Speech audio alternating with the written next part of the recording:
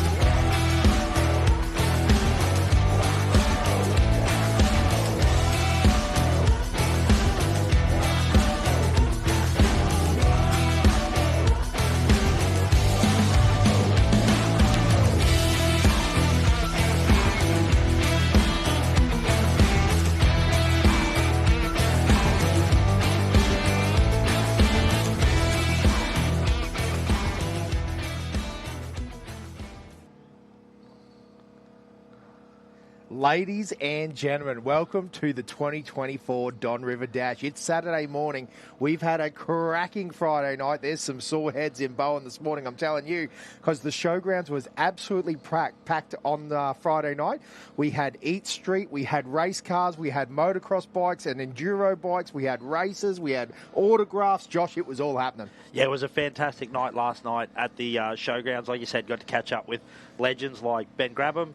Unfortunately, didn't get to find the man that's riding that XR650 that gives some real Johnny Campbell vibes, but the 909, we're keeping an eye out for him today. Looking forward to what this beautiful Saturday morning has to bring. A little bit overcast, a little bit of different conditions to what we're used to here up in the beautiful Whit Sundays, but I'm sure it's going to clear throughout the day. It's still a absolutely cracking place to be, and the way this race course is going to play out with a little bit of moisture in the sand as well. I'm very excited to see what happens this weekend. Yeah, absolutely. I was actually going to say it's perfect racing conditions because it's actually nice and cool. Like, there's a breeze in the commentary box this year, which is beautiful. It's blowing off the track, and I think that it's going to burn off that cloud coverage, hopefully about 10 or 11 o'clock, just in time for some prime motorcycle racing.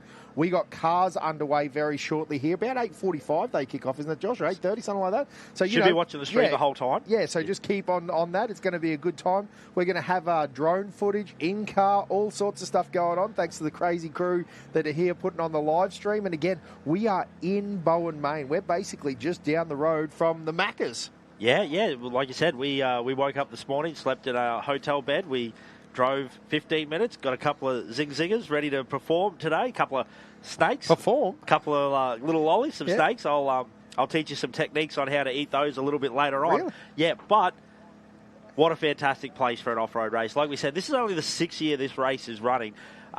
They do an awesome competitors sponsors night on Thursday night where they actually had the local councillor down.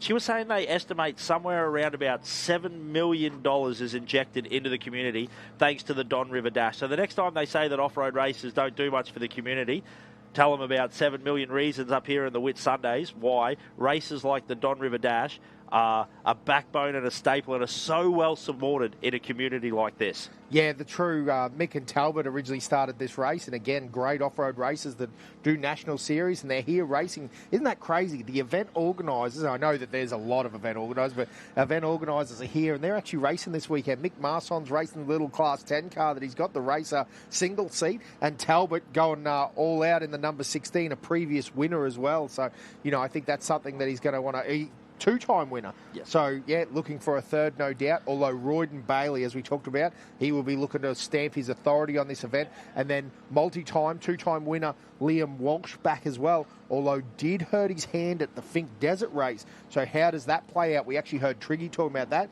He hopes he's healthy. All these motorbike guys, they all want to race on the track, don't they? No one wants to win because of an injury or anything like that. But, Triggy's going to be fast. Brody Waters is going to be fast. There's some really top competitors. In fact, we've actually got Ivan Long, the madman, coming into the commentary box. So that'll be really good to have Ivan here this weekend. And we're going to learn something about a few motorbikes. I don't know if I want to ride any of his techniques, but anyone that knows Ivan Long knows it's going to be entertaining. Yeah, absolutely. But I think that's what you were talking about, like what you said before. No one wants to win off the track. But I think for our motorbike competitors, I think they're always dealing with a little niggle, a little pain, tweaked my knee this way when I was practicing and stuff like that. So I think it's something that all of them just deal with. Having a chat to Liam last night, he said it was only about 4 to 6 weeks off the bike. It was a fracture. It wasn't too bad. Took him out of the Fink Desert race, but he was back on the bike relatively quickly. So that's good. He's primed, he's ready. And Triggy, like you said, last year came. Didn't quite have his bike set up right, thought it was going to be a bit faster, a bit geared too high, and wasn't using those top gears, so had a few issues and still pulled a third that first time here, so he's going to be better for the run. I tell you what, every time we come back here, it's just, there's so many storylines, there's such good racing. It doesn't matter whether you're a car fan, a bike fan, if you are just a fan of motorsports, Don River Dash, what a place to be. And I think the key there as well, Josh, is there's all these new faces as well. No doubt there's going to be some fast local that just comes out of the woodwork. And, there's plenty of new trophy trucks out there now, plenty of new guys in race cars that are very, very capable. There's some big pro cars out there or unlimited cars out there. So it's going to be interesting to see how that plays out as well. We've got some returning soldiers, the likes of Joey Bulmer and those guys, they're getting dialed in and, they've been working with a new car now. Joey stepping out of the Jimco, he's now into the Carbon Racer. That's a pretty cool bit of gear. The other Carbon Racer's back as well. I think it's 44. That's the right number, yeah. So it's going to be very cool to see how that all plays out because there are some big, fast cars here this year. Geez, I tell you what, though, we talk about big, fast cars.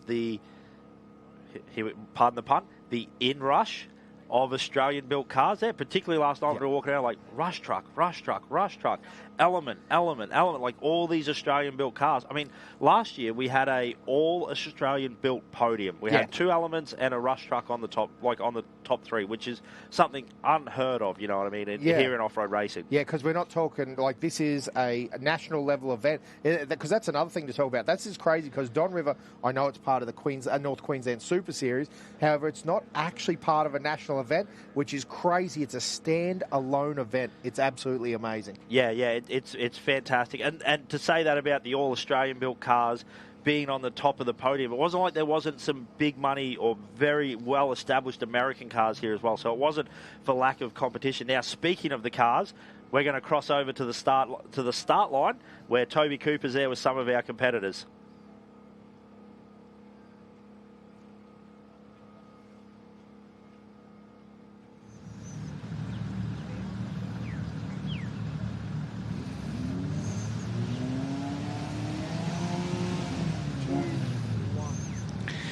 Good morning, race fans, and welcome to the 2024 Bowen Rail Company Don River Dash here in beautiful North Queensland. And we're here down at the staging complex for morning 1 of race 1. And yeah, what a scene it's set.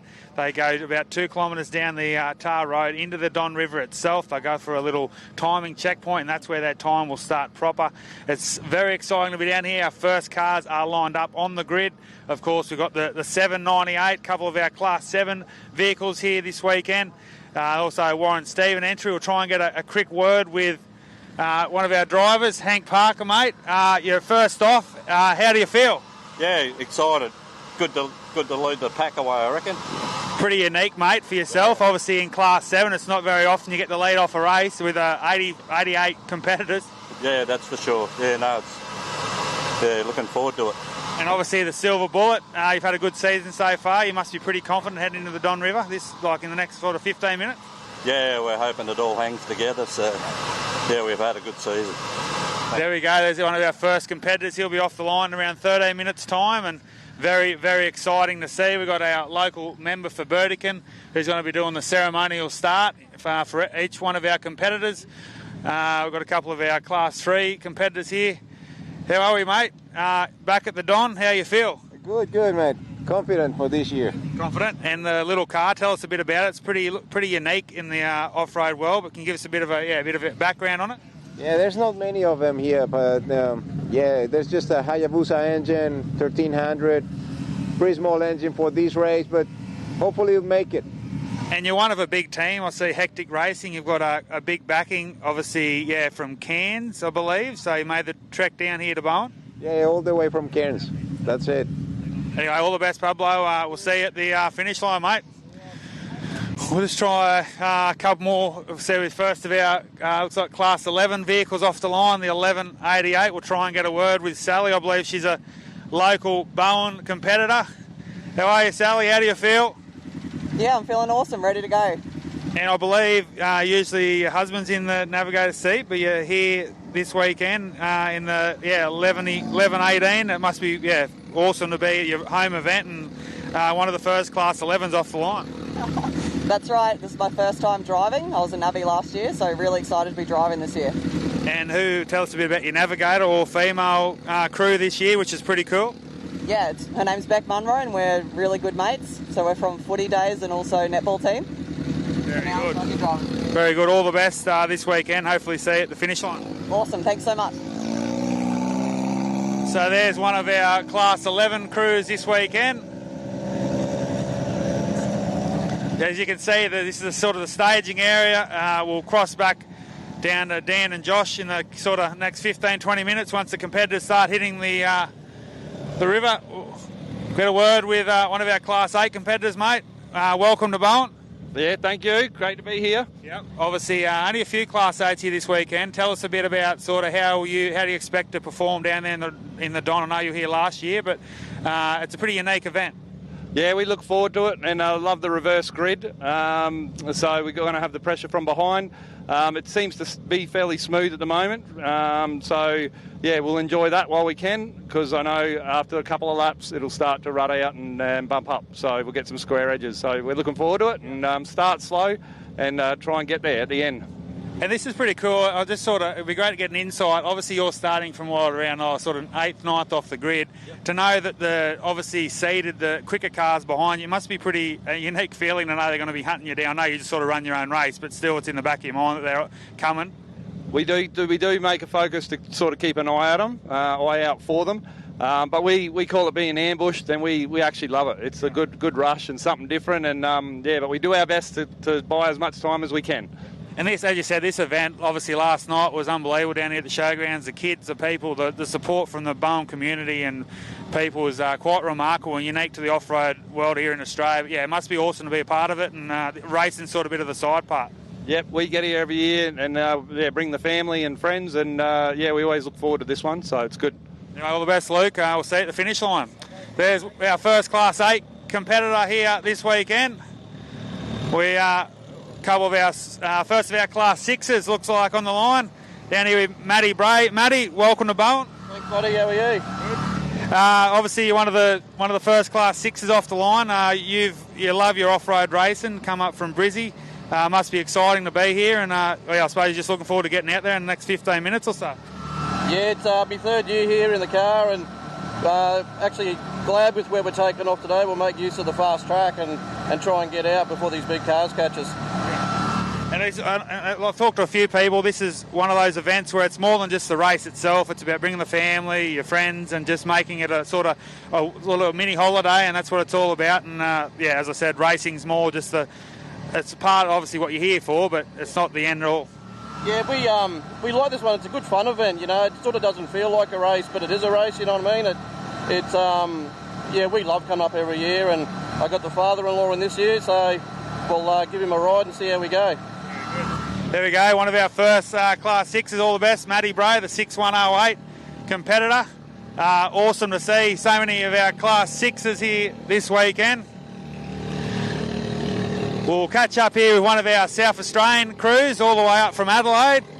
Ben Nixon, how are you, mate? I'm good, mate. Yourself? Good. You've had a busy couple of weekends, but you're here this weekend at the Don River for the first time. You had a look yesterday. What are your thoughts? Oh, yeah, it's going to be awesome. So just try and get up the road and get out of the way before these big trucks come through. Well, that was I just asked one of the Class 8 competitors. It's a pretty unique feeling to be knowing that you're sort of in that sort of first quarter of the field, but knowing that the rest of the faster cars are going to be hunting you down. I mean, it's always going to be back of the mind, and obviously the navigator's going to have to be on his toes here this morning.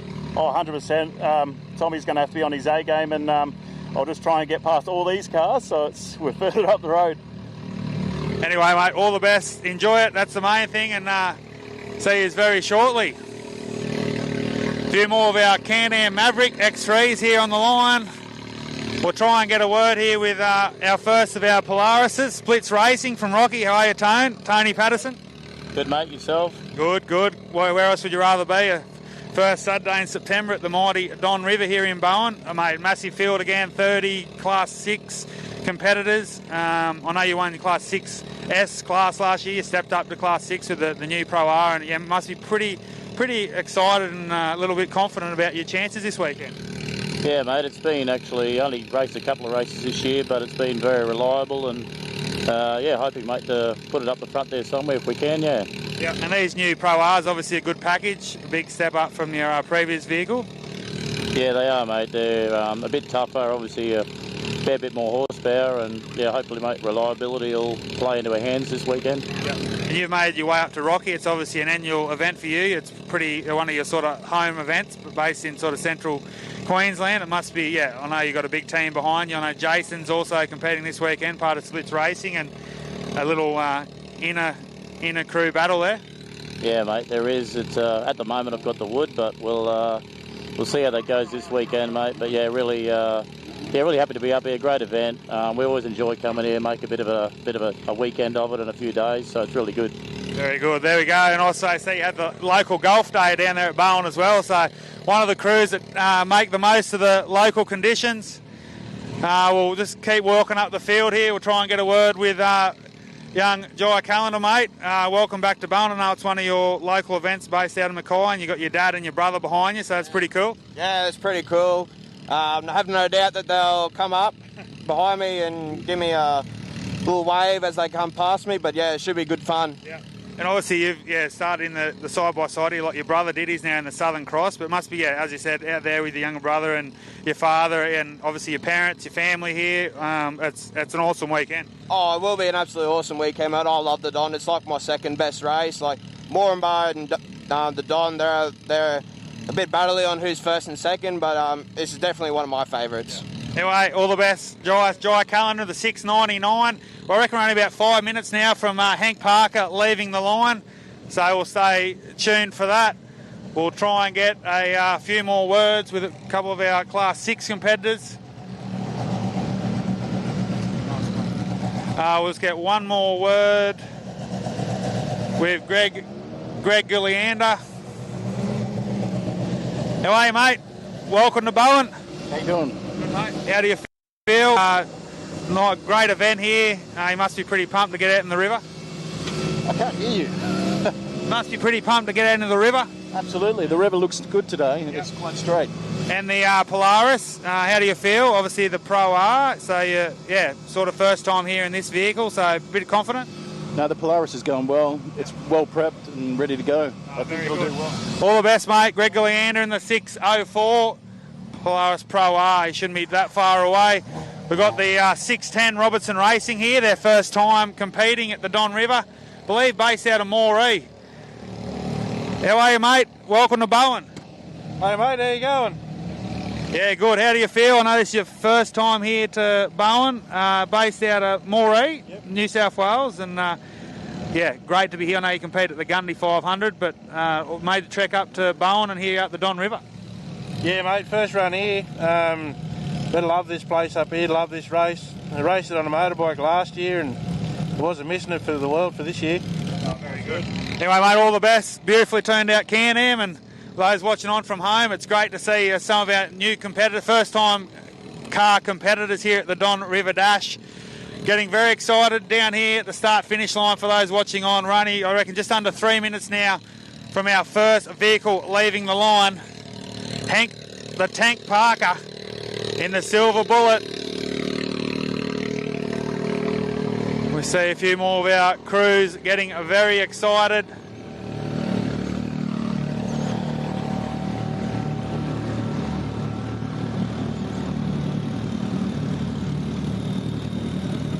I might get one here, mate. Down here with Savannah Mataram from Hectic Racing. How are you, Savannah? Good, yourself? Good, thanks. How do you feel? I know this is a new car to the team and first time in this Can-Am Maverick. You got a great sort of support behind you. I know there's a lot of cars in your crew and Must be an awesome feeling to be here at the Don again. Yeah, excited. It's good. Took it for a practice lap yesterday. It's got more power. I love it. Yeah. Anyway, all the best, Savannah. That's the 615. That's the ex-Zach Marsh Can-Am Maverick. They bought that Hectic Racing, and now they're based out of Cairns. So made the long trek south, which is quite extraordinary. We've got a massive state here in Queensland. We're really very close now from seeing our first car off the line. Got our only Class 2 here to our right, the 226, the little beam car. How do you feel, mate? Getting very close, navigating this weekend? Yeah, should be good. See how we go. Yep. And where are you guys based at? Out of Grafton, New South Wales. Grafton, yeah, right. So you made the trek up to beautiful North Queensland, and first time to the Don? First time competing. Yeah, first time competing. That's sort of what a lot of competitors have been saying. They come up here, watch on the bike, or just check it out, and then the next year after they're competing. Exactly right. Yeah, it's an awesome area, awesome event. Happy to be here. And you're going to be busy this weekend, starting, I think you're at a 4th position. There's going to be a lot going on. A lot of traffic coming around for sure. Yeah. Anyway, all the best to you and Sean, and bring it home. That's the 226 from Grafton in New South Wales. So we're very close now from seeing our first vehicle off the line for the 2024 Bowen Rail Company Don River Dash, brought to you by the Burdekin Off-Road Club. We see the officials, the local member for Burdekin, Dale Last, just about to do the ceremony start. We see the Ramus Rover crew here, the 762. So our first car, as you can see, is just about to get us underway for 2024.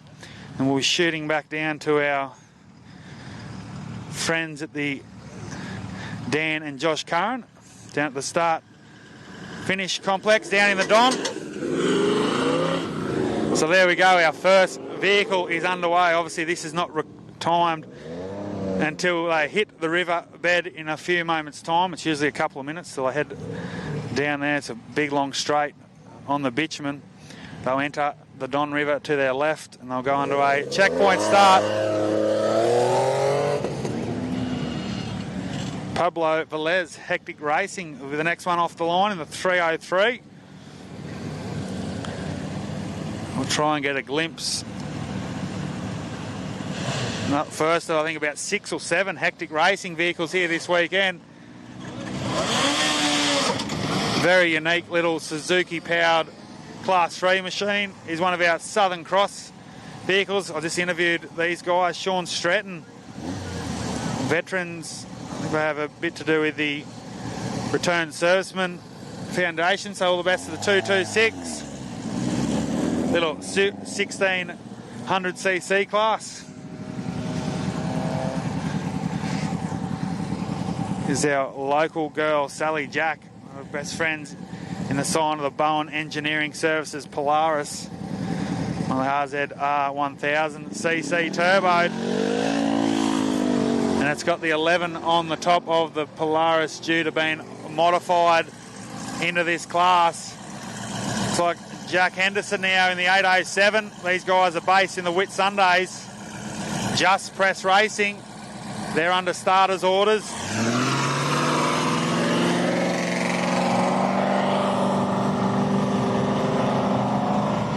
One of those Ultra 4 vehicles here this weekend, the 878. Peterson Off-Road. We had a chat to Luke Peterson before, and obviously heavily supported by Mickey Thompson tyres and wheels. That's the first of our Class 8s, Toyota 2.7 litre powered turbo, the 615 Hectic Racing. Young Savannah Matarom here on the line. I think that's the ex-Zach Marsh Can-Am Maverick. I think Savannah was second in Class 11 at last year's event. Another one off. There's another one of our Hectic Racing, the 1169. This is, as Dan alluded to last night, scrutiny at the showground. Actually a Can-Am Maverick with a little truck body. So that's very cool. That's one in the Class 11 this weekend, modified side by side. the Maddie and Jackson Bray entry, the 6108 BMR building. One of our Brisbane-based crews here this weekend. He's one of our Gold Coasters on the line, the 6150. Biggie's Racing. Very excited, these guys. They love their racing. Another one of the beautifully turned out Can-Am Mavericks. They're waving on at home, which is great to see.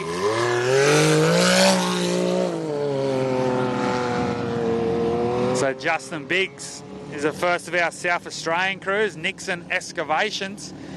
These guys have had a great 2024 season to date. And a 6168 out of Adelaide. Ben Nixon. Tom Marketage in the navigator's seat. The 6169 off the line now. And one of the Can-Am Maverick XRSs. One of Greg Campbell Motorsport builds. Looks like Tony Patterson now. This is a bit surprising. Tony Patterson is definitely one of the favourites here for Class 6 this weekend. Bridget Sleeman in the navigator's seat, and a long-time navigator for Tony. Splits Racing has set out a Rocky. One of the 2-litre turboed Polaris Pro Rs here this weekend. Les Long in the Bare Bones Racing.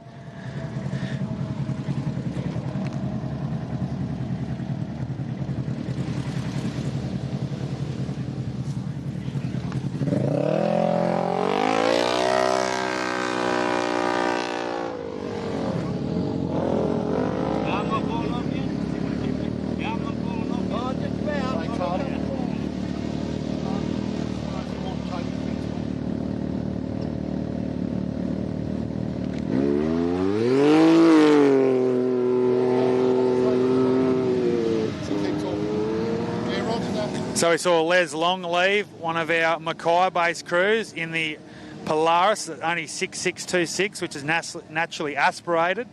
Jai Callender was off the line. The 605 also heading off. This is a lot of our Class 6s heading out into the river, and these guys are going to have to put the hammer down because there's a lot of big cars coming up. This is the Thomas Lee Motorcycles. We interviewed these guys, the 610 Robertson Racing out of Moree in New South Wales. Thumbs up, Terry Lee Robinson in the navigator's seat. Andrew Gilliandi now in the 604.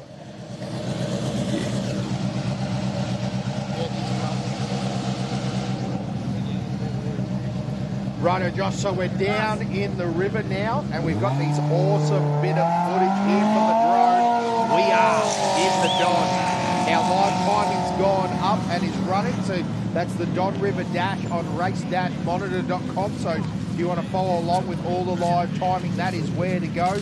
I hope you guys are like us. We've got a couple of screens even in the commentary box up and going. So there's action everywhere. Again, Hank Parker, Warren Stevens, Pablo Velez, Sean Stratton, Sally Jack, Jack Henderson, Luke Peterson, Savannah Madarum, Emerson Madarum and Matt Bray are all now down in the river. There's a lot of Class 6s, few Class 8s. It is all happening down there. Remember, a few of these guys that are off early with 11s on their roof, that's because they're running modified side-by-sides. So once you go a certain amount of modification, which is a bit unlucky to be honest with you, Josh, just to give you some background, if you're interested, the XP900s and 11,000s, they sat in sheds for a while and then someone decided, oh well, stuff, let's just bump them into 11 and modified, which means that they are racing 7-litre unlimited trucks and cars, which is a pretty rough go, but the moral of the story is they're out here still having fun. Look at this Can-Am, Josh, that is dead set sooting through the river. Some of these cars will be faster, particularly on this track, than their position indicates. Because remember, this is a reverse grid race. So for all our spectators sitting here, you are actually seeing our limited classes first, and then the big boys, the unlimited buggies and trucks, are going to be coming storming through the field. And it's one of the best things about the Don River. It really makes it exciting, doesn't it, Josh? Yeah, the reverse grid, something that is quite unique to this race up here in far north Queensland. the Bowen Rail Company Don River Dash, but it gives it such a unique feeling. You know, like you said, even the drivers said they were excited about it. Heck, how cool it would have been to be cruising along in your Class 7 or your Class 8, and then all of a sudden you get to witness firsthand one of these absolute monster trucks or buggies that we see on screen come ripping past you. Like we just raced in a riverbed. It's about 50, 60 metres wide, so it is a bit of a, I like the way you described it last night, a bit of a choose your own adventure as these guys get to race in there. So this is one of the races. That's because I'm a wordsmith, mate. As an electrician, I make a really bad commentator, so. But yeah, like I said, one of these races that being here a little bit earlier, doing your homework is definitely a driving race. Well, Josh, it's funny you say that. So, yes, the fastest driver will win. Correct. That's an excellent point that you make. The guy that takes the checkered flag will win this race. Yep, that's right. No, I was actually going to say it's amazingly better. And how much of an advantage I think it would be is if you're a good motorbike rider here, how you can make the transition to a fast car. So it's interesting. So, Matt Gray down in the river now. Again, I want to say, if you are listening along at home first, welcome. We have people all over the world listening on the live stream. First off, do us a favour, do the like, do the share, do the subscribe, all those things that make this event. And great, if you want to see more of the Don River Dash, then it is time to share with your mate, because obviously the more people that view this and the more people that comment, the more people that chat, the bigger and bigger the live stream budget gets. Let's do real team. So that's a move, so make sure you share it around. And then secondary, if you're looking for the live stream timing, it is at race-monitor.com, so Race Monitor. If you go Don River Dash 2024 live timing, I'm sure you will find. So make sure you jump down in there and have a good look around and see all the times and all the action that is happening. So again, all off the line now and all happening. Yeah, beautiful shots here of all over the showgrounds and all the things that are happening in the Whitsunday. We are in a beautiful place, but there is so many cars off the line now. They are just cranking out here. And that is one of the great things too, like all the different spectator sections that are out here. Like you said, they don't just let the track happen. They've had plenty of their, machinery and earthworks down here at the main track and the main spectator and the finish line jump, I guess you'd say. You know, they've built some nice flat areas, a couple of big jumps. You know, we've got everything happening right in front of us at the moment. Well, talking about it all happening, John, I was going to run through Les Long's off the line, Jai Callender, Andrew Pope, Daniel Robinson, Andrew Tate, Justin Ryder, Dan Godfrey, Chris Reed, Craig Taylor, Robert Knight. So this is all happening as we're chatting. And again, we are down in the river. We've got a perfect spot here. Again, the Bowen Rail Company have got the VIP experience, Josh, happening down here. So great footage for these guys. A little bit gentler, not the big hit that we're used to seeing over there, Josh. They've actually moved the track a little bit closer to us this year, haven't they? Yeah, beautiful spectator viewing area here. And I wonder if that was Talbot. Made a bit of a suggestion about maybe we should move the line over to the right a little bit, so that when I do go a bit left, making those overtakes early on, I'm a bit safer. I hear you. Well, one of the things to note is too, the track changes literally every year, because as you can see by these amazing video shots, we are in the bottom of the river, so this river floods every single year. So they build essentially a different track every year. They race 25 to the south, southeast, southwest, so they head inland, down the far end, and then head on back, and they do that 3 times today, so 3 laps tomorrow, and then we crown some champions. Yeah, that's one of those things. I think people, they do the first couple of laps and they're very excited. I see, I wish this one race was a bit longer, but by the time this riverbed chops up, you know, we've got plenty of big horsepower cars, plenty of big horsepower bikes as well. I think that's something that we, you know, the amount of horsepower that these bikes are putting out to be, you know, fast in the sand as well. They do a fair bit of moving sand, you know, a lot of hard square edges get exposed. So by the end of the day, this racetrack, even by the end of today, this racetrack's going to look vastly different in a lot of sections. And by the end of the weekend, it's going to be... Well, talking to some of the bike riders last night, they said that basically the first lap that they do on Sunday is like another siding lap. That's how much the track changes over the 3 laps that the cars through. Absolutely. Hey, Brett Blaze will come past there in the 668 and Craig Barker or Baker in the 671. That looks like I think it's 614 there. 674, Jason Saint. And the 680 is also in the river now, Paul Herville. The 694 of Kane Pritchett. And the 699 of Lachlan Water. All down in the river and on their way for the first lap here today. Again, the 2024 Don River Dash. Look, there's one of those beautiful solid co-cars built out of, is it Julian Creek? The boys do some kilometres. They carry a spare EJ with them every now and then. Probably not a bad 1059 of right on the line as well. Got the 2.4, 2.5 motors in those, so 2.5 is the max size. You could have an Ecotec or a Honda or a little line deck in there. There's plenty of motors that fit into that class. Hondas seem to be the move, Josh. I think, what do they call them? A KA24 or whatever they are. Seem to be a very fun. The Honda boys, the VTECs. That's it, I think. I think it's a Honda. So for the people at home just watching along, you might wonder why our cars aren't going very fast on this bitumen section. As we were talking about before, it's a ceremonial start, so they just cruise along the bitumen. This isn't actually part of their time lap. I noticed that Hank didn't check on that. No, he did not. He had that big on boost. I think he might have been looking to give himself as big a gap as possible off that start line, but here now, yeah, you'll see they're just cruising along, so this is just a ceremonial start. How good is this? Some spectators able to just get out of their front driveway and watch some of these awesome pieces of machinery cruise right past your front door. Yeah, what a spot to watch, hey? The coffee machine's on. The race cars are on the doorstep. Live feed going in the house. Volume turned down. Yeah, volume off. But what a great weekend up here in Bowen. Like we wax lyrical about it regularly, but that's because it is a great event. There's so much to see and do in the town and the community as well. It's sort of come for the race, stay for everything else. Actually, I went to the aquarium in town to check it out yesterday, but I didn't stick around there too long. There was something fishy about the place. Oh my goodness. This is what you can expect all day, team. Hey, but what great shots running down the track there, and it does show how many spectators are here. That's one of the things that Bowen just turned on his spade. Again, you can bring mum, you can bring, your parents, kids, plenty to see and do. Little kids, big kids, motorbikes, there's cars, there's BMX bikes.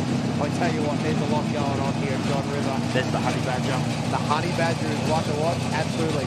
Dave Laughlin. These guys have done a lot of kilometres this year.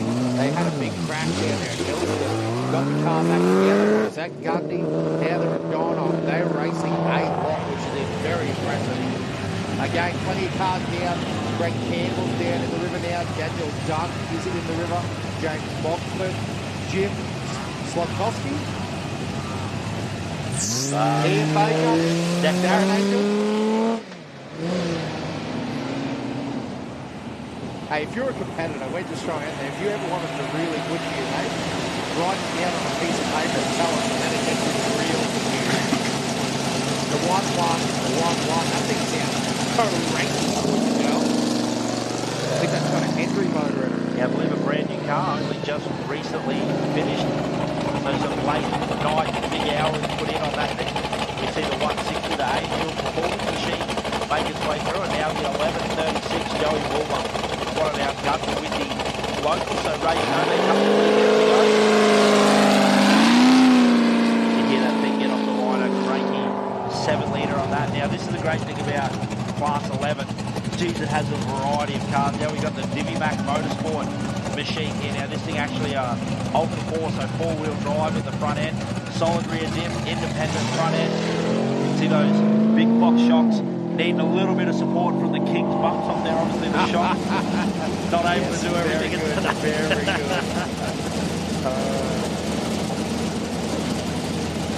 No, that's awesome.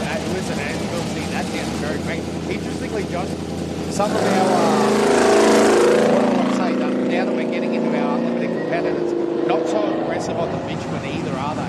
Like they're just taking their time off the line, no point breaking a CV or an auto or something along those lines on the line. Whereas, the young enthusiasm showed early on, I think, in the side-by-side categories, which I like. Well, I also think a lot of these cars designed for getting off the start line on the dirt. They've probably got quite an aggressive clutch in them as well. So getting them off the start line. Have a look at this, Josh, down in the river, pass right in front of us. I know you're not seeing that on the live stream, but if you were in the river with the smell of petrol in your ears? Nose? You know what I mean? And the sound of race cars in your ears, you know what we're talking about down here, right in front of the spectator area. It's absolutely brilliant. Again, the 6th year running of the Don River Dash. The Bowen Rail Company being the major sponsor this year. Absolutely awesome, and they are running a VIP experience. Bussing in and out people and taken to the VIP tent. Now, is that Alex Benson just come through the river as well, which is awesome. Big Marsons down at the river. Oh, it actually looks like it's David Benson driving too, or he's at least the nominated driver. Chris Colburn getting a little bit loose down here in front of us as well. No doubt he'd be trying to chase Mick Marson. Yeah, there'd be a bit of competition going on there. Well, that is a bit of a driving navvy pairing this weekend, splitting up both driving, their individual cars as the 127. Wow. Starting to see a bit more of that. Callender, he's having a good track there, Trent Callender. Look at that, he's kept off the side of the track there. Just trying a little alternate line over there. Maybe something picked up in pre-running. As the 104, the Honey Badger comes across right in front of us as well. We see the 444. Geez, lots of recurring numbers here. There is. They're setting us up. So getting Dave Laughlin down in the river and looking really good in that Ursic built car. And Brenton Story. Now Tony Falaba's down in the river as well. John Madaram and Joe Boomer also in the area. So here's Tony Falaba out in front of the commentary box. The 471. Very, very strong history, that race car, not just with Falaba, but also with none other than Shannon Wrench. So it used to run it ran the 1 more than it ran the 33, but you know what I'm saying. The 477, the Henderson Everything performance car off the start line. Now, quite a unique sounding car as well. I believe that thing has an 8-into-1 exhaust, so it always sounds crisp and pretty healthy, as it looks like we're going to get a bit of a overtake happening right in front of us as well, as that is the Hectic. That's the new Rush truck. Yeah, and Joey Boomer behind him, I reckon. Have a look at this, ladies and gentlemen. Joey Boomer going for the pass right in front of us. That's why you buy a buggy and not a truck, ladies and gentlemen. Where is Billy Geddes? I think he's turned the... Oh, they get a little bit close there. Joey making it stick, I think, there eventually. But a good little run there. But isn't that great? It shows how good quality racing we get here at the Bowen Rail Company's Don River Dash. As we see these awesome live shots, we get to see our man Huddy over there in the cherry picker as well, doing work all weekend. Hopefully not on the painkillers this weekend. Now, what were you saying about the bigger cars just taking it easy off the line there? I think we saw the 412 Kildy launching pretty hard off the start line there, as we also see the West Line performance. I believe these guys... Now, Josh, this is the one that we were talking about. I think you need to keep an eye on these guys. Going to be a very sneaky run here from the West Line. These guys have been getting it really together. That is actually the geyser. Yes. Yeah, the geyser. Yes, that is a geyser indeed. So that is actually the old smoothie one, I believe. We can probably confirm that later on. We've got enough of our OBR boys around, they'll know. Kai Camilleri, another one to keep a really good eye on this weekend, I think. But that's the Westline car, the other vehicle, the Brenthal truck. And they've really been getting that dialed in. So it's going to get pretty heated here in a second in the river. Thumbs up for the boys. They're very happy. Again, Kai Camilleri having a stonking run recently. Yeah, doing a lot of suspension work on that car. Car was not great at Finks when they first debuted it, but I tell you what, whatever they did in between Fink and Gunda Windy, they definitely got on top of the suspension. That Jimco looking very good there, as we see the 31 machine of Kent Battle as well. Now, he should be running an in-car camera. We'll keep an eye out for that. Hopefully it pops up in our live feed as the 40 off the start line as well, the McCosker Racing. I tell you what, this might be a little bit of a battle to watch here as well. We might be looking at a bit of a battle, you reckon? Hey. Very good. Very good. It just happens naturally. When you're good, you're good. It's instinct. You can't teach it. Thank goodness. No, so anyway, off the line. Josh, now, there's a few, Rush truck just went past and a Miggle truck in front of it. So that'd be the 440, the 409 came first through of Claus McGee, and then Robert Wearing through, and then Jamie Henderson, again, that 477, the Ever Willing car, will be in the river as well, so just keeping an eye out for them. Then Jamie Henderson, Damien Saunders is right in front of us now. Ivan Robinson, now he's been doing a fair bit of pre-running and stuff down here, Josh. I think he's going to be fairly onto it. Look at the gap that he's already made up. You can see I'll be brutally honest, the difference in pace here. Ivan Robinson, a long-time competitor, and going to be one that is definitely, on the gas. He's going to stand on it. He's going to stand on it indeed. Then Mark Booth, and then the other car. So you're talking about this 8-1. You can hear the noise. Yeah, beautiful sound out of that. And Brett Taylor's another one I'm very excited to see. Well, I swear, this is like the comment. Oh, no, here he is. The commentator's curse. I swore that I was going to set someone up here, but Mark Booth coming through. Again, Steve Kildee should be in here as well. And Brett Taylor. That's that rear engine truck, Josh, the black one, so something to keep a bit of an eye on. Pretty darn cool. Again, that's Mark Booth. Brett Taylor. Have a listen to this small block sing. And look how well that big truck works, Josh.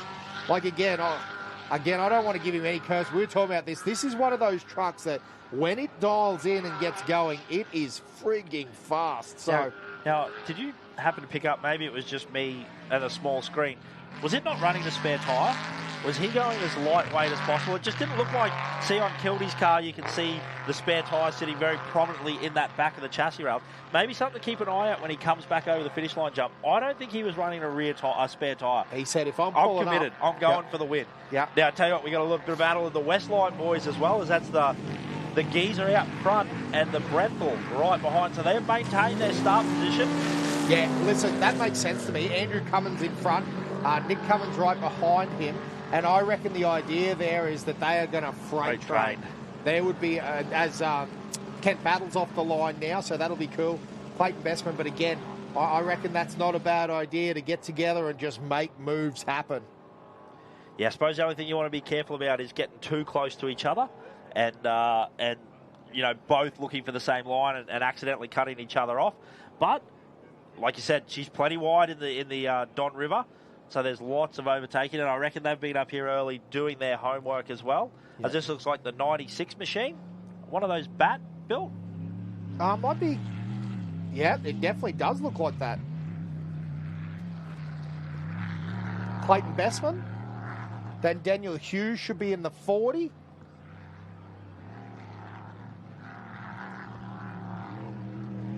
That actually looks like, is that the 11? The 40 of McCosker. No, 40's Daniel Hughes this year.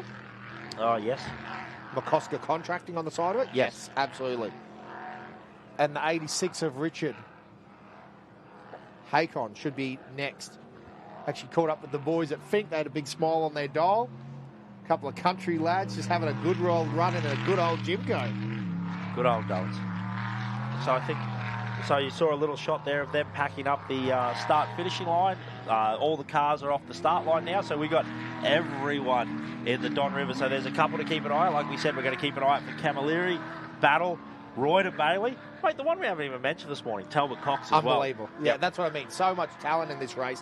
If you start thinking about it, there's so many cars that are capable of taking this overall, and that's what's so cool about this race. Booth. Now, that is not a good look for Booth, right? Way too early. Way too early for this. I think they're actually not on the racetrack. I think they're on the service road there. No, but are they trying to slip across to the pits? Is that what's going on here? I think so. Yeah.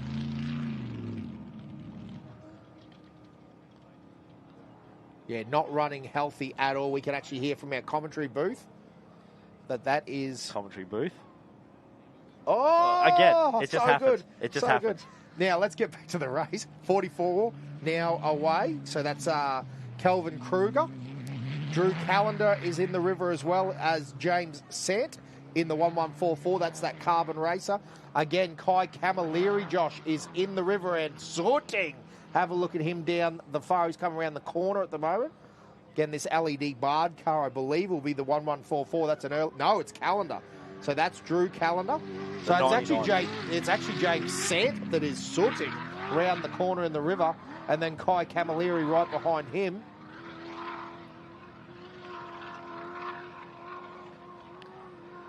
I tell you, that is one of the great things about the Don River. We're sort of in this amphitheatre of the cars down in the river. You get to hear these cars for a long way. And I tell you, you can hear the difference. That's that 7-litre versus a couple of little staunch little 6 litres. Now, Camilleri's got the... Yeah, so he's obviously still a 6-litre with a Luke Hendry built motor, isn't it? Yes, yep. Hendry in the passenger seat of that, Josh? I'm really setting you up, aren't I? But is he riding shotgun? No idea. Great chat. Have a listen to that, another 6-litre. Honestly, Josh, why would you buy a turbo car when those cars sound so good? So good.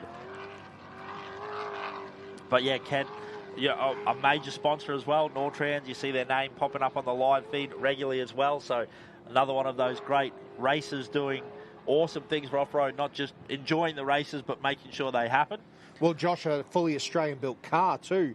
I mean, it's an Australian chassis, Australian motor, Australian gearbox. So very cool. Talbot, holy moly. That man is on a mission. Have a look at that. Now, it gets a little bit wide there in that corner. Might have missed the sand rut or the rail. Maybe a rut that was there, last year that he knew he could sort of hit. Not there. But I tell you what, yeah, not even a 6-litre. 5.6 litres. So he wasn't even close to being over with the rules before. That's impressive. Very impressive. And now a big gap. Now I reckon this is, once again, a little bit of strategic. Royden Bailey here. He's coming into view around the corner here from the main spectator area. He's a long way back. But, as we said, there's a timing station. Look at the speed of this thing. Yes. That is insane. Okay, maybe there is an argument for turbos on a V8. Yes, V8 and turbos. He's done both.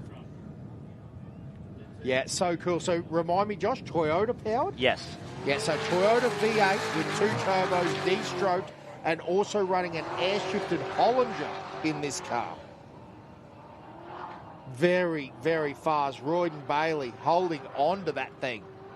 My goodness, that is a fast car. Again, one of those elements built out of the Havies down there in South Australia. Josh, you are speechless. I was just thinking it's probably got about as much horsepower as Clayton Chapman's. Clayton Chapman's so about 450. Yeah. At the hub. No, not at the hubs, at the motor. On a good day. Wrecker Motors. Wrecker Motors, yes. That is a shame, actually. Clayton Chapman he's not here this yes. year, which is a shame because he is a very, very fast competitor. So, Clayton, I hope you listen along at home. I know that you enjoy our banter. Yeah, and also Clayton doing very well in the ARB Championship at the moment and a very short turnaround to the final round, so that's why Clayton not here. But is this Hank the Tank? No, wow. The Just Press It. Now maybe these boys, I think definitely a pit. I think they've done a pit, yeah. Yeah, unfortunately, I'd say they've done an early turnaround. Might be wrong, but the timing sort of indicates. I think they do about, am I on the right track? It's about a 35-minute lap, something like that. Something around there, yeah. So I feel like that's very, very quick. So they may have done a quick spin around there. Going to be a few minutes, but this is what's crazy for a while here. It's going to be all sorts of things, side-by-sides and trophy trucks and unlimiteds, and everything is going to be happening all at the one time for us. Yeah, usually the first and second laps are very hectic while they sort themselves out with this reverse grid. This finish line jump area is an absolute hive of activity.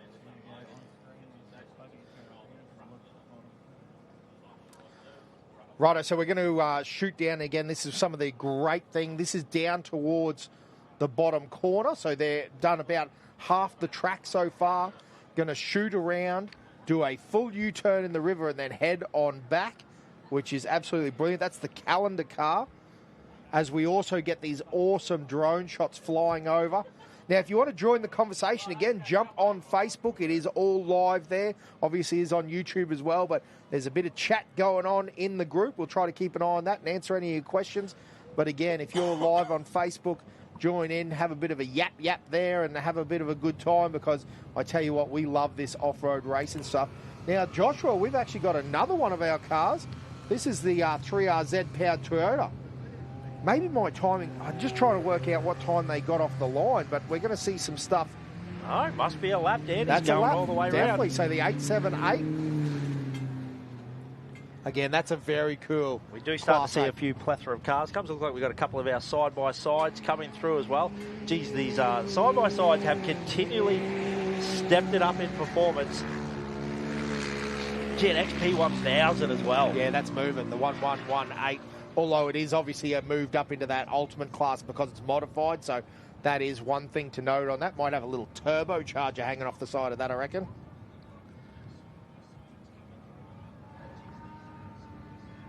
So again, just having a look through all the information. So one lap is underway. Oh, now that's a new Polaris. Those Pro Rs, man, they are very, very fast. As we see, is that Joey Bulmer? That's Joey Bulmer there in that carbon racer, the 1136. Gives you an idea of the flow that is happening out there at the moment. So it'll be interesting to sort of take a bit of a mental note of what the track's looking like in certain places, and then compare it to, say, lap 6 tomorrow morning, see what the track's going to be like. I'm excited as we see a bit of an overtake here now. Is that the Hectic Racing? Two rush trucks, Josh. So, yep, that's very cool to see. Again, got the 7 litres in them. And one of our Can-Am, that's the rival Inc car coming on past. So they're having a good run. Look at this, Josh. Great footage there. Trophy trucks going down. Race cars coming back. There's trucks, both lanes. There's 3 lanes of traffic. Have a look at, hey, big shout out to the Middle Waters. Jack got that truck, the team, and Amy. They actually had an issue. Look at that. It's sooting too. They borrowed, bought, begged, steal. I'm not sure of the whole story. I'm sure it's on their Facebook page. But they got a Turbo 400. They actually broke the input shaft off that doing a ride day. So, so great that they were out there, and now they're back there and moving. So great that they didn't let it beat them. Now, interesting to note as well, a recent change, 11 on the roof as well. So obviously stepped it up to a 7 litre from the 6 litre that was initially in it. Now that's the West Line truck heading back the other way. Now I believe that looks like the Geyser. That is the Geyser. So that'll be, is it Alex Cummins and Nick? Nick doing the work on the other one. Sorry, guys, just doing a little bit of paperwork in here, trying to get all the information. Again, we do actually have 5 screens going right at the moment, trying to keep up with all of this. One of our side-by-side competitors down in the river there, unfortunately looking at the back. But that'll be the Brenthal. So actually... dropped him a little bit. Dropped a little bit. So Alex is actually in... I'm sure he's going through again. Nick in the Geyser. Nick. Oh, no, we peaked a little bit. Geez, lime green and black. It was understandable why we thought it was a West Line, but that is the Hectic Racing. Once again, we said that is a brand new rush truck. I believe it rolled out of Henry's workshop. Not Alex, Andrew. So Andrew's driving the Geyser and Nick in the Brenthal and Hank the Tank's here. Hank the Tank, the silver bullet in the house. Now, one of our favourite things at off-road races is getting to call Hank over the finish line. He's a little bit conservative now because he knows he's got to make this VDJ last a lot of kilometres, but he does love a jump at the finish line. Doesn't he just? The 796 is through and making his way. So that's the Brenthal, definitely. Yep, so the Brenthal, the 2 tyres standing up? Yes. 623. Sometimes on the screen with glare and that, people at home, it can be a little hard just to pick them off the smaller screens, particularly when we have vehicles with similar liveries, as we've got the 40 there, the McCosker contracting car. But geez, we got action both ways down right in front of us, because where we are at the finish line jump and where the pits are based as well, it's probably about a 5-kilometre run up past us and a turnaround. So these first couple of laps as well, we get plenty of action coming both ways now as we see the geyser of the West. Andrew Cummins as well. I tell you what, how good are these shots that we are seeing as the 610 makes his way. So that's his first lap underway. Yeah, absolutely. Only 5 more to go. 5 more to go, that's right. But we do have a night in there as well where you can get a bit of a bracket and a bit of a relax and get sorted. Now, big shout out to some of our awesome sponsors. Our platinum naming rights sponsor is indeed Bowen Rail Company.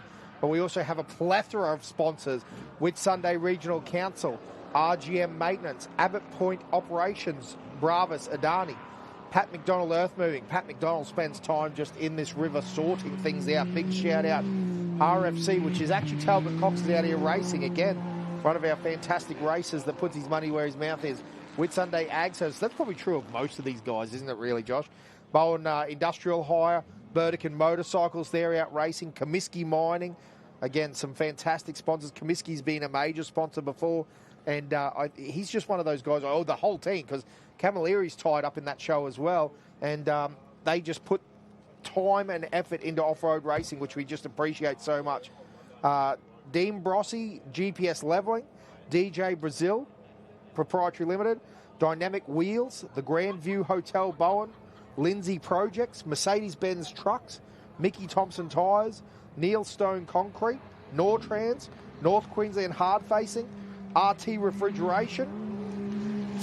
Fortunately, I don't think they're racing this weekend because they had a big crash at Gundawindi, which is never good, as the 699 and then the 651. That's Greg Campbell coming past us as well.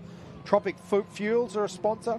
We've got some awesome checkpoint sponsors as well. Horizon, Australian Operator Training, BQC Quarries, Boric Heavy Diesel, Dialed In Mechanical, Goodyear Automotive, On-Site Rentals, Repco.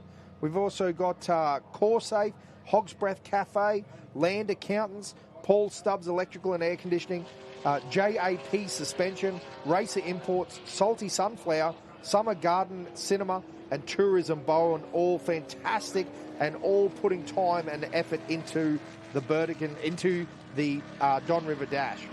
The Burdekin Off-Road Racers put on a fantastic race here in beautiful Bowen. Yeah, it's a heck of a spot. One of our favourite races to come to. Now I get a little bit of an update from some people up and down the track. Looks like the 1169 is out of the race. Now I believe that's another one of our hectic racing cars, the little Can-Am with the truck body on it. Looks like they're all okay, but as we see it pass over the finish line jump, geez, that Polaris. Now that's one of those new Pro Rs, judging from the sound of that. Yes, sounds absolutely. Pretty cranky, that thing. It did sound very angry. They are only getting faster, those things. Great shots, as you said, on the live stream. As we also see Hank the Tank back around on his second lap. We keep a lookout. Now this looks like the Remus Racing Class 1 as well. As we also see the 605. The Remus Racing, the 146. So those guys do amazing work with retired veterans. And the 6168 as well. Now, Josh, we're on... Oh, sorry, mate. Go for it. I was just saying the shots. Yeah, brilliant. Always in awe. Always in awe. So good. But again, we were talking about the live stream. I was just going to run through. They are still running. We were on the money. About 25, 27-minute laps at the moment. Some of our faster cars are no doubt going to get it out into those low 20 minutes, but that's what they're doing. So they'll be out on the track for about an hour here. Oh, hour and a half here today. That's a nice day's racing. Clean, wash, check some tyre pressures, do it all again tomorrow. To the Queen's Beach Hotel. Is that where we're going? It's where we're going. Shout out to that boxy in the wall. Wow. Doing work. Giving me white noise. The 1154.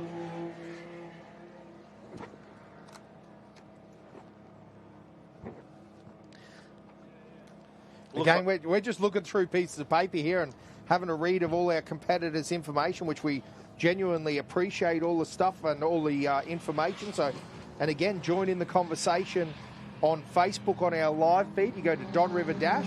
First thing you do is follow the page and keep up. Oh, Angel on the phone. Get out of the way. On the phone, on the horn. You know what I meant. The 160. Give him the bump. As we also see the 11.27, that's Calendar, make their way through as well on a fair bit of a charge there as well. Sorry, the 1.27, I said 11. Mate, he was coming past that fast. It was hard. As we look at the 31 there, Kent Battle, big, long, sweeping corner. That Element car doing work. Geez, I tell you what, for a car, Australian build, picking one up from South Australia. Get Aaron and Carl on the phone. Get them sorted. Say, send me one now. As it looks like we got Tony Falaba, the 104, the Honey Badger. Yeah, Dave Laughlin right behind him. So that's actually a class race going on there too, which would keep it quite entertaining. So just looking at the speed there, looks like maybe Tony just got around Laughlin before there as well. Looks like Tony's put a little bit of a gap on him.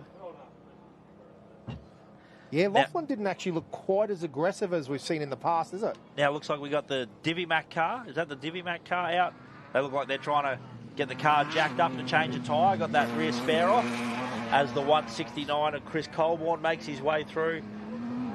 Closely followed by the 170 as well. Yep. So that's Dave Mendham at the wheel of that. Tony Falaba running a 23-minute 57, so pretty much a 24-minute lap. Just to give you an idea of paces at the moment, because again, once we get into our ultimate cars, we'll start getting some times there with our trucks and our unlimited buggies. Talking about the Vertican motorcycles, you know, here they are having a race. Those great Class 10 cars, I tell you what an awesome race. And proving at many events, probably this one's going to be one of the hardest ones for it, because this sand is going to be horsepower sucking. But proving they can be extremely competitive, pushing well up into the top 10 at many events, as another one of our Remus Rover cars, the 691, and the 6.5 Hall Brothers racing through there as well. Yeah, so Richard Tassin was first, and he was making a good run. He'll have a good crack here. The 6.195, and Joey Bulmer, he's on the charge. That big 7-litre, just the torque. I tell you what, it is a different style of racing with that bigger motor, you know, the bigger capacity coming in. That's why a lot of these cars in Class 11, you'll see that they are, they just loaf along. Yes. Yes, plenty of torque, much like the commentary box. Good handshakes too.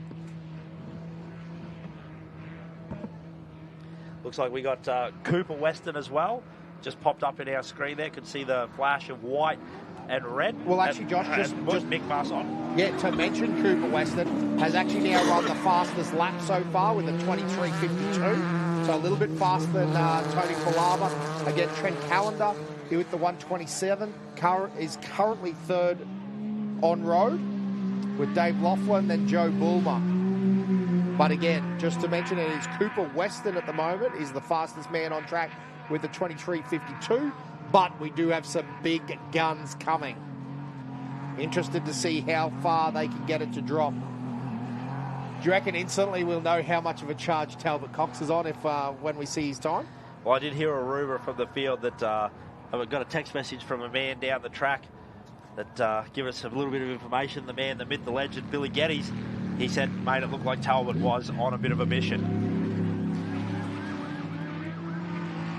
As we see the Brethel, the Westlight Brethel, so that's Nick Cummins. Yeah, and Nick's just run the fastest down there. Remember, Nick's actually passed. Hey, Ivan Robinson is charging too. So they've actually dropped down to the 23.32. Josh, Nick Cummins has just run a 21.45. Geez, we might have to eat some humble pie in our trucks this Nick weekend. Cummins is all about this. The 440 is through as well, so that's Robert Wearing. He might be pulling up later saying, heard you were talking Yeah. some... Yeah. You want to have a chat Actually, now? if he wins, you're doing the finish line interviews, mate. I don't need to get stomped on. So good. But how good is that? That's what we love about this race. Constantly throwing up different events, different possibilities. 694. So here we go. How good is this? On board, Kent Battle, the 31. The Briggs Performance. I wish we had sound coming through as well. I reckon that Briggs Performance motor will be screaming. Yeah, so good, that shot of in-cab. Again, the Geyser Brothers of Westline. You can probably hear that coming through our headphones. But yeah, have a look at Kent Battle. Flying. See the Navi doing work. Look at the ruts that have already formed. Ruts. Plenty of them out here. A few wet spots as we head along this track. Hey, Josh, just to give you an update, Andrew Cummins is now in second place on time too with a 22.50. So, isn't that crazy? They started side by side. That's only a minute faster, but it feels like eternity, doesn't it, that the Brenthal came through. Nick came through first. But on road, currently, the two Westline cars first and second. Geez, now something interesting here watching these in-cab shots, Dan. Notice it looks like there's a GPS holder over on the right in front of the Navigator. It doesn't look like there's anything in there at the moment. So I think these boys driving by feel. Yeah, they probably have done this race a couple of times and know enough that, you know, the changes, they're going to drive what they can see. So that's the hectic racing, the rush truck. The 1-1-1-1 across the line now. And the 4-1-2 of Kildy. Closely followed by the 4-3-1 as well of Brent Taylor.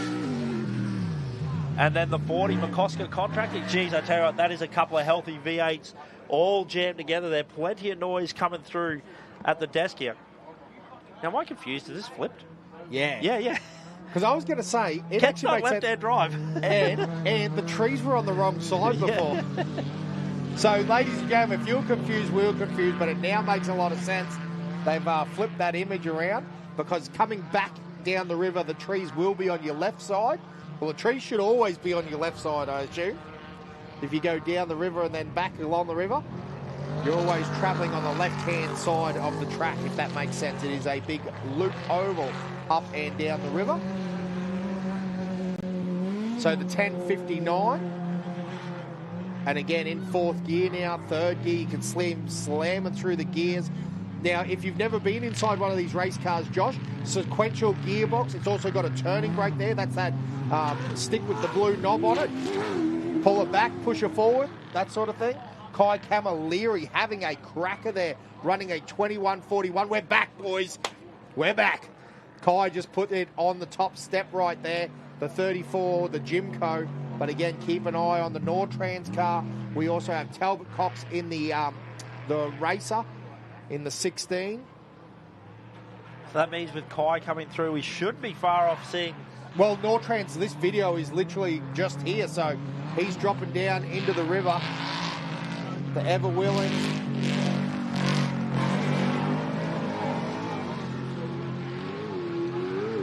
That's the 99 of Calendar. Sirens are running. I can hear them. So Drew Calendar and Ash Cameron. Here's Talbot Cox in the 16. That man is on a mission. So he's passed a few people, Joshua. Then the 668. That will be now the 71, of Matthew Lawless. So to be fair, he's actually being passed by a few people. Kai Camilleri's been passed. Have we seen James Sand in the 1144? That's that carbon racer. Not yet, Dan. Brad Belcher as well. Did we see Brad Belcher off the line? The 22 Jimco, it's green and black. No. Townsville-based car. As we see a bit of an overtake here. Got very close. I think they might have had a little touch there. But I tell you what, the one racing, how good is that? I believe the rule is get around them on the left. Yes, so unfortunately pushed across there. This is this SNS Race Frames car. Very cool. So a good run there from the boys. But again, that footage there are bigger. So plenty going on here. Again on board with the Nortrans coming under the rail bridge. Oh man, how good is this, ladies and gentlemen? I hope you've got your live stream going. Kent hasn't slowed a little bit here. He is on the go down underneath. Now this will be the Sand entry, the 1144. That big carbon racer. He's got all the pace going on. And then Roy Bailey. Have a look at it. Now what updates have we got? Talbot Cox Still behind, so you're currently running in third, the 52 of Royden Bailey with a 22.26. So again, starting to get through that traffic now. And this is Kent Battle here coming right in front of us on the live stream and also live in our eyes. Oh, boys, this is getting... And Kai Camilleri going back down the river. Our current leader on time. He is not hanging around at all, boys. Yeah, isn't that one of the awesome things about this racetrack? Plenty of overtaking opportunities. And then once that action starts coming, like you said, they get off the start line, then we have about a 15, 20-minute section where you can take a breath. And then for us spectators, the action just comes through thick and fast the whole time. And you can see just how hard work it is. Like you said, this is only lap 1. And Kent already working pretty hard as it looks like we're all the way down the end of that river. And we're doing that big U-turn. You can see it is chopping up hard already. And that's only with about 80 cars through for their first lap. That's right. Man, imagine being on a bike on Sunday on the last day. You are holding on for dear life. Do you reckon there's a few bike boys watching this in cab right now that are thinking, oh, the pub's looking good. The pre-run yesterday compared to what we've got now. Hey, Talbot Cox is looking real good going down the river too. No doubt Kai Camilleri has a huge target on his back. Damien Saunders and Chris Vowles through now, headed the other way. Just saw there, Dan, how quick and smooth did Talbot Cox look compared. Like Drew Cullen come through there in the Razorback, and he was all over the shop for 99. But yeah, great to see. We see on the live stream there as well, looks like the Remus Roma, the Class 7 Pajero, actually off the track and bogged there. So it looks like maybe broke a front diff. It was quite buried in the rear end there as well. But gee, the dust, how rough it is going around that top corner there as they come back down towards us now. Yeah, I tell you what, you were right there about Talbot. Talbot, one of those unassuming, very quiet, very calculated, but the car set up really well, always doing a great job. Picks a great line too, Talbot, always. He's got plan A, B, and C in his back pocket for whatever he needs to catch someone. As the boys getting a little bit loose there. Doesn't look like Kent's time there. Josh is in the top 10, haven't got one, but look, Kai Camilleri, the Red Nut Racing. See my little dark horse, Nick Cummins is second place in the Westline Brenthal. That's pretty cool. On lap 1, I reckon he's in a really good spot now. Yeah, he definitely come through looking like he was on a mission at Royden. And I've got my doubts. I don't think anyone will catch Nick Cummins. Like, he was that sort of 7-8 cars ahead of the rest. And I know that's only a couple of minutes, but if you're setting those quick lap times, you're going to be hard to run down. Yeah, and then he's passing fast cars, slower cars too, which gives him a huge advantage. Because obviously when you come up on him quick, it's much harder to pass a car at the same speed. Look at Ken Battle over the back there of the track. How cool is that? Yeah, he's moving. And again, these guys are all getting woken up, and now they're starting to work through the pack. So that's another one to keep a good eye on. Man, I can't believe, again, we're watching in-cab on our screens. We're watching Kent Battle go through the arena in front of our eyes. It is all happening here. I didn't see Brad Belcher start. I don't know if he's come back when I come down via the highway, but I think he had power issues, they said, in the pit. So the 22 not making the green light, which is never good. Yeah, real shame. Hopefully they can get that sorted and at least do a couple of laps tomorrow, racing out of Townsville there as well. That beautifully turned out Jimco. So some good racing happening here. Again, if you're joining us on the live feed, we say welcome. How are you? Hope you're having a great time all over the world. No doubt we've got some fantastic Yankee mates having a listen along as well. But make sure that you share some information and get your mates watching the race. Obviously, the more that watch. Oh, look, a pass on. Is that Sant that he just passed there? But yeah, it is all happening here. And again, the way that we make this happen is share. Because we want more and more of this footage happening. Yeah, you can see on the screen there, up in 5th gear, wide open for a little bit there. That is very fast in that Briggs Performance 6 litre. Plenty of RPM as well out of this big girl. So, Kent Battle got the foot down, hammering along hard. How good are these shots? We go from live in-cab to drone overhead footage to start-finish line jumps. It's just, look, first off, if you're not here, what are you not doing watching the live stream? Like, you should be watching the live stream. But one of the great things is you can get here, plenty of phone reception, bring a Starlink, everything like that. set yourself up in the pits and watch the live stream while you're on the side of the track. Looks like the rush truck, is it? Yes. The Saunders entry, Saunders. the 4. Yeah, no good to see that, Never that's a for good sure. sign. And that is actually right in front of us at this point in time. Now, one of the weird things, not weird things, but I think if they come across into the pits, they've actually got to rejoin the racetrack and then complete the last 5 kilometres before they go back around. Again. Yeah, so they can't just cross across and join in for their lap. They'll actually have to come back across. Doesn't look like they're in any large rush, joke, to get out of the truck. Terrible.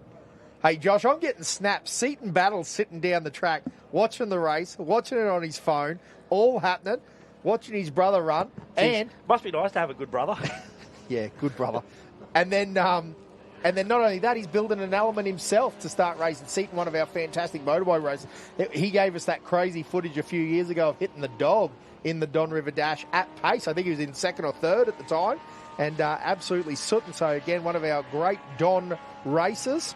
He's competing in the bikes as well, isn't he, this afternoon? I'm not sure. Not Maybe sure. he'll let us know.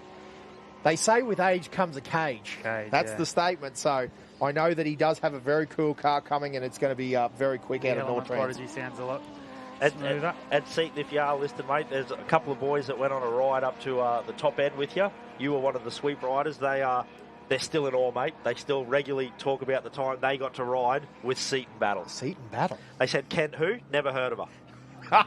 We're on board with Kent Who now. No, so good. Again, the Nortrans boys, they are absolutely awesome. And, hey, all the North Queenslanders, it's a good time up here. There's a great series up here. The Burdekin off-road race, the 300, is one to watch too. If you're a racer and you're out of Brizzy or southeast Queensland and thought, gee, I need to go to Burdekin, I tell you what, it's one on our list every year, isn't it, Josh? That race is just brilliant. Yeah. And now they've got the Don River Dash as well. As you see, Hank the Tank as well, he made his way around the top corner as well there, that Silver Bullet, having a great year. Tell you what, he has been consistent, and that is easier said than done when you're talking about trying to get a Class 7 car around that top corner. But, yeah, see the Honey Badger, the 104 as well. Doesn't he push hard, David Luffman? Great to see. He had that pretty big accident down there at Hillston a month or so ago and turned around for Gundy, and now he's backed it up last weekend, this weekend, doing more out than Millicent. So, yeah, month, 4 races in a row is pretty cool. Yeah, and not a lot of turnaround to get it back from that big damage as well. So as we see the multiple lines here, inside, outside. That's a cool aspect, isn't it? Yes. Seeing the different race lines and see the quick cars there on the inner river, and then probably our side-by-sides there coming around the outside. Now, is that Nick Cummins in the background there, I reckon, that's looming Brent, large? Yeah. Yes. It's very interesting to see his second time. I think he'll just get quicker and quicker. He's been, as we said last night, he's been on the edge. He was close at Lovely. He was running 5th at Fink there, I think 2 years ago, and he had that issue of like really late. He was coming to that finish. I know he's called that a couple of years ago. I think Nick Cummins is very close to a big performance. Not saying it's going to be here this weekend, but he started very well, and the building blocks are there for right. you know what I mean? Like, there's good preparation, there's good driving, there's good car, you know. Sooner or later, it's going to line up, you know. And it's a big move from a team. Like, they've always been a 2-car team. You know, they came in with the side-by-sides. It's only like 5 years ago. And now, like you said, they're in a very professional front pack running team. And his brother, Andrew, who's got the ex-Comiskey guy as a brother, he's there. What's he in 6th position? Yep. Look like a little Class 2 entry. Sean Stratton coming in there, Josh. It's never a great sign, but obviously the pit area's up here. So yeah, and a shame. We talk a lot about the big cars, but I tell you what, our young fellas in these smaller cars, they do great work. You know, it's a big effort to get a limited class car around this track. Like you said, plenty of horsepower sucking sand. So these guys have their work cut out for them all weekend. You know, these guys really need to be on point. Their cooling systems for their transmission, you know, their brakes are working harder because they only got little brakes, motor working harder. It's just everything for these guys. You know, luckily, bit of overcast, bit of cool weather today. Who's leading the Class 6 battle? I think that's always interesting. 30 entries here this weekend. Look, see, there we go. Greg Campbell, quickest that lap over Dan Dunn and Justin Ryder. We see James Mogford come through. Doesn't look like it there, so maybe James Mogford's had an issue on the first lap, the defending Class 6 champion. Yeah, that's no good at all. Mogford is always very fast too, so hopefully we see him get moving again and continue racing. And obviously with the X3, Can-Am X3s, Dan, it's obviously interesting with obviously the temps and that of the belts. Obviously no belts in the new R's, so these sort of I know it's not as warm as it can get up here in North Queensland, but it's still, I think, will play a factor, especially in the tough, hard going in the sand. Yeah, historically we have seen guys have to slow down and go and do like get off the gas and give the belt time to cool down. So that has been something that we've seen historically. Yep. Those guys are getting very good at that now, though. Now, this is the S&S car. I think that's the Alice Springs entry, that Mark Booth. Yeah. 435. They started, I think, well up in the trophy trucks. Obviously had an issue. Well, I thought I called it through before. That's why I'm a bit confused. I don't know whether he found a little short track down there or something. But Well, maybe... there you go. It looks like our first car's just completed 2 laps. Justin Ryder. Yeah, the there Gold you go. Coast. So look at him. He's looking pretty smooth. Beautifully turned out X3. He's always fast too, Justin Ryder. I think they've had a few issues in the past, but they've had some fast fig performances. He knows how to get it done in the rough, so be very cool to see that. So that's interesting. That time then, Josh, was a 28.30. His first lap was a 25.54. So I know you got a sort of a standing start. Tony Patterson, the next one through. First of our Pro Rs. This guy's quick also. Yeah, you can hear that sound difference too of those Pro Rs. The way that NASA aspirated 2-litre, just unique. Very, but I tell you what, they do sound cranky. I know that the, geez, that's a team we'll have to get up here. The Evans team as well. Jackson, This is a race. This is a race he would absolutely love. I think it's right up his alley. That kind of attack hard, drive, different lines, take on what you see. But everywhere we look, just beautiful shots here. Yeah. The Bowen Rail Company Don River Dash 2024. Crazy to say that this is only its 6th year. Yeah. Yeah, it is definitely one of the premier Australian events. Red Nut Racing, Kai Camilleri. Shouldn't be too far away. It's like Matty Bray going through in the 6.108. Man, he is on a charge, isn't he? How cool is this thing, Dan? Looks like he's coming in the pits, but the 807. Yeah, very cool. One of our old Winch Challenge competitors from around Queensland, so it's cool to see. I think he's based out of Airlie Beach, so nice little... Not far for him to come. Just up the highway. Not a bad place to be based out of, Airlie Beach. No. Not a bad place at all. Beautiful spot. Kent and his Navi just having a moment there, holding hands for a bit. Yeah, that's nice. Yeah. They are best mates. What do you think they're listening to in cab there, Josh? Bit of Pink? Taylor Swift? Yep, that makes a lot of sense. All through the ears. Kent singing as he's going. Have a look at this, though. It is great footage. Who's he making the pass on? Royden Bailey. Was it Royden? That was Royden. So That's maybe a interesting. little issue with Royden's car, maybe? Because Royden was come through a little bit. Here's Luke Peterson. Look, Royden come through a bit. Yes, bit in fast. front of battle. Yes. 878 definitely looked like it was off the boost. Yeah, you're right, Josh. That is definitely Royden Bailey. So I just happened to nip it. On the YouTube. On YouTube, because it's a little bit behind. We say live, but it is about 10 seconds or 15 seconds on the real feed out. That's so if Dan or I say something ridiculously stupid, they can edit it out. So it's just constant. It's constant. It's actually just silent on the YouTube feed. But how good's that, Kent? A little bit slow off the start line, maybe. I mean that nicely, no disrespect, Kent, but looks like they're getting a bit of a groove on. Like you said, they've got to drive, not using a GPS or anything like that, no track notes, so they're driving what they're seeing. As that looks like Kent there. I think the white able to be easier spot, and probably Royden looks a bit blue behind them as well. Yep, and definitely moving through them. And Kent has now caught up to the boys waving for the camera. It's like he knows where they are, Kent. Yes. That's actually what's on his GPS, where the cameras are on track. Looked like Matty Lawless. He was fast man. It did make sense. Jimco. So yep. He's on the hunt. Kent battle. I think he was 11th quickest that lap, which is, as you said, he wanted a little bit of a slow start. But Kent's usually, hasn't he, sort of, especially at Fink and those bigger races, he's always worked his way up through the field. Absolutely. Yes. Yep. Historically, he's had some great runs. Yeah, he looks smooth, but then the elements are just... I had the luxury of doing a couple of laps with Havey down at Loveday a couple of years ago. Those things are off tap. Insane. Yeah, they're so good. They've got them very dialed in on the suspension package. I think one of the things that can't be said enough is how good the Habies are too, because Carl and Aaron are obviously major competitors in their own right, but they're not trying to keep any secrets either. Like if you buy an Element, they'll give you all their settings. What they need, so if they want to see you as fast as they are, so it's pretty darn cool that they've got an operation like that. Like, you know, they literally trucked up Royden Bailey's car and Royden beat him last year. You know what I mean? It was Aaron that was the defending champion and Royden took it off him. So what a battle that was too. They come down the last sort of half a lap. It did. It was so good. Both cars super quick. As we talked about last night, Dan, how good is this in-car footage? I mean, it's next level. We've been so lucky the last sort of... we've been great spot there. Yeah, absolutely. Huddy and his whole team does an amazing job. The work and effort that gets put into this, the cost. I mean, the cost alone to try and get... Like, there's a Starlink involved, there's cameras, there's routers, there's someone running a cloud channel for it to go to so that we can see what's going on there. Looks like we have a new leader on our times, Dan Dunn from Charters Towers. It's looking pretty slick, the 614 going through. Yeah, that's awesome. A nice run there. Nicely turned out car too, 614.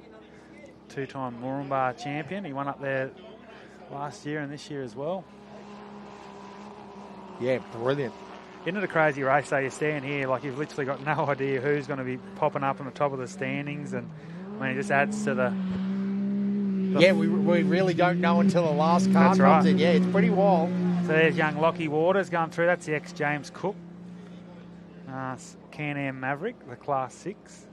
I think he's based out of Toowoomba now.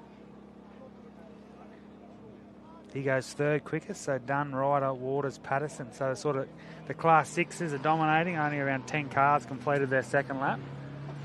So who's going to be the first big car to come through? That is the question. Got a couple, looks like a couple of our... It's hard to tell. Tony Falaba and young Trent Callender. This is a cool Class 1 battle. Yeah, gee, they're moving too. Dave Laughlin was right there on the first lap as well, so he can't be too far away.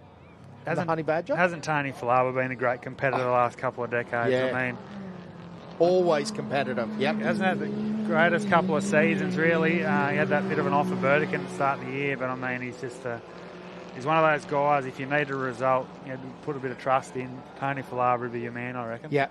And probably one of the most winning cars in Australia, too. Yes, definitely. Gee, it's got some history. Little Shenny that can.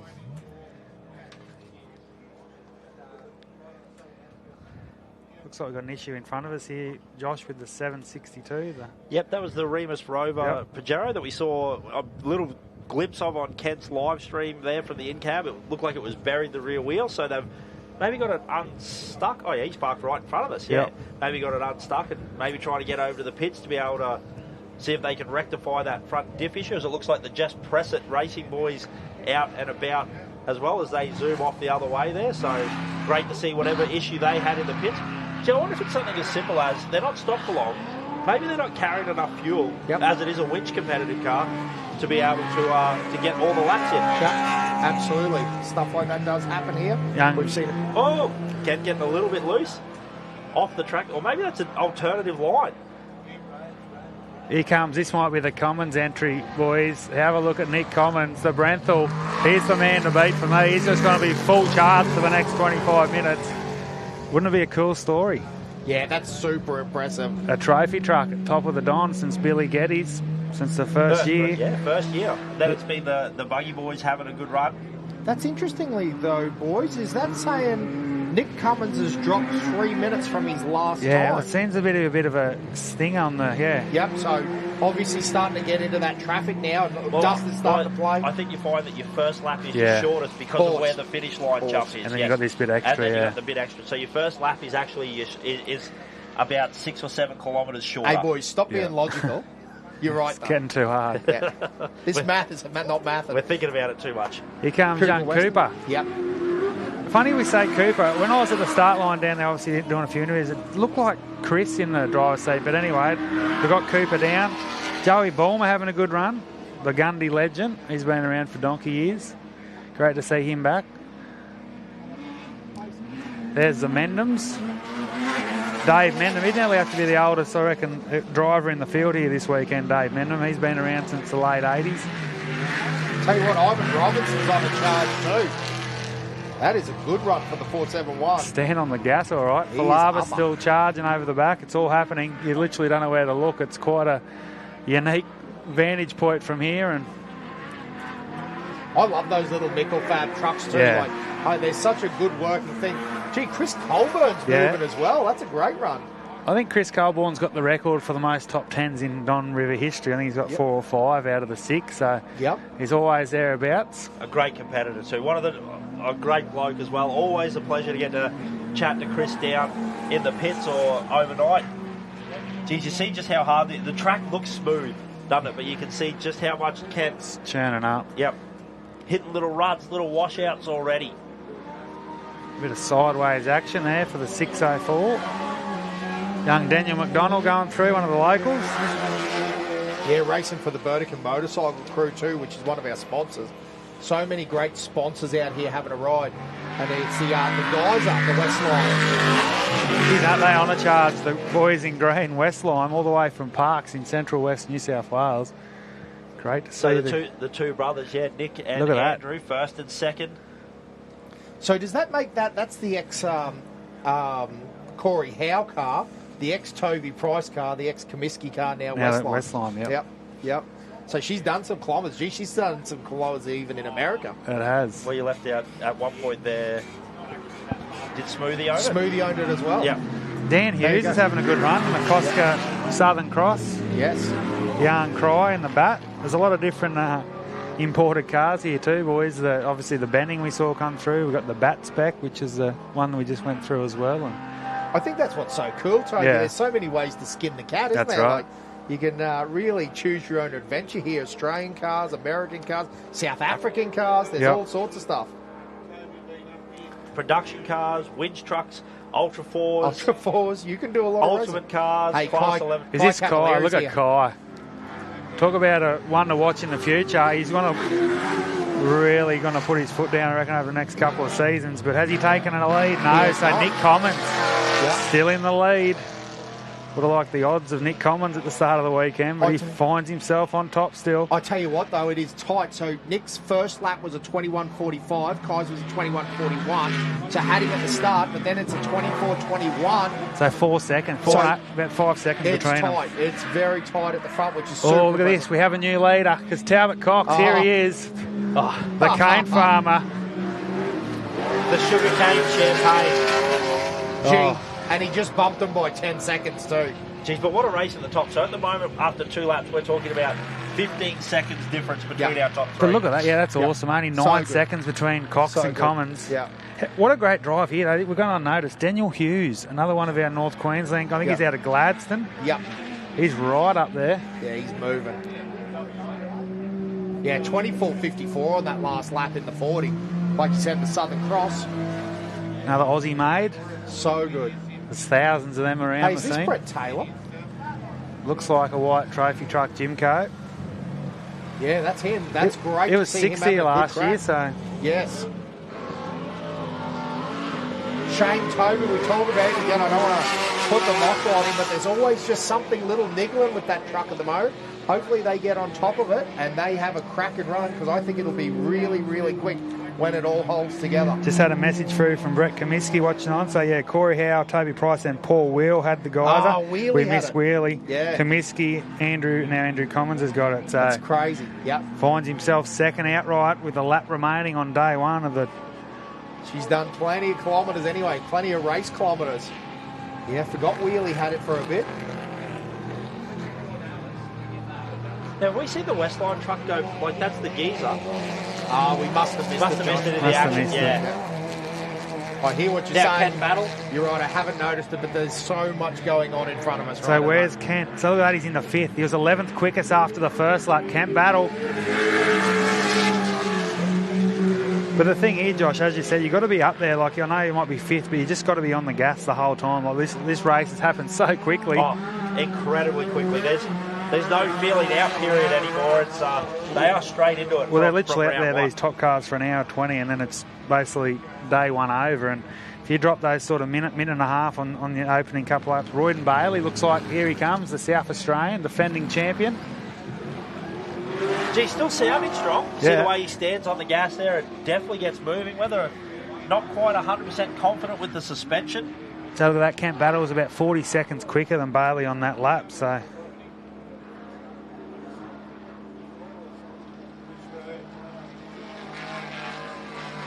You see Kilty head back the other way, but how good are these in-cabs? Looks like Kent just reaching for something at the top of his helmet there. Maybe his air nozzle not quite where he wants it to be. But you just see how rough it is as they slide it around these corners.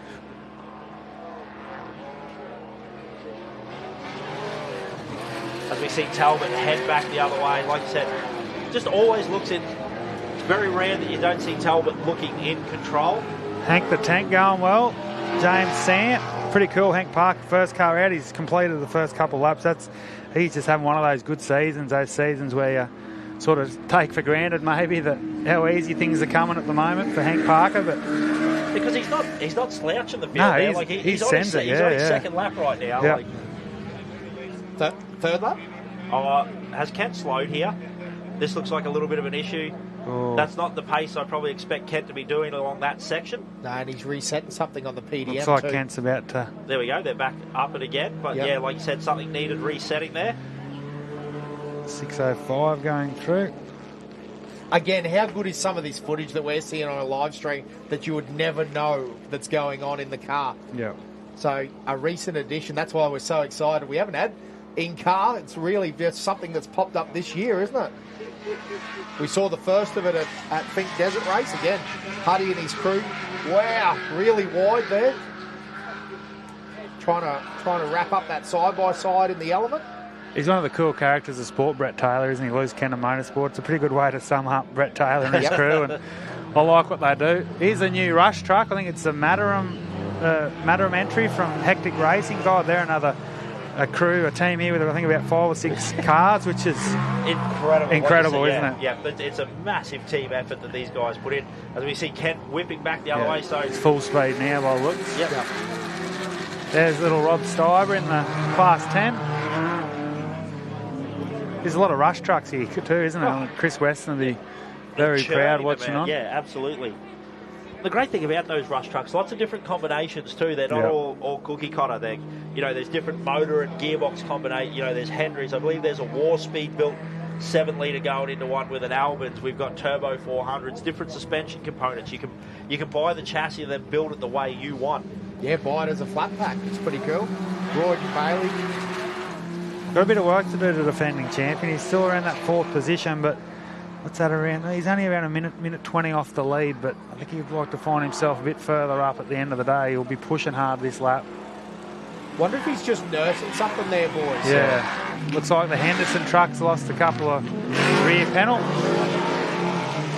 I think it was missing a rear panel last night at scrutineering. Yeah, right. So maybe from... Might have been the pre-run. It might have been the pre-run. Things got a little bit loose in the pre-run. That would never happen. No, not at 80 kilometres an hour. See, James Mogford just come through. That was interesting because we didn't get a time for James Mogford on that first lap, so maybe he's had a big drama. So that might be James's first lap. So I reckon he might have 2 to go. Makes it a long day in the seat when you're a lap down, doesn't it, boys? You're working on the side. Because even down to the fact that you've been sweating your guts out, spinning spanners in the bottom of the Don River, like that's not an easy task in a race suit. It's not like doing it in your shed. Yeah, a bit of sand in your race suit as well as you're sliding around in your seat. Now, I'm going to say the boys in the Gymco there. Manny Lawless. Yep. The 71. Sounds just a little bit. That's the ex Steve Sanderson Gymco from Alice. Oh, there you go. Ex Steve. We were trying to work out who's because it was definitely knew it was had been around. Yeah, I think Greg Hicks that had it. One of the Jaws Racing crew up there. So that's the ex. Matty Lawless took ownership of that a couple of years ago, and yep, he's another cool guy. I think he's based on the Gold Coast. Yep. has raced a couple of Dons now too in it, which is good. Yeah. He'd start to be getting pretty darn comfortable. Jimco, always a good little platform. Yeah. Pretty well dialed in. Wouldn't be too many drivers that haven't driven one over the years. Still waiting for him to get on top of all the hammerheads. Hopefully that happens soon. I see Shannon Wrench. Now, this is the Booth car. It's clearly at pace again now. Is it? Oh, sorry. Booth. He was in the pits, wasn't he, after the first lap? Well, mind the white country, they drove it across in front of us, Yeah, so that will only be their first lap. Jacob Booth. Yep. I think his father's in that black Thunder trophy truck, the 435. So yeah, that's an S&S frame, isn't it, Tones? Yeah. Yep. Built originally the boys out of South Australia. They still over in Western Australia, S&S? Yeah, Scotty Schiller, SS Race Tech. Yeah, so built some cool stuff, some really nice trucks, and some nice street cars. Got a whole heap of old Chevy trucks with rigged up motors and bits and pieces. Got a lot going on over there. I think Parker's just about to get passed by the Mataram entry, Hectic Racing, and. Now, I know you said this before, boys, but yeah, like you said, turned up last year with a semi-trailer of race cars. Literally. Those boys. Very impressive. I think a couple of his daughters are racing, Savannah and out there in the Class 6. And as Josh said last night, one of the Class 11s, it's a side-by-side with the truck, sort of the body on it. Now, did we just put the commentator's curse? Was that Kent getting past the Loose Cannon boys as well? Looks like the Loose Cannon car was a little bit slow on the left there. We'll keep an eye on our YouTube feed. Yes, absolutely. It did look like 431. Let's just go back to just Kent Battles on the move. He's going fast. Yeah, he's going fast. And he is, like you said, this is historically what we expect from Kent, sort of feel it out to start off with and then get the groove on it and start to pick up the pace. Man, look how much in-cab movement they are. They are getting rattled around in there, aren't they? Yeah, whoever tells you racing an off-road race car is smooth is a liar. Yeah. Pistol Pete's famous words. If it's not beating you up, you need to go faster. Kent Battle. This is one of those events he just wants to win, isn't it? I mean, he's putting everything on the line. And even sponsorship and local race really for him. The boys out of Townsville, Nortrans, they are fantastic racers and competitors. But Talbot Cox going for his third Don River title this weekend. 3 out of 6 would be a pretty cool record. Pretty impressive. And he led, as you know, into that last, you guys caught it, into the last lap last year and had that, him and Marson both had that sort of last lap drama. Yep. And as you know, $5 park can happen any time, and the racing gods. And that is one of those things as well, isn't it? Like, that's what you're talking about as well. Like, you got to be on the pace from the moment the get-go, but you've also got to be able to have that pace the whole race as well. The whole race, yeah. And he's just, look at that, you just watch, it's just literally full charge the whole 50 kilometres up and down the river. Brett Glazebrook, one of the locals, going through there in a 668. I believe he's sponsored by one of the pubs in town. Pretty cool sponsor, Dan. And the right sponsor. The right sponsor. It's almost mesmerising to watch, isn't it? Unfortunately, this year I didn't get to make it out to Fink. A few work commitments. I ended up having to stay home, but it was when Huddy debuted the live stream and debuted the live stream from the in-car, and it was just mesmerising to watch. It's so awesome that for people at home that are slightly interested in off-road racing and want to have a bit of a look at it, gives you some idea of the speed, the brutality of off-road racing. Like we talk about it for motorsport, it's all encompassing of every element of motorsport. You got to be fast, you got to be reliable, you got to be fit as a driver. Like these guys aren't just sitting in a car and going around. Like, they are getting beat up the whole time. Chris Sollett. That's so cool, those cars. Like, they build them themselves. Yeah. Even like box A-frame front arms and stuff. It's so good. So this looks like Tony Falaba and the West Line. Yeah, getting menaced looks by like the a West Line. Oh, I don't know if it might be. No, it looks like Mendham. It looks like the 170 Jimco. Yeah, and the Geezer. I reckon it's the Geezer, because the Brenthal has the tyres running vertical, So guys, if you've got matching liveries, do something like that for us so that we can pick your car apart, pick the two cars apart. Another Aussie built buggy, the Super Boot, Peter Calvert, and I think it was about 5 or 6 of those. Dale Chadburn was a bloke down there at Wollongong. He was one of the quick New South Wales crews there for many years and had a big accident at Milberdale about 10 years ago. I haven't seen him back, but the Super Boots is another Aussie chassis. Yeah, and they work very well. They're a good car. Yeah. Especially at that size, like make a really nice 10 car. Yeah. Boys, I've been pushing that 10 class because I think it is the future for young racers getting in. Such great options. You know, you've got the Mitsubisis, the Hondas. There's all sorts. You can get an Eco Boost or an Eco Tech or whatever they're called. I think Ford make a 2.5 cylinder Definitely do. Eco Tech. I think that's what Russell Harnett's running now with the Ford Razorback. Yeah. Yeah, it's just a great opportunity. And, you know, again, you're not in that. But there's no lie. Some of these dudes are spending 6 digits on a motor when you start talking about a trophy truck motor. So, you know. Not with the 7 litre anymore, mate. No, it brought the cost right down. No, with the 7 litre rule, they decided they'll only spend like 20, 30 grand on a motor. Joe Gibbs decided that he'd only charge you half the money. But it is crazy because we're now seeing numbers up over 1,000 horsepower naturally aspirated. Ridiculous. It's great to watch. Great to listen to. But, we'll say it.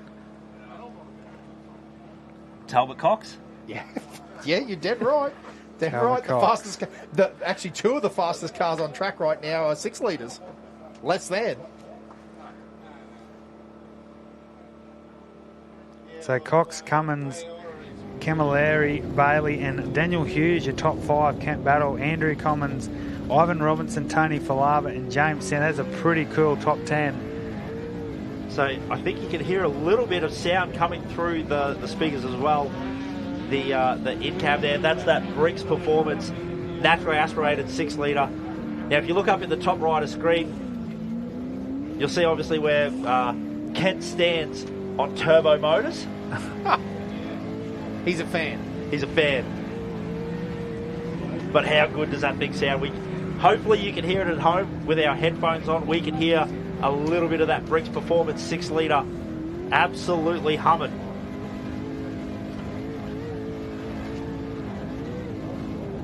We're just going to sit back and let you listen to the in-cab for a little bit. See if we get the sound cranked up. Here we go. Enjoy the ride.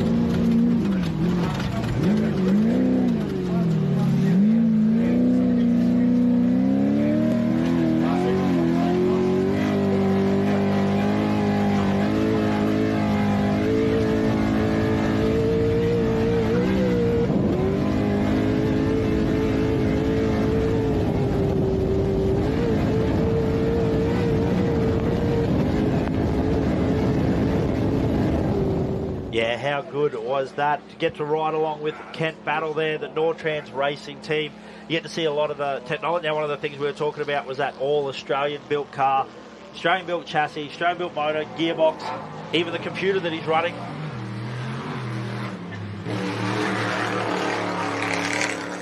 As the 435 makes its way across as well.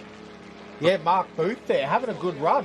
Again, I believe that's his 3rd lap now. He's or maybe that's his 2nd. I reckon he's got a lap to go, yeah. Ah, yeah. Must have had an issue on that opener. On one, yeah. There you go. Because I was going to say he came through, but we saw not long after Mark Booth was the first of our side-by-sides that came through last time. Yeah, which would be pretty cool to see how they're going for time. Again, clean Shouldn't air be that far away now, first car. Yep, so again, big shout out to all our sponsors, Bowen Rail Company being the platinum naming rights sponsor, also Whit Sunday Regional Council, RGM Maintenance, Abbott Point Operations, which is Bravis and Adani, all part of our gold, sponsors. Pat McDonald Earth Moving, they put in every year Tobes. They out here with the machinery up and down the river, making it so it is a racetrack, which is just simply brilliant. Always loves building the big jumps in front of the spectator area, which is brilliant. RFC, which is Talbot Cox, so he's out here racing. Many of these guys out here racing as well as being sponsors with Sunday Ag Service. So again, some of our gold sponsors, which deserve just a huge shout out. We appreciate all their time and effort. So many silver sponsors and bronze. I mean, they've got it all going here. Who wouldn't want to be part of this event, though? I mean, business point of view, to get your name around this event's, I reckon, a no-brainer, and it's just going to grow bigger and bigger over the next sort of 3 or 4 years, I reckon, and get it right up there. Yeah, how good would it be to be the winner of the 10th year of the Don River Dash? That's right. It's going to have many iconic champions, There'll be some big names. Well, we're still petitioned for the desert. I know it's not really a desert here at the Whit Sunday, but we're petitioned for a standalone desert championship. Don, Fink, and Kalgoorlie, part of a 3-race series. And I think the cool thing about that is it's all motorbikes. Yes, absolutely. Yeah. So there's Greg Campbell. So he obviously had an issue on that lap too, because he was the first of our Class 6s after lap 1. And he's dropped way down now. It's obviously a drama on lap 2 for Campbell. Yep. Interestingly, how quick your fortunes can change here.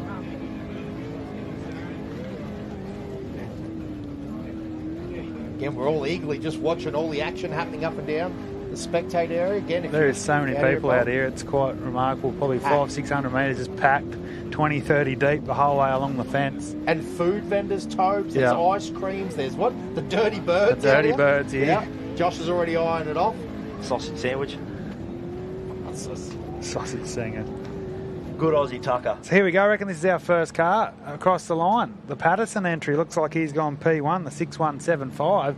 How good is that? How good's that? The Pro R. Splits Racing. First car home. There's such a nice turned out car too, boys. Like as it rolls past us, that's a true race car from the factory now, isn't it? Absolutely. Remote res, shock absorbers, coilovers, they're 3.0s. You know, it's got all big control arms on it. Yeah. You know, and other than safety gear, you're buying them like that these days. Like, let's face it, last sort of 4 or 5 years, sort of Can-Am have been the number one side-by-side. But I think Polaris, Jackson Evans, obviously, these Queensland guys are really putting their foot in, and Polaris is really closing the gap, I think, in the side-by-side racing world here, especially in Australia. Oh, absolutely. I know, having a quick chat to Jackson at Gundy, he said they were so excited about this new platform without, you know, they didn't want to say too much bad, but they said, you know, we were a little bit hamstrung compared to the Can-Ams. You know, they'd had a few new updates that the Polaris had, but geez, with this new Can-Am they were having. So there you go. I called this as maybe a bit of an accident before, but it seems like that is a super sneaky line there by Kent Battle. All well within the rules here at the Don. Hey, Josh, Tony Falava's just come across the line for his third lap, so he'd have to be pretty happy with that. And now Tony across it. Now also right behind him there, the big Brenthal, Nick Cummins. So, gee, he's going to be happy with that drive. That's a heck of a good drive. Yeah. Right there. Wow, Josh, he set it up. That's a 24.09 too. So... faster than his second lap? By a touch. Yep. By a touch, which is brilliant. Big Mick Moss on, running the single-seater too, Josh. Having a good float down the river. It's a man that just lives and breathes off-road racing, isn't it? Now, one of the things about Mick as well, Trans. So if you've got a race transmission, and Albans in particular, it needs a bit of love, Mick is the man to get in contact with. Now, Josh, out of interest, because I just happened to look at the times, do you know that when Kent Battle did his second lap, he actually ran the fastest time overall? That's the 24.00. He was actually 9 seconds faster than Nick Cummins, and Talbot ran a 24.09 as well. Wow, there's a lot of tight times here, but if that's true... So far, Kent's second lap was his fastest. But it has been the fastest lap of the race so far. So, yeah, Kent might be on the move here, but, again, possibly position... Well, they did have to do that little reset. I wonder if maybe they had an issue with something on that first lap. That's why they dropped back, and now they're on the move. Hopefully we can find out a bit of information a bit later on throughout the evening or the night if we get to catch up with Kent. Might be able to... So, yeah, absolutely awesome stuff, and there's so much racing going on. Now, listen, we're going to go down. We've got some of our competitors down with Toby Cooper on the finish line. Down here with Brendan from Bowen Rail Company, mate. How good's this? I mean, live in the action, the cars are just finishing. Yeah, must be very excited. Yeah, it's been an unreal morning of racing, and great to see the community really turning up and getting behind it. So it's been excellent. Obviously a massive night there at the showgrounds.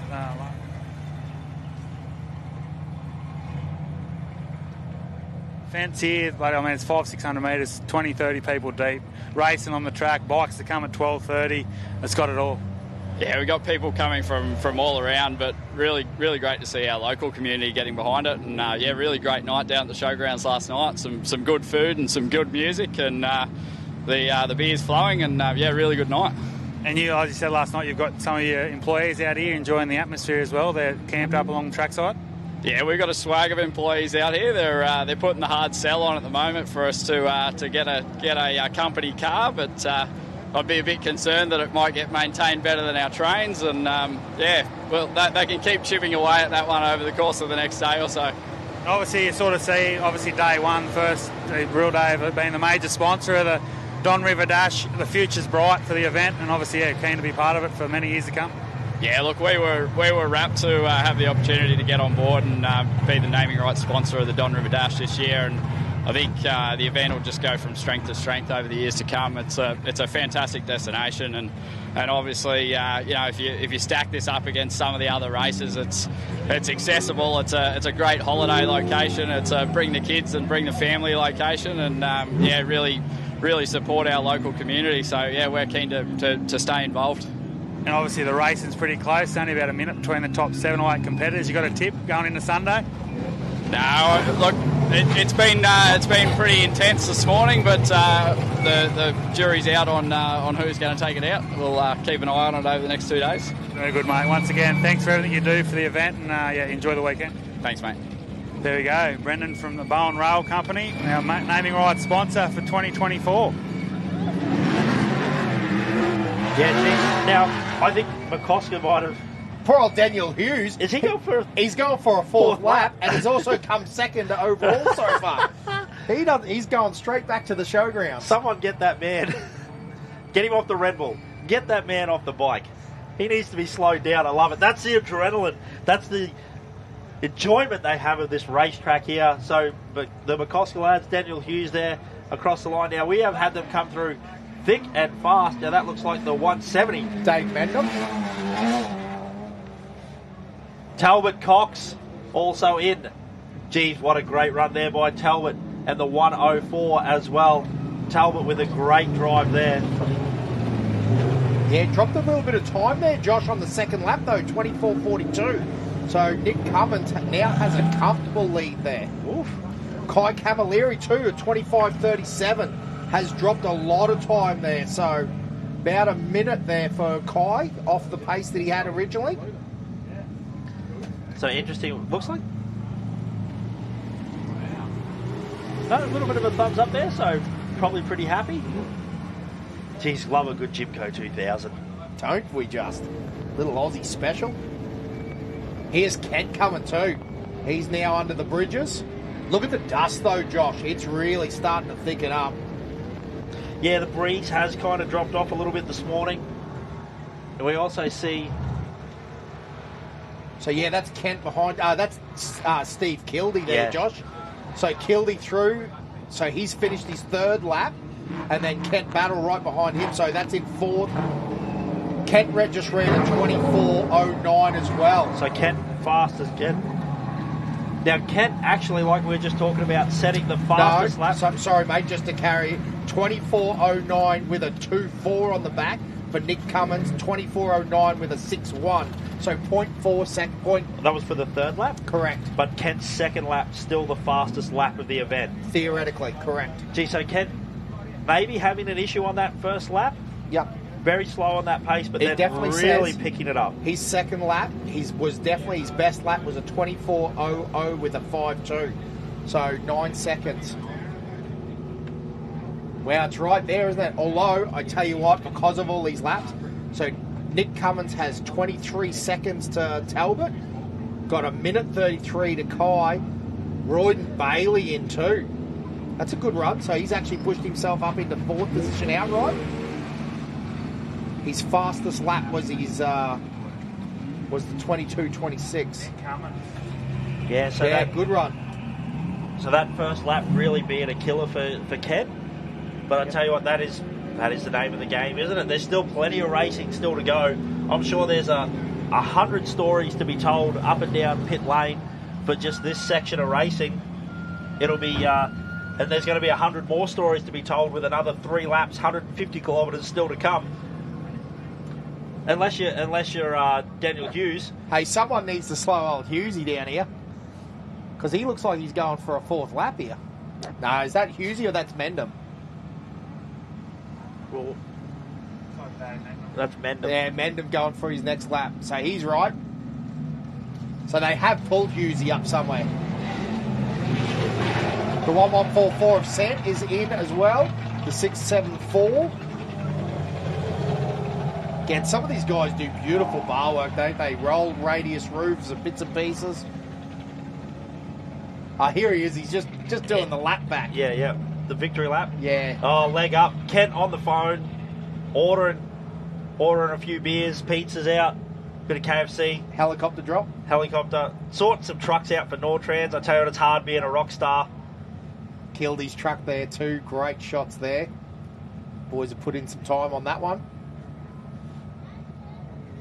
Again, the 44 about to cross in front of the spectator area here. Well, it's funny how this happens. Hey, there was a rush of cars came in, and all of a sudden there's a little bit of a gap. Again, Cooper Weston's still out there at the moment. What other truck? There's a whole heap of rush trucks out there that we're keeping an eye out for, as well as, again, 30 side-by-side competitors. It is absolutely packed here at the Don River Dash.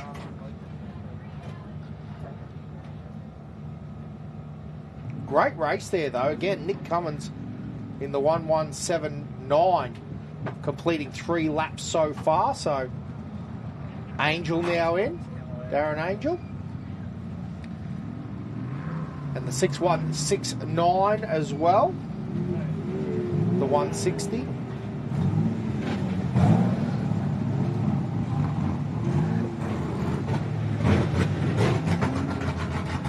He was just keen for more laps. Have a listen to that. That sounds great too. Definitely. Another good 6 litre. Is there any such thing as a bad 6 litre, Josh? That's what I want to know. One that was in the work ranger for a bit. One with 3 holes in it. No, you're right. That was a bit of a bad one. But anyway, we worked that out. Have we? Have we worked that out? Anyway, so it's going to be interesting now, Josh. Kai Camilleri, Talbot Cox, Nick Cummins. All right, so let's swing down to a couple of our interviews down in the pit area. 1 day of racing down. Unreal. Here we go down here in the sort of the finish complex after the opening day of the cars with Nick Cummins. Mate, you are provisionally leading the Don River Dash after Saturday. Oh, Saturday, yeah. We got a big day tomorrow. Truck ran really well, bit warm in places. Track was awesome. Yeah, what else can you ask for? And you obviously started around that sort of mid-15 pack. Obviously, passed a lot of cars. Must be a great feeling to, obviously still a long way to go, but you're sitting pretty nicely. Yeah, I think Ryan said we passed 70 cars, so track's unreal for the truck. Nothing upsets it. Awesome day, mate. And the 7 litre this year, it's changed to the truck? Yeah, 7 litre. War Speed Industries built us a super duper engine, plenty of grunt. Legend bloke, can't ask for anything more, mate. And your brother had a nice run. He's around that sort of 7th, 8th position on the time so far. You'll be pretty happy with that. Mate, another War Speed engine, first run this weekend. Just ran it in, put it on the track, and he had a good run by the sounds of it, so they should be tickled pink. Very good. Anyway, well done today, and all the best tomorrow morning. I want to thank all the team. They do an unreal job. We're only as good as the blokes that help us, so thanks, boys. There you go, our current race leader, Nick Cummins. We'll try and get a word with a few more of our drivers, try and get Camp Battle. Yeah, no, it's a good weekend here at the Cup. Danny with Camp Battle. Kent, you're sitting nicely around 5th position. Tell us a bit about your run. It was really good. Lap 1, we did a plug lead. Had to pull up right at the corner there, and Talbot and Royden come around us. Then sort of just tried as hard as we could from there. Got back around Royden, but with a lot of traffic, it's tough, and I'm still trying to find this smooth track that everyone keeps talking about. It's getting really, really good. Yeah, we noticed in your first lap, you did drop a little bit of time on the front runners. You still, as I said, around 5th position. You set the quickest lap of the morning on lap 2, 24 minutes flat. A long way to go tomorrow, but you're still in it and you're a chance. Yeah, look, everything seems good on the car. Temp stayed good. Engine's still in one piece, it's going pretty good. We're pretty happy and try and move a bit further up tomorrow. And the track, obviously, from lap 1, how did it end up on the lap 3? There's going to be some very, very sore bike riders. On the way back, there's some really brutal square edges. It's just getting rougher and rougher. Like, how it changed in one lap is incredible. Obviously, one of your local events based in Townsville. Great, bring the family down. It's an awesome event. More than just a race to a lot of people. Yeah, we call it the holiday race. Love it. Good weekend. Like you said, bring the family down. We can all camp together. Yeah, you can go to the pub tonight. It's just a good weekend.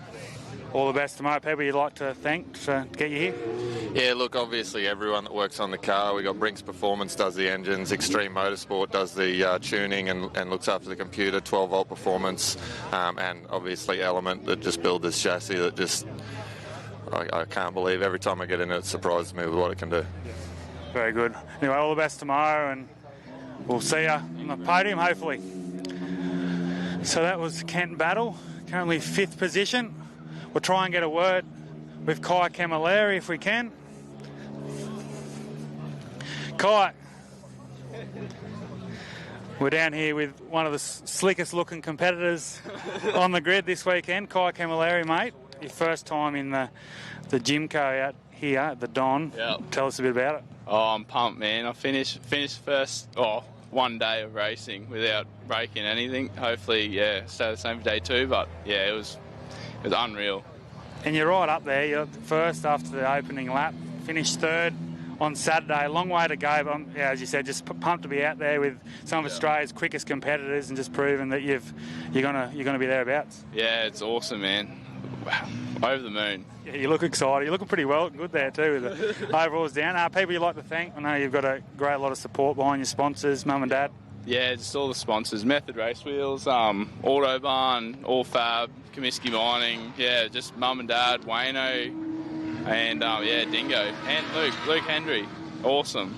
And the track, Kent said it deteriorated pretty quickly out there. What are your thoughts? It's going to be a tough day tomorrow, or not too bad? Yeah, we started to slow down just because to look after the car on that last lap. But yeah, there's square edges everywhere, and definitely hard on the car. All the best tomorrow, and see you hopefully on the podium. Thank you, hopefully. There he is, Kai Camilleri. Might get a word with Talbot Cox. How are you? Talbot, good mate. Well done. Sitting nicely in 2nd position, just behind Nick Commons. You'd be pretty happy with that going into Sunday? Yeah, no, pretty good. Sort of plan today was try and sort of get a reasonable position and then see how we go tomorrow, but track's good. And the car, obviously, just working well as always? Yeah, car's going good, handles this track well, so a bit more horsepower would be good. And 2-time champion here before, looking for 3. I know we don't want to jump the gun, but it's obviously in the back of everyone's mind, and the 16 starting out a second last tomorrow behind Nick Cummins is going to be on.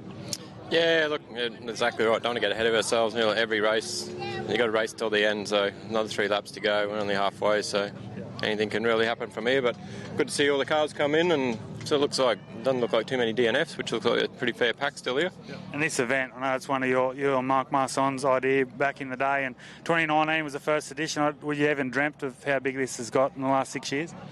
Look, we always thought that it'd be one of those events that would grow and grow, but not to this size, so it's just the support from both competitors and the public and people that travel, and even guys like you coming up here and helping out. It's just getting bigger and bigger, and it's going good. And you naming rights sponsor the event this year, the Bowen Rail Company, getting on board, people just lining up to be a part of it. Yeah, well, Bowen Rail jumped in, and took the name, which is good because it's a good local company to take on those rides, which is good for the event. Sort of Don River and Bowen, it's good to have a local major sponsor like that, which we never thought that someone would come in and take that big spot, but I'm glad that they have actually jumped in, and hopefully they can keep on that support for the event. It'll be good. So what's the plan this half? Just a quick check over and good to go tomorrow? Yeah, quick check over. I'd usually jump back down the river and give the bike side a bit of a hand, so pretty busy afternoon, and then, tomorrow we'll go out there and do business again. Anyway, all the best tomorrow. Great to see you out on the track, and there he is, Talbot Cox, our two-time former champion. He'll be looking for 3 tomorrow morning here at the Don River. Try and get a word with a couple more of our competitors.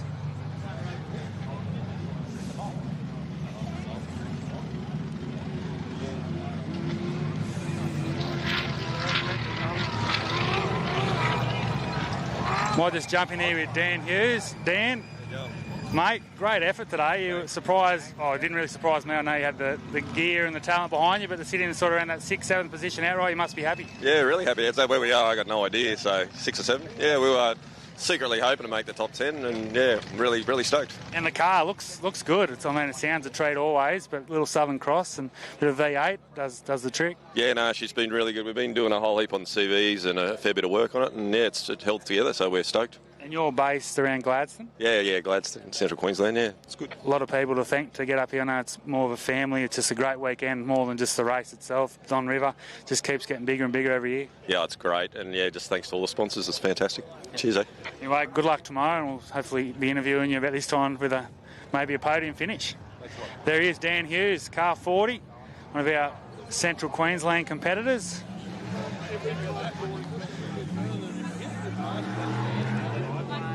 Try and get a word with Tony Patterson.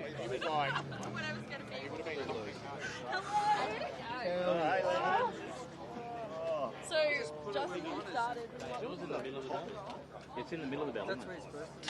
Oh, you can chat? Yeah, can do. Where's your car? Oh, it's over the front here, mate. Oh, it's stand here, Stand in front of your own car would probably make more sense. So down here with Tony Patterson. Tony, tell us a bit about your run. You're the first car to finish on the track.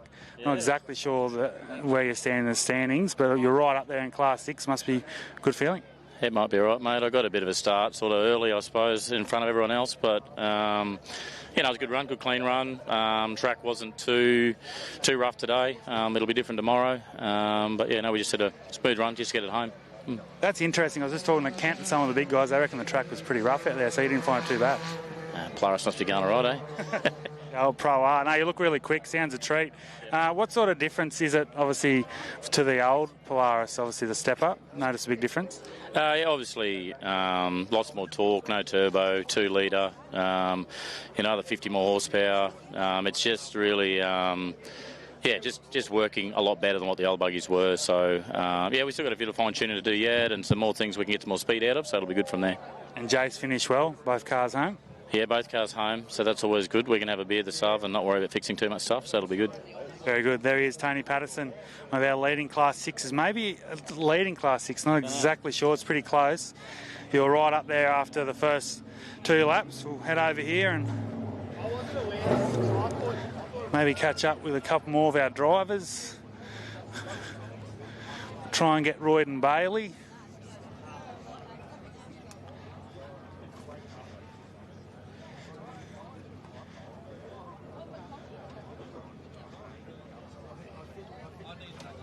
Where's your dad? I'll interview you. Come on. Come on. We haven't got time. Down here with Lachlan Bailey, the son and navigator Royden Bailey in car 52, mate. How did you go out there today? No, it's getting pretty rough, but and dusty, so we're trying to keep the car together and not do anything silly. But it was a really good ride. And you're still in 4th position outright after day one. Obviously, it's hard to tell. You come in like sort of around 15th, 20th on the track, but 4th outright after day one behind Nick Commons. Talbot Cox is there, and then young Kai Camilleri, so it's going to be on tomorrow. Yeah, so it'll be a pretty good fight tomorrow, I think. but see how the dust goes. It's going to be pretty hard to pass those guys too. And these elements, obviously, yeah, you've got it tuned, dialed in nearly to perfection. They're quite incredible piece of machinery. Yes, it's very, very nice over the whoops, hitting them pretty fast, and yeah, it's good. Big difference from your driving in the side-by-side? It's a lot different. We're hitting everything twice as fast. So. And I know you guys, it's your third year coming up to the Don River. You obviously won last in 2023, looking to defend your title. You guys treat it as a holiday as well. It is quite the event. Yes, it's almost a holiday with racing. So it's unreal place to come, and yeah, we really enjoy it. And as a navigator, I haven't asked this question yet. What's the difference? You're just so busy all the time, looking forward, looking back. I know we wouldn't have been passed by too many cars out there, I'm sure, but passing the cars, it is in an environment when there's so many different lines of attack. It's quite the challenge. Yes, it's very busy, and everything comes up so fast, so you've got to be right onto it. Very good. Lachlan Bailey, the navigator and son of Royden Bailey in car 52, will be starting fourth last tomorrow. Great effort. We'll try and go and get a word with the president, Michael Marson. 10:32.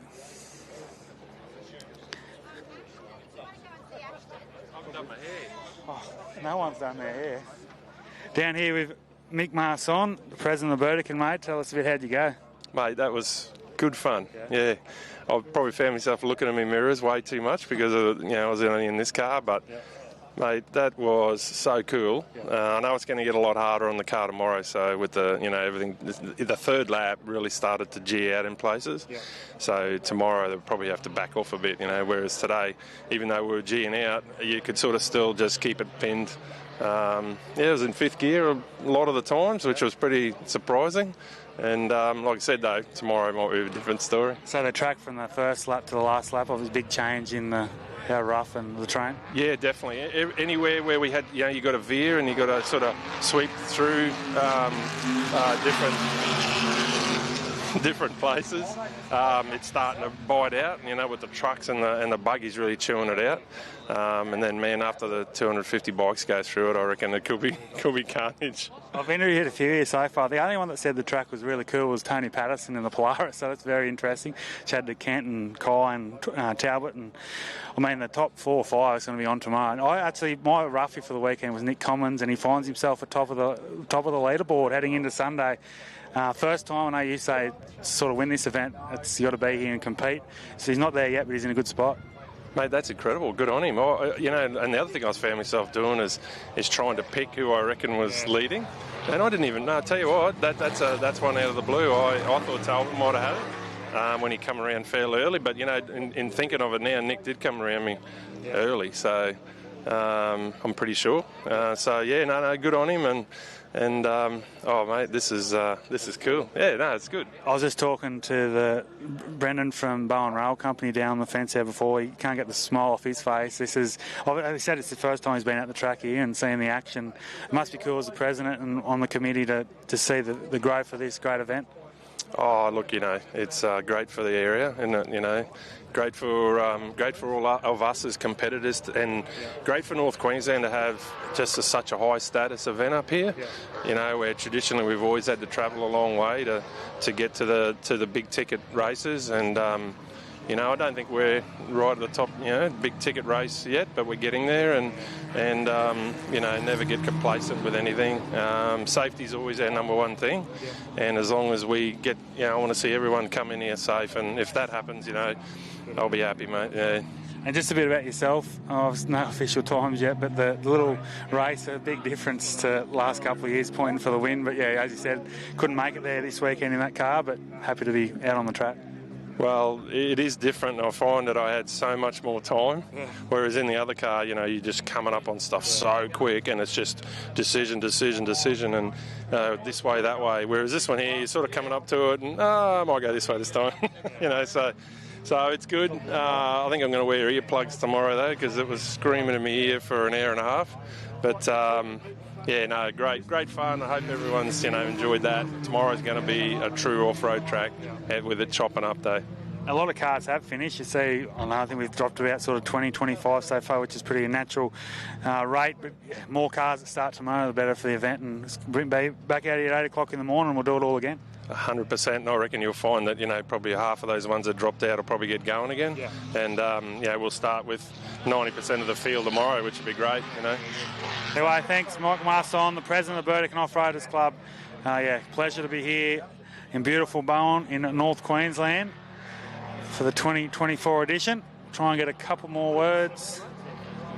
A few of our competitors. Might get a quick word with one of the literal legends, and I'd nearly say the veteran of the field, Reece West. Good, mate. How are you? Going good. How'd you go? Oh, terrific. These little cars were unbelievable, I tell you. Like, we've had big cars before, but to get in this little car, they're just sensational. I can't believe it. I really can't. This weekend you're navigating for one of the Gold Coast crews down there? Yeah, Rob. He actually came to Off-Road Rush, and Coops gave him a hot lap in our Can-Am, and he said, I want to buy one of them. So Chris said, well, I know what one is. Went and bought it. A month later, we're up here again. So here he is. Fantastic. Yeah. And young Coop must be proud of him and Chris. Yeah. Got it home? Yeah, I don't know whether he got home or not, but... Didn't get it home. There you go. Reckon the car's going fantastic. So, anyway, you got to get them home first. But That's right. We've done well, mate. Really good. I'm sure they're still smiling. Oh, yeah. Oh, they will be. Of course. Good to see you up here, too. You too, mate. There you go. Reece Weston, one of the legends of off-road racing, not only in Queensland, been around for a long, long time. Off-road Rush there on the Gold Coast. I'll try and get a couple more words. Might get a word with Richard Tazen. Richard, how'd you go, mate? Two-time Class 6 champion here at the Don River. How'd you settle in? Yeah, not too bad. We managed to blow a belt in the first lap, put us a bit behind. Once we got going again, we just sort of maintained a reasonable speed, around 110, just to keep the belt temp down. And we were able to just bring it home and nurse it for tomorrow and see how we go. So for those watching on home, when you say through a belt, how long does it sort of take to get it back on the track? A few minutes? Yeah, it was a little bit jammed up, so took Zach a little bit longer to do it, so probably 4 minutes all up and get going again, and got to wait for your navvy to get in and buckle all up again, which takes probably the most time. And the track, a lot of guys are saying from the first to the third it was quite different tomorrow. After 215 bikes, it's going to be quite challenging. Yeah, tomorrow's, every lap's a new race, and you just got to keep your mind about that, because the sand gets looks all the same, and then all of a sudden you're hitting sharp G-outs and things like that from the big trucks and all that sort of stuff. But the little Can-Ams, you just sort of roll with the punches and keep on going. And the Don River 2024, what an event last night. Was incredible. The atmosphere here, the amount of people on the locals on the fence, great for the community. What are your thoughts? I mean, one of those events you're just not going to miss. Yeah, no, we always try to make it up here. It's very family orientated, and the spectators are fantastic. They're all up and down the rivers, and they're all yelling and screaming, or down the bitumen there, and the farmers all come out, and absolutely ball coming out here. And they have so much support, either race-wise or locals and things like that, even just coming to watch. And last night was really good with all the food and the entertainment in the actually ring, so everybody could actually just get in there and still be part of it, no matter where they were in the ring. Definitely. Anyway, all the best tomorrow, and we'll see you at the finish. Right, Adam. Thank you very much. There he is, Richard Tazen, car 691, one of our Can-Am Mavic X3s.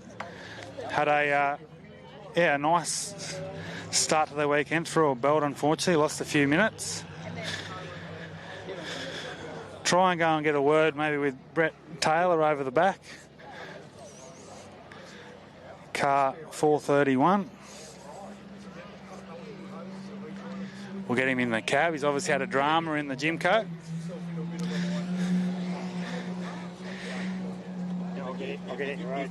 Down here with Brett Taylor, mate. Didn't look like it was the cleanest run for you. He started well, but he had a late drama. Yeah, the engine started getting hot. So I think we've got a problem with the heat exchanger for the gearbox. So the gearbox temp's coming up, and then because the water temp comes through it, well, the water goes through there heat exchangers. Sorry, I'm a bit fuzzed. It's pushing the water temp up of the engine. So we stopped because I thought it's getting a bit too hot, and I got bogged. I couldn't get going again. So thanks to the recovery down there with the tractor, got us moving again eventually. And once everything cooled off, it was good again. So we're going to go back tonight and bypass a few things and see if we can get it under control. And the track, everyone's saying it's deteriorating pretty quickly. What are your thoughts? Not too bad in the gym car? Yeah, no, it is deteriorating, but I love it. It's good. It's just soaks it up. So, we just got to get this temp thing under control and then we'll be right. Right, we'll let you get to it. Well done for finishing. You're still going and hopefully see you out here tomorrow. One of our Alice Springs competitors, Loose Cannon Motorsport. Beautifully turned out Jimco trophy truck.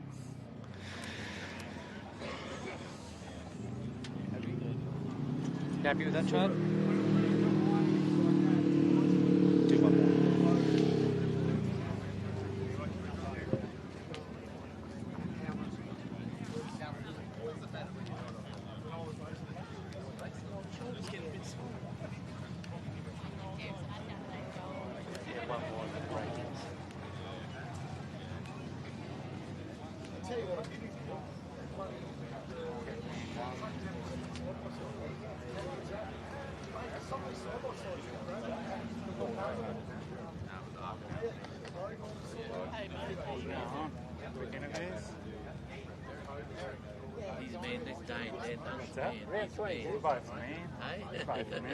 We'll get back here. Ready? Just down here with a couple more of our competitors. Dan Dunn from Charters Towers. How'd you go, mate? Real good. P1 in the class, so can't be any happier. Perfect, and a nice spot outright. It gives you guys a push hard. You come through there and one speed. Yeah, consistency is the trick with the Can-Ams, so I didn't blow a belt. Talking to other blokes and they blew 4, so it's just consistency, watch the belt temp, but keep the pace on. As I was talking to you this morning before you went out there, you're really worried about the belt temp and stuff, which could obviously the only thing that really holds you back in these Maverick X3s, and that's a great thing. You brought it home, and all the best tomorrow. Yep, no worries. Cheers. There we go. There's Dan Dunn. Now we'll turn on another one of our local members here, Chris Colborne, mate. You brought it home. Yeah, mate. I got home, so I passed Mick, so I'm happy as Larry, mate. So, I was just about to ask, did you get past Marside? Yeah, I did actually. Yeah, so no, that made me day. So I could just imagine the smile on his dial as you went past. Yeah, no, it's a shame we didn't on the big car, but no, it's a good chance to race mine, and so. And you obviously you don't get out as much as probably you'd like, but I know you do a lot of navigating for Marson.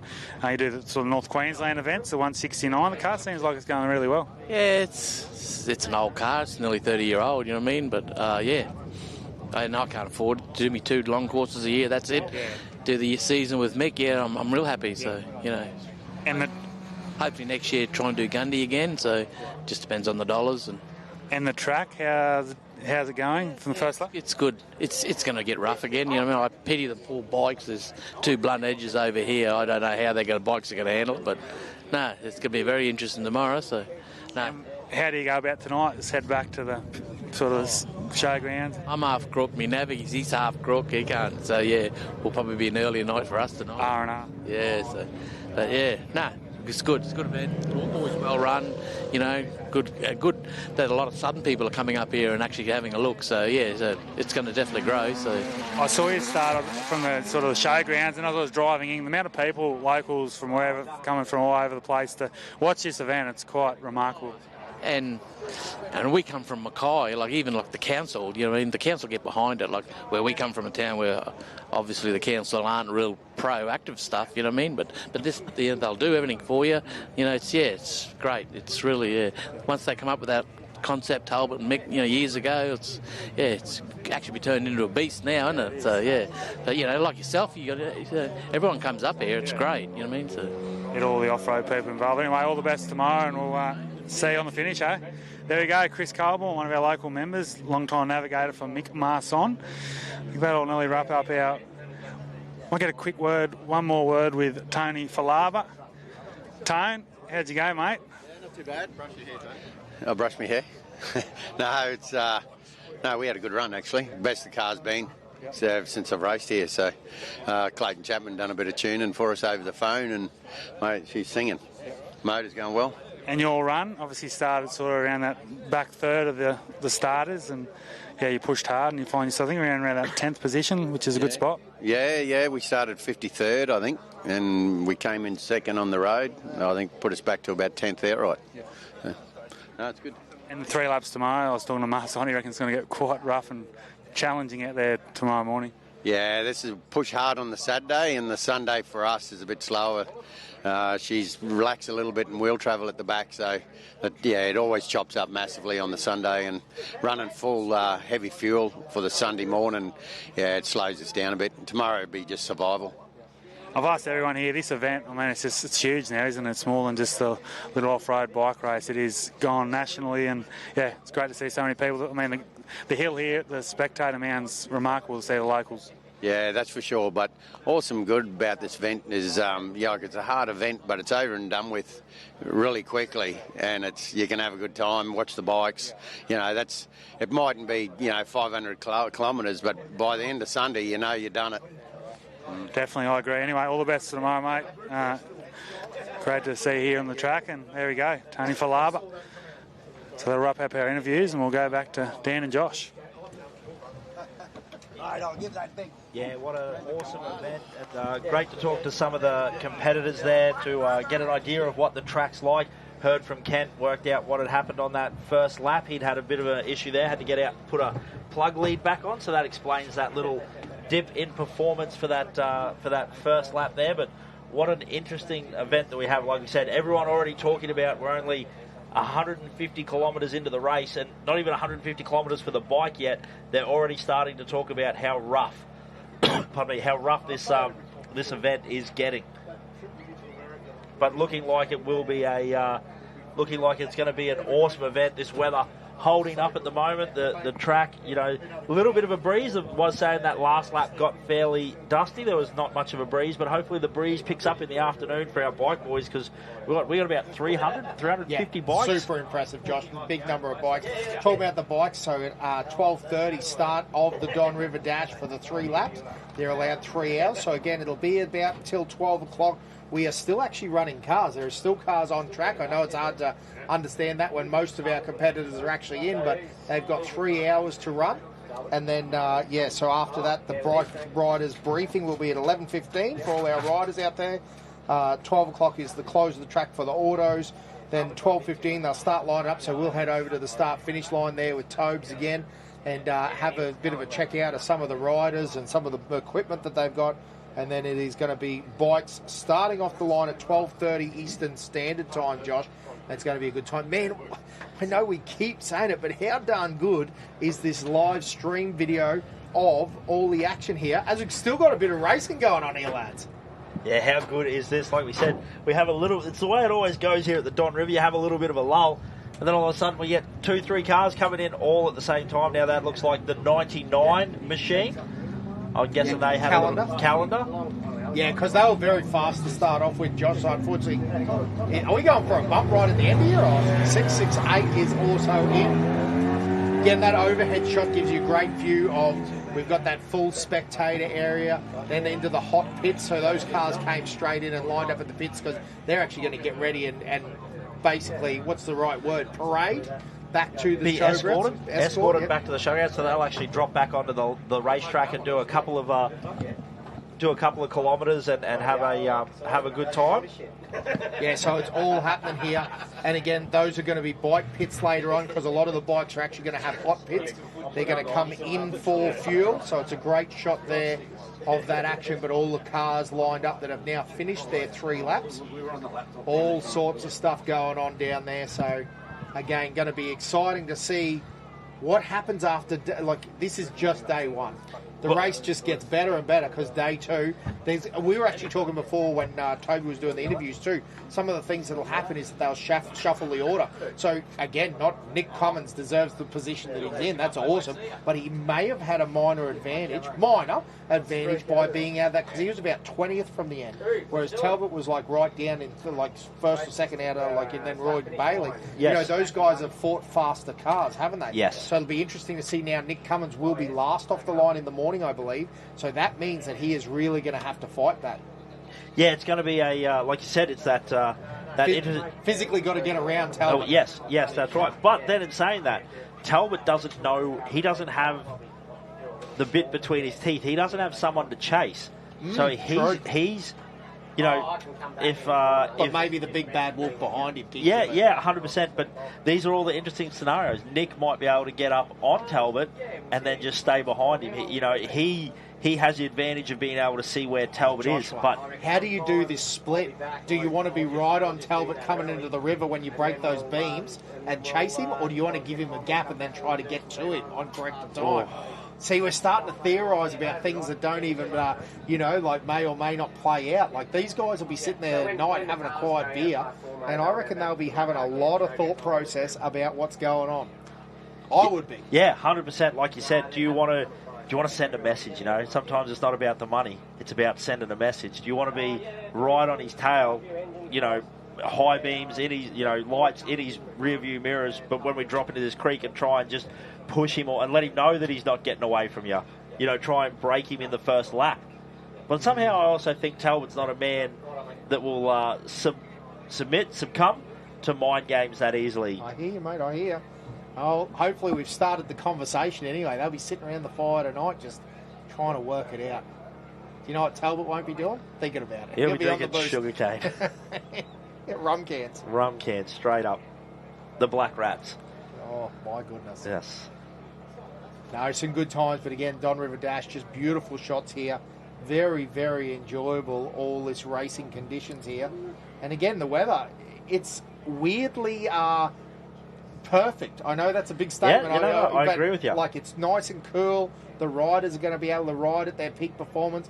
We actually haven't had rain at the moment. I'm knocking on wood right now. Got the bump on the head going on, and hopefully it holds off exactly like it is, because the breeze is blowing the dust off the track. So there's a lot of things that are pretty much perfect about this. Yeah, like you said, not gonna. Even the drivers we were talking about. We're going to just talk about it all the time. How good is this in-cab live stream stuff? We saw how much Kent and his Navi were getting beaten up. They were working hard in that car. Grabbing gears, turning brakes, steering wheel. Navigator resetting things. It's physically demanding. Just air quotes sitting in a car. Yes, absolutely. But with this overcast weather, the sun not beating in, a little bit cooler. They're going to be out, not quite as beat up or not quite as drained, So that's the hard part probably about the Don River is, like you said, it's now 10:49. They're done for the day. They get to chill back, watch the bike, go back, service your car. If you don't have a lot to do with your car, it might be a quick check over, fuel it up, have it sitting there ready to go. A lot of these car guys, because they love the motorbikes as well, they come back over. Now, how easy would it be just to have a couple of sneaky beers while you're watching the bikes this afternoon, when you should be having a couple of sneaky waters rehydrating after that effort this morning? I hear you, mate. I hear all things to take into consideration. Then even down to, Josh, it gets a bit interesting, like how much time, if your car's pretty good, do you introduce your own hazards by starting to do too much? You start overthinking things. Yep. You start going, well, maybe I could make a couple of clicker changes and get a bit more. Then all of a sudden you go backwards on day two. It's not like we haven't seen it before. So, yeah, all interesting things. Again, sometimes, idle-minded, the work of the devil or something like that. You sit around and idle hands are the devil's playthings. Yeah, and you start ending up doing things that you shouldn't be doing and tweaking bits and pieces and making adjustments. And then your Sunday that you're in the perfect position to capitalise, you start going backwards. So, again, I'm not suggesting that anyone's doing this. We're just having a little bit of a conversation about some of the nuances of this race, because lots of races, like, say, Gundy, you're not finished until 4:30 on Saturday Arvo. Then you've got to load your car up. Move it to get it to the hotel or wherever you're camping. That's right. Start prepping it. So, yeah, there's quite a bit of work, and you really don't have time to overthink anything. You probably don't have time enough to just do the basics. So, yeah, that's whereas right. you definitely have time. Fink's another one that's a bit like that. When you go to the Fink Desert Race, the fast cars are finished, done and dusted by 9:20. That's a lot of time down the other end to either overcomplicate or fix or repair. We've seen guys doing, whole gearbox change-outs and CV swaps and welding bits up. Diff changes. Well, we rebuilt a shock down there one time. Actually did some running repairs. So, yeah, absolutely. There's lots of opportunities to work on it, which can both be a blessing and a curse at the same time. And that dumb guy in the commentary box mentioned Rain. rain. And now it's Ladies the- and gentlemen, it is definitely spitting in the commentary box right now. And I ain't talking about the fire that me and Dan are spitting. We're not talking about the West Side verbs.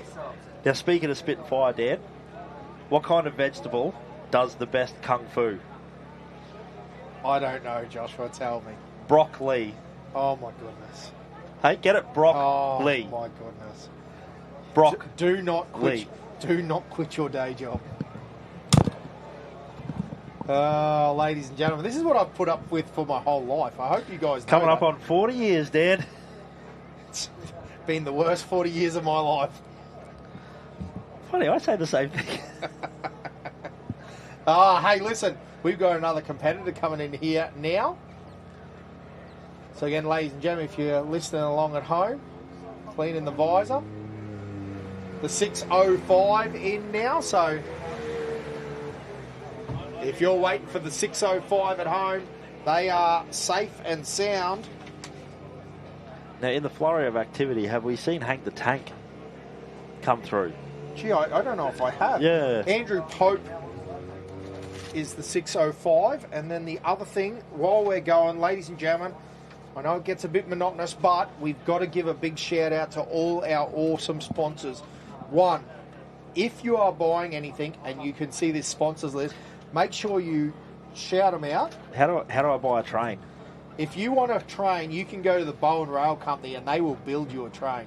They will maintain that train and they'll sort it out. So, but again, there's plenty of great Whitsunday Regional Council. If you're looking to buy a place, pay your rates at Whitsunday Regional Council because it's a great spot. RGM Maintenance, again, truck maintenance and all sort of fleet maintenance. Those guys are awesome. Abbott Point Operations. If you need a port, go to Abbott Point. I've got a bit of coal in my backyard. Abbott Point's the place to sell it. That's what I'm telling you. I'll ship it. Pat McDonald Earth Moving, RFC, Whitsunday Ag Service, Bowen Industrial Hire. Oi, she smells a bit oily, that one. Oh, yeah. That's the Booth truck. Looks a bit oily too. Yeah, Booth hopefully. Buggy. What did I say? Truck. But that's sorry. Definitely a Porter buggy. We're actually talking about that. That's the ex-OBR, Brian Robinson. So, Whitsunday Ag Service, Bowen Industrial Hire, Vertican Motorcycles, Comiskey Mining, Dreambros GPS Leveling,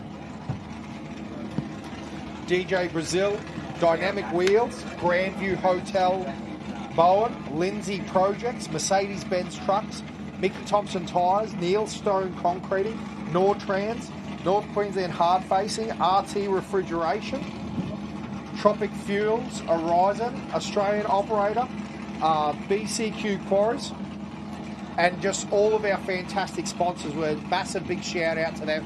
Again, make sure that you go and if you need any of that gear, and make sure you tell them you're going and buying a bit of their product because of the Don River Dash. Absolutely. Now, we're going to take a little bit of a break. Our cars, or most of our cars are in. We're going to start to wrap it up. Boys need to get in. They need to feed some cameramen, make sure they're all primed and ready to go for our bike section, which gets underway at 12:30. But what we're going to have now... drone operators? Yeah, drone operators. Don't get off the live stream. Don't get off the live stream, because what we're going to have is a not live stream, but in-cab of Kai Cavalier's lap. So sit back, enjoy the footage, don't go anywhere, and we will see you back here soon. Back and racing, Don River Dash.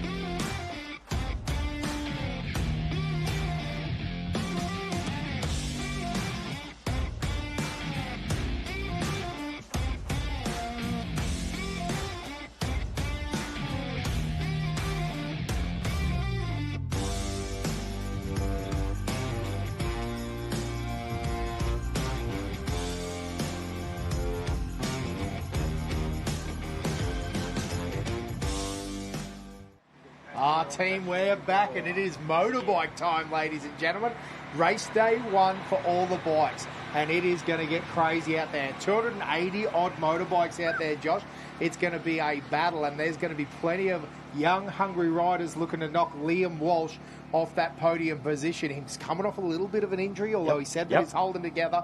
So it's going to be very interesting. And one of the exciting things, joining us in commentary is going to be Ivan Long as well. He's going to do a bit of work at the start-finish line there. So going to be interesting to hear his perspective on it. Genuinely can't wait. Yeah, absolutely. Ivan, a hell man, you know, podium finisher at Fink, has competed here at Don River, so understands the race really well. So he's going to be able to give us that good insight of what the motorbike boys are going through. You know, I think he's been out, had a bit of a look at the track as well, so give us some insights into those track conditions, how it changes throughout the weekend. So excited to hear what Ivan has to say for the Bowen Rail Company Don River Dash here in 2024. The sixth running. Sixth running, so exciting times ahead. And pretty impressive. So Liam Walsh back-to-back, now looking to go for the three-peat. Yeah, I think those multiple repeats seem to run in the family. So, you know, we've sort of got a bit of a king of the desert. Now we've got a bit of a king of the river as well. Yeah, very cool. So awesome. When we talk about that, one of the unique things about this race for, you know, it is a vehicle and motorbikes, which when we've got four wheels and two together, it's always a good weekend of racing. Yeah, and one of the things that a lot of the car competitors, Kent brought it up, is he said, man, the way that track changed from the first lap to the last lap, going to be interesting to see. Like we said, these bike boys, they've been up here, they've been doing some pre-running, but now, you know, there's basically been 80 or 90 cars that have done 150 kilometres over this racetrack. So it's going to be like starting.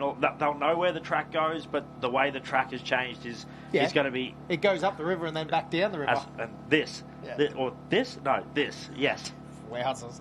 Definitely plenty of that. And I suppose if you're just joining us, and one of the things, and you haven't had a lot to do with the Don River, one of the really cool things here is you literally come from the showgrounds, drop into the river down here near the ocean, you head 25 kilometres that way, and basically you have half the river to work your line out. And then, you know, there's a safety line down the middle. They go all the way up there, ride all the way up there, turn around, and then race all the way back down. So multiple lines, and particularly for the bikes, that's got to be a game changer where you're not just stuck in someone's dust. You can have sneaky lines. Again, you talk about pre-running.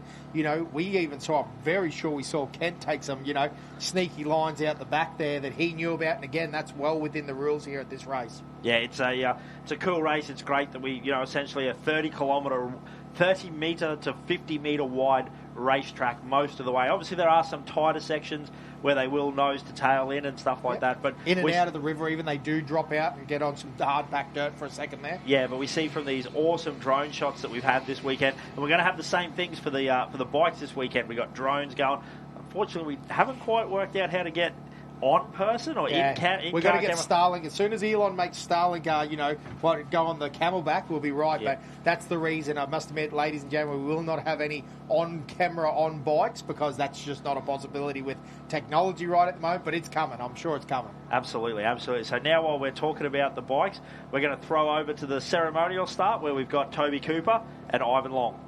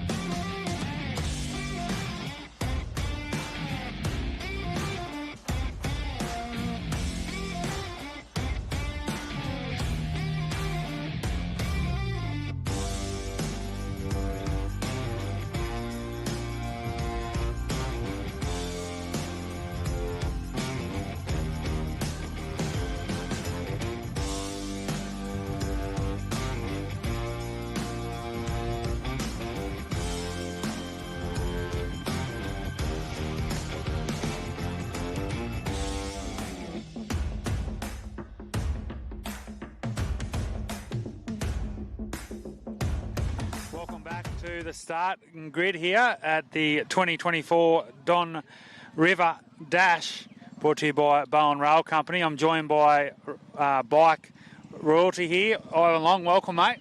Thank you. Yeah, thanks for this opportunity. So, we'll do a bit of a commentary on the bike section today. Hopefully give everybody a bit of an insight on what happens out on the track and also some of the riders as well. And, we'll see what they actually feel about the track before they go out there. And, we'll do some interviews after the race as well and, see how they feel for tomorrow. We've seen the cars take off. Our defending champion here at the Don River, Liam Walsh, the Northern Territorian, going to lead us off. What do you expect for him this year? Yeah, Liam's no slouch. He's quite young. He's coming back from a hand injury that he got at Fink this year. He's hopefully he's fit. He's obviously carrying the number 1 plate, so it's going to be very interesting to see what happens. He's got a pretty heavy field behind him. Brodie Waters will definitely come through. You got the Ryans as well, Nathan Trigg. You got quite a few top level riders. I've just come off of Hatter, they're all fighting fit. But we'll wait and see what they have to say, and we'll see how they go today, and we'll catch up with them at the end of today. And just quickly, one of the veterans of the field here, Grabbo, legend of the sport. He's obviously got a few hopes this weekend. I think Grabbo's got his hands cut out for him. He's definitely no slouch. So especially running with his trail business. So he's going pretty quick still. So I think he's about 38 years old. So look out for bike number 138. So he's going to be right up there. So we'll see what he's got on his plate. And the conditions, you led the race here last year. It's quite breezy here now, a bit of overcast conditions. What, as a bike rider, how does that affect on the race? Yeah, it was actually, it's sort of calmed down a lot, the wind, but it does have a big play with the wind. So, on the way down the river, it's actually going to be quite good. They'll have a bit of a tailwind, but definitely as it starts sort of weaving right down near the end, it's and they do the switchback, they'll have a big headwind. So that's where a lot of the 450s and the 500s are definitely going to shine. So we'll wait and see what the result comes in through today. Anyway, Ivan, thanks for joining us here as a bit of bike expert for the weekend, and you can now go and talk to a few of the riders before they head out. Yeah, definitely. We'll see what some of these guys. We'll see if we can catch up with Liam. So travel us through here. We'll see what Liam Walsh has got to say.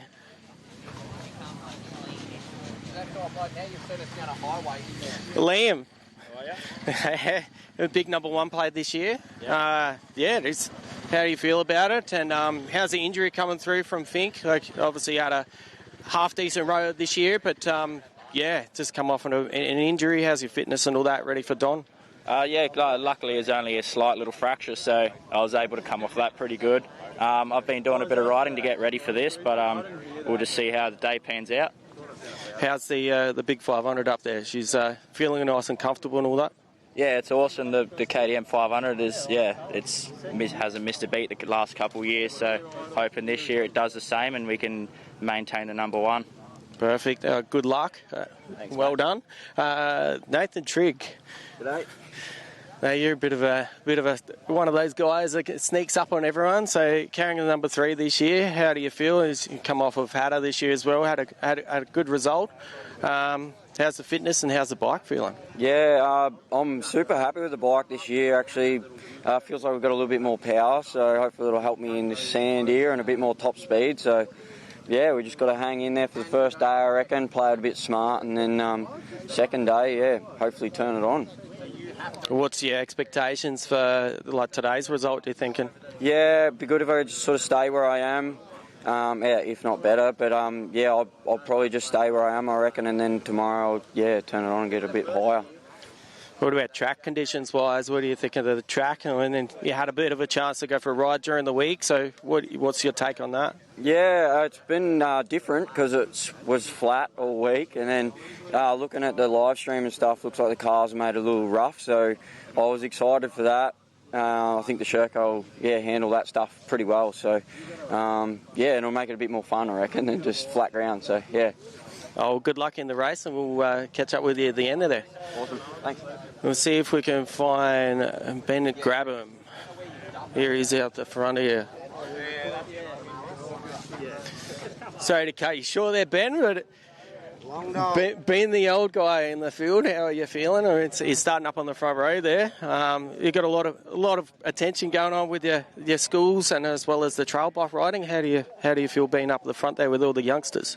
No, I don't feel old just yet, but no, we're going good and busy program this week. Got 13 boys on my bike, so I think there's some fast lads up here that'll probably be hunting me down, but we'll get out there and have a bit of fun. Track-wise, you've been up here for the last week. What's your sort of take on the track as well? Yeah, it's nice at the moment. It's like, I think, because it's been so dry up here, it's going to fluff out a bit like deserty conditions like I'm used to. So expecting the whoops not to be as big, but maybe a bit more messy and choppy, which I'm looking forward to. Oh, good luck in the race, and we'll see you at the finish there. How Mr. Armstead come from a long way as well. He's all the way from Alice Springs. What's your take on coming down to Don? Is it his second go this year? Actually my third Don, so yeah, we like coming down. We like to come over to Queensland and see what we can do over here and put a good race together. So, how's your race prep going from Fink to Don River? Is it a bit of a change up with fitness program? Yeah, we enjoy it. It's something different for us. So a bit of sand that's totally different to what we're used to. So, no, it's good. We'll just go out there and, like I said, we'll just do our own race and go from there. Have you had a chance to have a look at the track in the last week leading into it? We did 2 laps yesterday, Thursday, and then a lap yesterday. So, not a lot, but we'll go from there. Oh, good luck in the race, and we'll hopefully see you at the end there. Let's see if we can sneak up on Christian Stringer here.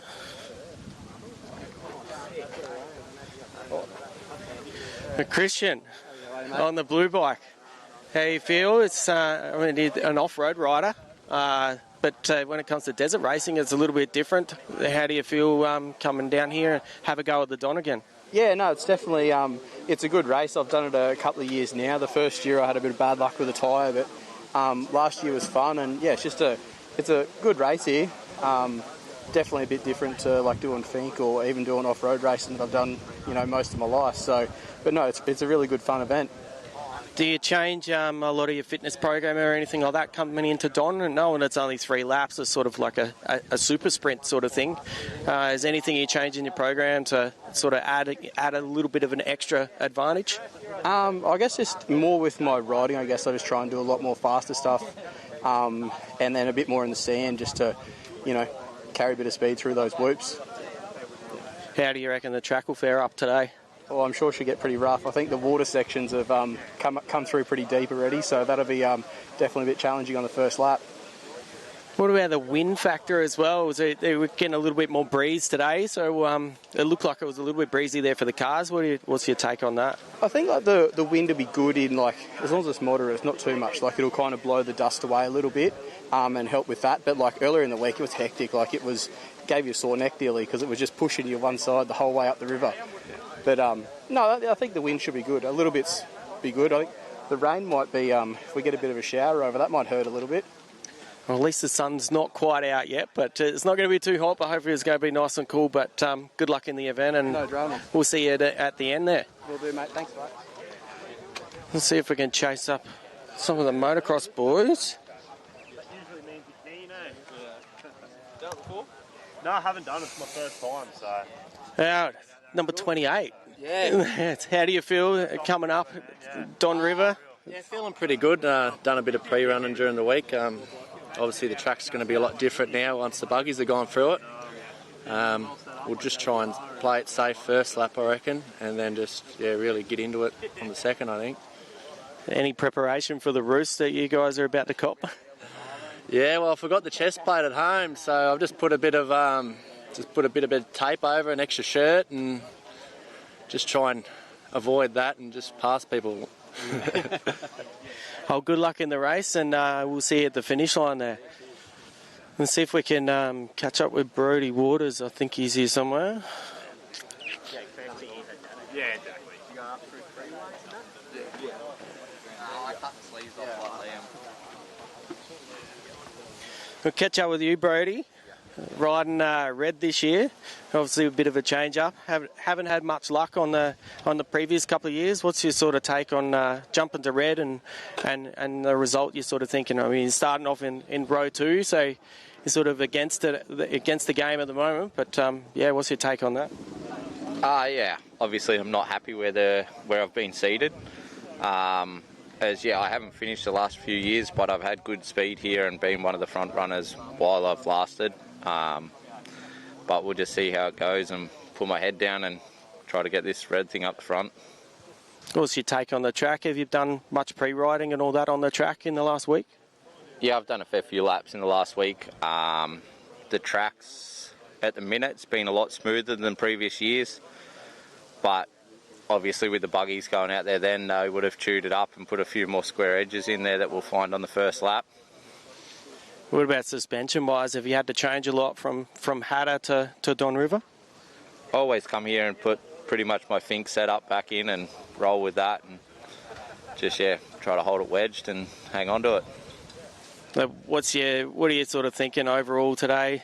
Where's your game plan to try and get up? You're against a lot of roosts coming up in front of you there. Yeah, I definitely think my arms are going to end up quite bruised after today from the roost in my chest. But I just keep chipping away and see how high up we can get. Hopefully get up towards the front for tomorrow and try to lay down a couple of quick lap times today to give me a good seated position for tomorrow.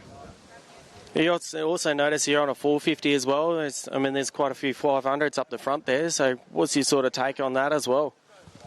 After riding both bikes in the last couple of years, I don't see the 450 as any disadvantage. So I think I've got every bit the same chance as these guys. Oh, well, good luck in the race, and hopefully we'll see you up there at the pointy end of the field by the end of today. Go that way.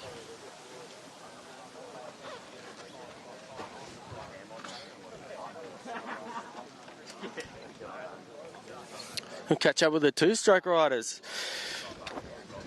Madden, what do you reckon? Yeah, good. Really keen. First year this year, so first year this year here. So pumped to be here, and looking forward to it. Did a bit of pre-running yesterday, the practice lap, and it was great fun. So being on a two-stroke, you think you're sort of up against the game against the four-strokes and all that? Yeah, I would agree, but I love the two-strokes. It's all I've ever ridden. So think a couple of times on the two-stroke as well. So keeping the dream alive. What's your sort of game plan? Starting on row 2, is still right up at the pointy end of the field, so you're going to cop a little bit of roost there. What's your sort of game plan today? Yeah, definitely cop a bit of roost. I just kind of thought I'm in the expert class. It's good to start on the second row, so I can latch onto one of these boys. I know I'm running a decent pace and know where I'll kind of land up is the plan, Oh, good luck, and hopefully we'll see you at the finish line today. No worries, thank you. We'll catch up with you as well. Number 7, so obviously inside the top 10 from last year. First timer. So that's, what's your sort of take on that? It's a bit of a motocross background as well. Nah, mainly have an off-road background, and blew a bike up pre-running, so Brodie Waters was good enough to lend me his practice bike, so looking forward to it.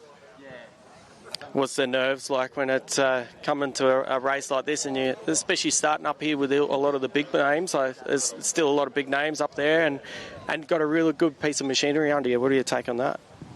Yeah, it's definitely nerve-wracking, but we'll be right once we get going, and a lot of big names here, so see how we go. Oh, good luck in the race, and hopefully we'll see you down there in the top 10. Thank you. See if we can get some of these guys down a little bit further.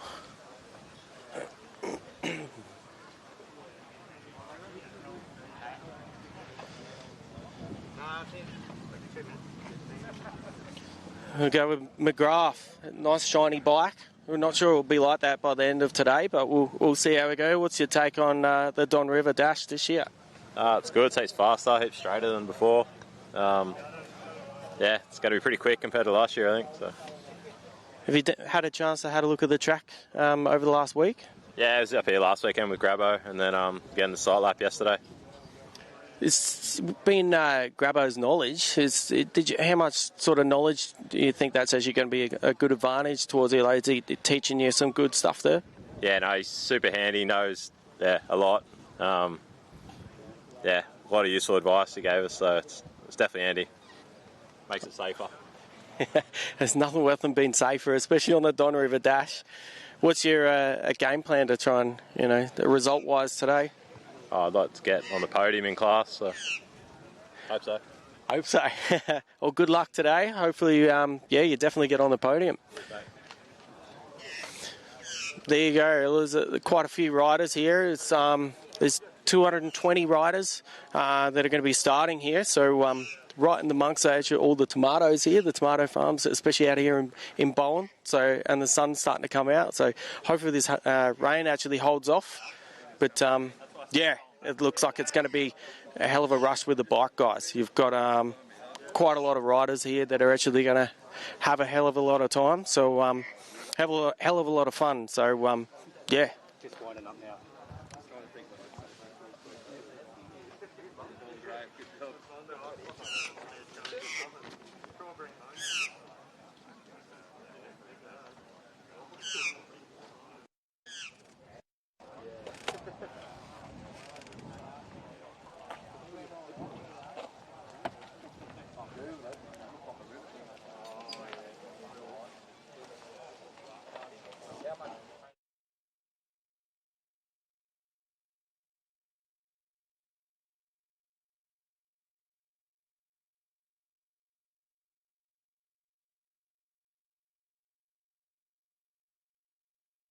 There that you got to keep a good eye on. I think it was that Zach Madden as well and Jesse Ryan riding on the 750. So Connor Terry on the 143 we had a chat to. So some two strokes. There's all sorts of rigs. I was about to say rigs right up there. So again, it's crazy to think like a guy like Brodie Waters starting off row 2, but there is a depth of talent here that's going to be cool to watch. And again, no better than our number one with the one. On position 1, Liam Walsh. Yeah, he's in a position he deserves. He is stomping his name down as a bit of a Don River. The Don, you might say. The Don of the He's Don. the godfather. I like it. Does he like a bit of ham? I'll tell you what, he's going to give it some ham. I don't know where this is going, but you're dead right. He's Don. He's good. He's good. Oh, yeah, gotcha. Yeah. I think they make sausage as well. Cabana. All those sort of shaped foods. As meaty products. Yeah. Anyway, listen, back to, Sam Handley is also there with the well-deserved 2 from last year. So Handley's very, very fast on those motorbikes. Jake Reading there as well. Jesse McMillan Moore. That's a name we haven't heard for a little while, but he's come to the Don, McMillan Moore. And Zachary Watson, Thomas Kruger, Brent Story, Christian Springer, Daniel Kent, Rob Armstead, Ben Grabham, Brodie Crane, Todd McCartney, and Tyler Radford all off the line together in row 1. Yep, 15 bites, mate. Is that what you're doing? You know how I know that? There's a 15 up the top of the list. Dan could see the wheels turning. Yes, there's a very, very slowly. Now, there was fingers and toes out for a second there. I wondered what was going on. But yeah, so one thing you might notice a little bit differently about our ceremonial start is we will be 15 at a time. So then they just got to ride down, mark position. So I tell you what, once these guys start dropping into the creek, into the river, not a creek, dropping into the Don River here for the Bowen Rail Company Don River Dash of 2024, it's going to be action. It's going to be like the cars where you're just not going to know where to look for the first 3 hours of the first 3 laps. So you're going to know where to look. You're going to look on the live stream. You're going to enjoy the racing. And if you're down here in the river, well, you've got the best seat in the house. Go and get yourself a bit of Dirty Bird. That Dirty Bird was pretty good. We had a chicken burger and some chips at lunch. It was nothing wrong with chicken burgers, and then ice cream over there. Huddy was eating ice cream. It was well worth the walk. Did Huddy eat it? I noticed most of it was sitting in his top lip when he come to visit us. A little bit on the beard. So he was saving a bit for later. I mean, Huddy's one of our legends that's out there on a camera. One of the infamous Hutt brothers. I think do you reckon there's more Hutt brothers? They just keep coming. Or more Wayne's brothers? Yeah, definitely Hutt brothers. And I tell you what, they've had a big impact in the off-road racing world. So they're doing all the live stream and all the action. And I tell you what and I know everyone loves this word, but this is a dead set game changer. 79. The way that they have stepped up, like from 3 years ago when you got maybe one camera, it might have even been a phone on a stake on the Don River, and now we're having this footage. Like, this is as good as V8 Supercars to me. Absolutely. The only thing they need is a couple of good commentators. That'd be right. One more good commentator. Yeah. No, but it is fantastic. Like you said, we've got the live stream going. We've got commentary down here at the main spectator viewing area. There's food stalls here. There's drinks. There's ice creams. There's everything that you need as we see them starting to get off the start line. Oi, one quick statement, Dad. Like you said, get over there and get yourself some Dirty Bird, that chicken. I was going to do an all-almond diet, but that'd just be nuts. Oh, my God. What is this, old mate? He missed his starting row, I think. Oh, no, they're doing the old one at a time. That's very good. Like you said, ceremonial start on the bitchman. We don't want to see anyone go down on the bitchy. But how good is this? I'm getting excited, Dan. My feet are tapping up here. I can't sort of sit still. I'm very excited. Like you said, there are some fast guys here. It's going to be action aplenty. I'm glad I'm not the one that had to come up with the seating system. As you could hear, a couple of little two-bangers getting away there as well. Yeah, mixing gas, hauling ass. We do like them. The little two-strokers. Wasn't a time too long ago that all of the top guys would be riding 500 two-strokes, but not to be. We're on 500 four-strokes now, and the 450s are going to be pushing them as well as some of the very fast two-strokes. Going to be cool to see as they come down into the river. Josh and I are just looking each and every which way. We're looking at the camera, then we're looking down the river, waiting for the number one of Liam Walsh to make his way through. And we're going to start calling these names as we go through the river, and it's going to get very wild here as about 280 bikes get called out. If you've just joined us, welcome. We thank you very much for hope you're enjoying anywhere that you're sitting around the world. We are live streaming, and if you're on Facebook, you can join in the conversation. Give us a shout out, give your favourite rider a shout out. We'll try to comment and keep you as up to date as we can. But again, we'd also love it if you did the old like, share, subscribe, share, do all that sort of stuff. Get on and post it, get your friends watching, because I tell you what, this is just a fantastic thing that the Don is doing, putting so much effort into this amazing feed. Yeah, that's right, Dan. It is a lot of work. You know, Huddy was here until 2 o'clock in the morning getting things set up so you can sit and enjoy this. Did we mention for free? No subscription? Are you watching this on KO? You're watching this on... No, it should be on KO. Free to air. Yeah, you're right. It is pretty good. Tell you what, even on that live feed on Don River Dash on Facey, let us know where you're listening from too. Just in the comments, throw out. We want to know how many Queenslanders we got listening. If you're in Queensland, honestly, you should be here. That'd be the move, be in Bowen. But yeah, let us know where you're listening from and how far away you are. We'll try to find out who's listening from the furthest abroad. That sounds like a good thing. But again, the dust is in the river now, ladies and gentlemen.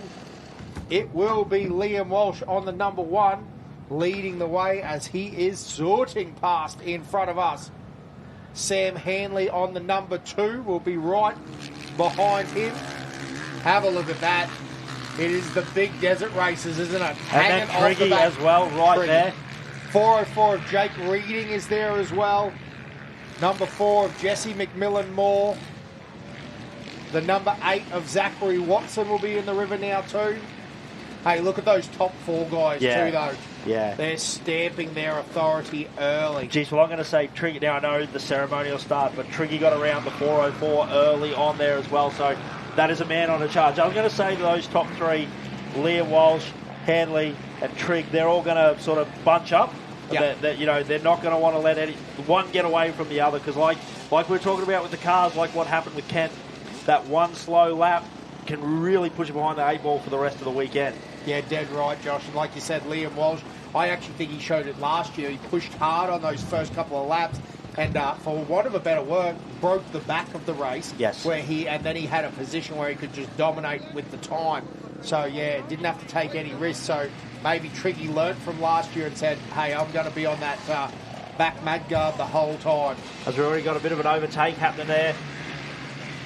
How good is that? Thomas Kruger, Brent Story, Christian Springer, Daniel Perry. Oh, what a save! Oh, my goodness. Unbelievable. Wowzers. Yes. Yeah, so that was a huge save as we just have a second of our big accident there. Wow, it was probably a little bit of a third. If we need to keep a bit of an eye on that there. Old mate's moving, but he is actually down. So, ladies and gentlemen, yeah, our officials are on the way. Our officials are on the way. So it'll be all good. But yeah. Yeah, they're definitely on their way. So again, there's been a big accident in front of the crowd. But hopefully old mate... Oh, and another big one. My goodness.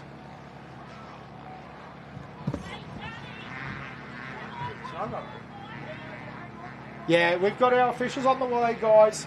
They are on their way. So, ladies and gentlemen, but there is some big bumps there. So, safety are on their way. And hopefully we get some flags here. Yeah, thank goodness, thank goodness. Because, yeah, we've had a couple of big accidents here. Flaggies are there, so it's all good.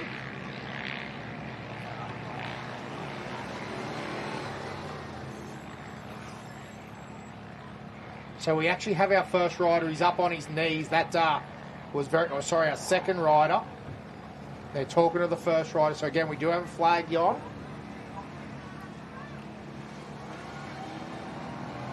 So up and walking off the track.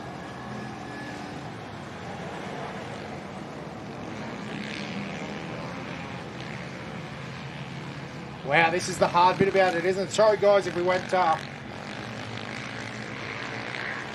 quiet there for a sec, but again, our second rider is up and moving. Our flaggies are in position and ambulances are over there to sort it out, so it's all good. Yep, and an excellent job by our marshals there. They've actually, parked their vehicle there to protect some of the riders that are down. Yeah. And hey, look, credit to our to some of our competitors as well. They've done a good job there. A couple of bikes actually pulled up, started flagging the other bikes down. So to our competitors, congratulations. You guys are really good sports. Yeah, absolutely. So again, plenty of our other riders off the line now. The 61 Dargell, we were talking about Terry, Brody Waters, all those guys off road 2. We're now down into road 5 or 6. I apologise, guys. It was very fast there for a bit.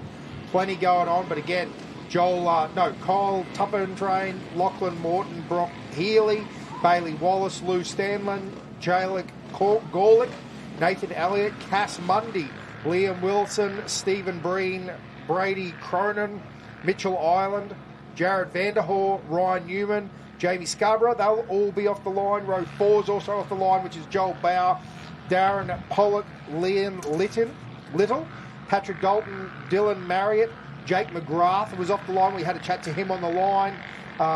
James Veer, Bill McGregor, Joe Sullivan, Brody Little, Mankley Douche, Zach and Kennywell, Heath Burgess, Damien Jones, John Harkness. Row 5 will also be Jerome St. Pierre, Benjamin Cook, Josh McDaniel, Tom Jack, Mark Nolan, Brett Vandler, Chase Matheson, Jason Sargent, Aaron Edwards, Dan Coots, Alan Lyons, Graham Blake, Dean Murphy, and Jeremy Cowley, and Luke Staffris, all off the line. So these guys are all cracking now. There is a lot going on.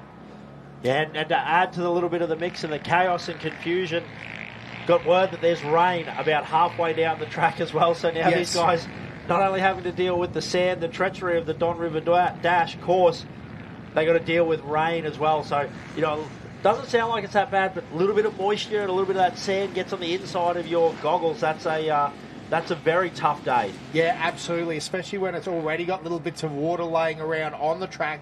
Now there's things changing too. Absolutely wild out here. Josh, I'll keep going. Row 6 and 7 are definitely off the line. William Johnson, Justin Thiel, Ben Kunst, Tom Margadich, Andrew Parkinson, Benjamin Hullum, Brad Perryman, Michael Johnson, Mitch Turner, Glenn Vallander, Matt Groves, Brenton McDonald, Luke Nixon, Nick Lang, Ben Cox is off the line. Row 7 is Martin Convey, Paul White. Oh, that's old Whitey out there having a ride. Then Julian Galando, Michael Graves, Todd Tomlinson, Peter Harding, Jamie Leon, Luke Patterson, Michael Dowling, Damien Peddlebury, William Hawker, Daniel Freeberg, Samuel Bennett. And again, there is still bikes and cars getting off the line. There's bikes everywhere now, Josh. Eli Engelbrecht is off the line. Maddox Fritz, Cody Meikle, Sonny Redding, Cameron Loader, Nicholas Thompson, Nate Masterson, Will Depler, Jed Lawson, Lincoln Gardner, Lachlan Madden, Caleb Barker, George Shaw, Samuel Bennett, and Nicholas Baker were all off the row in row 8. Josh, we've got to row 14. We're not even there. There's how many bikes are here? 280. It is insane. There are so many riders of all different calibers, all different speeds. It is all happening. Yeah, I tell you what a race, what a weekend so far. You know, there's been plenty of action, but great to see our competitors still getting off the start line. You know, they've got a long weekend ahead of them. This is only the first lap. And our boys doing an awesome job. Our bikes off the start line. Yes, our bikes, yep. So again, plenty of riding going on.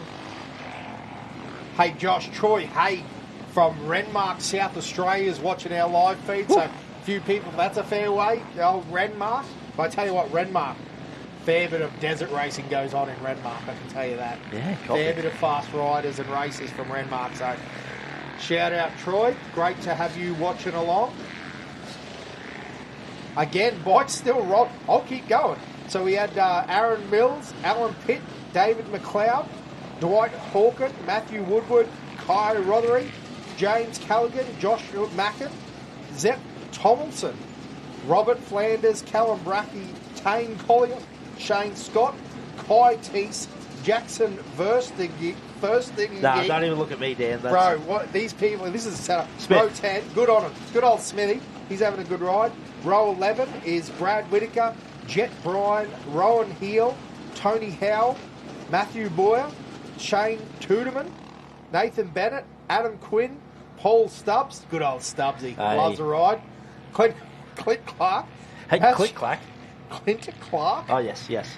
This is a stitch up. Mark Shepherdson, Scott Koshish, Peter Johnson, Ryan Kemp, and Justin Burgess. They're all off the line on row 11. Peter Motto, Matt Masterson, Rob McRae, Mark Perry, Jason Gunther, Ben Manera, Paul Stevens, Steve Marriott, Keith Scott, David Turner, Wayne Dinage, Don Scriven, Dave Morris, Steve Teese, and Sean Cheatham are all off the line in row 12. And again, there's still more riders coming. So that was the 440. I'm actually a bit ahead of them. It's all happening.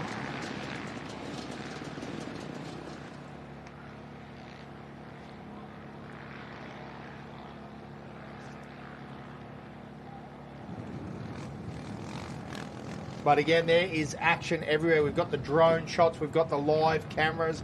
We're looking up and down the river. The guys are down the far end as well, which is super cool. Again, great work from our marshals. They were over there as quick as possible. Ambo was over with them. So really, in a lot of ways, it couldn't have happened in a better position, could it, John? Yeah, absolutely. Right in front of the crowd. Everyone knew about it.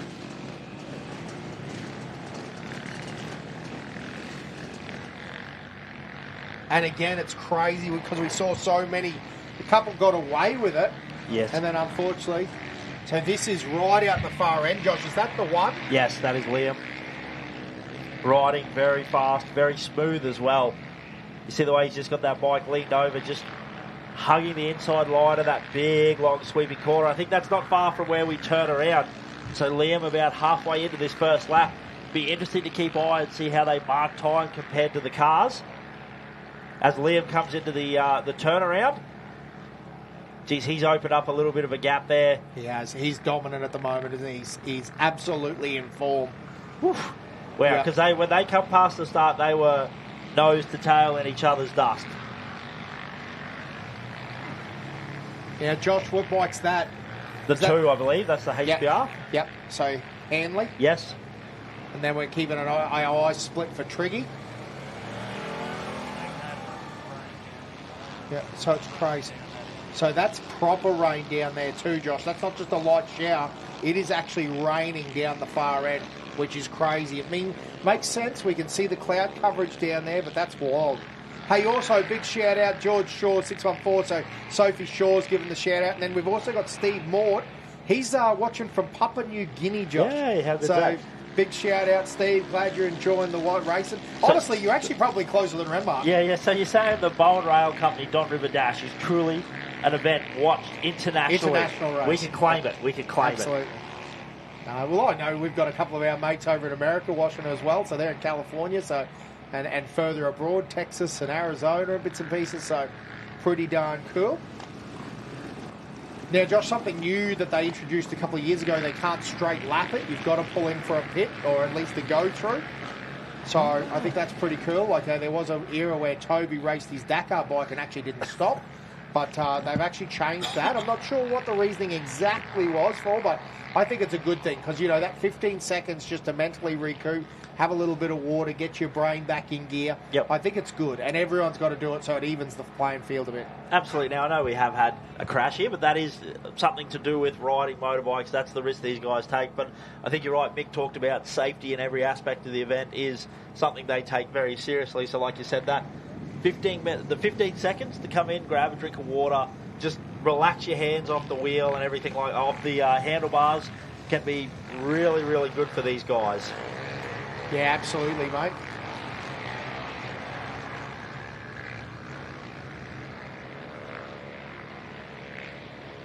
So good action there.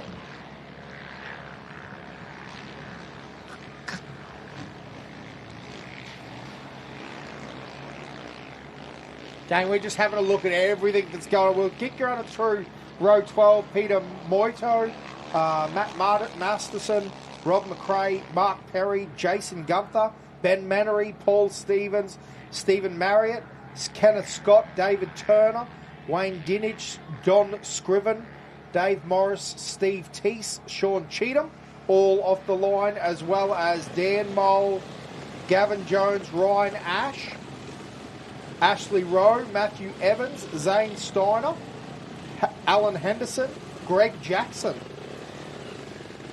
Wonder if that is the legendary Greg Jackson. From RGM. Greg Ryan, Darren Hurd, Luke McPherson, Dale Stanford, Bo Wust, James Boyce and Lachlan McGyver. They were all off row 13 in our final row. I don't know whether they're actually on the line. They look like they're just off the line now. Row 14, Benjamin Wust, Scott McNamara, Andrew Tate, Ty McKenzie, Thomas Logan, Riley Page, Tim Nolan, Connery Devine, Tam Poitevin, Susan Coop, Katie Robinson, Rebecca Coop, Cop E, and Coop and Cope. Coop and Cope, I reckon. Haley Bradford.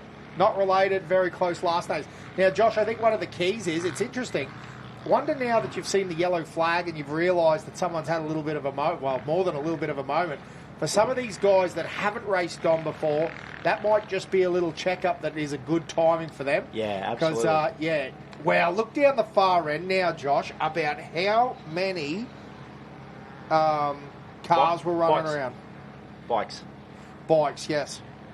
No, it's pretty crazy, and these are awesome shots, getting the turnaround position here, getting to see the halfway point of this lap keeps us in the loop a little bit as to where people are, can sometimes give us an idea of the time gap between people. Like you said, we're able to make sure that, gave us a bit of an idea of where Triggy was on the road, where Liam was. Because sometimes with the bikes, like you said, they can whip past so fast, so quickly, and their numbers slightly smaller. It can be a little bit hard to see.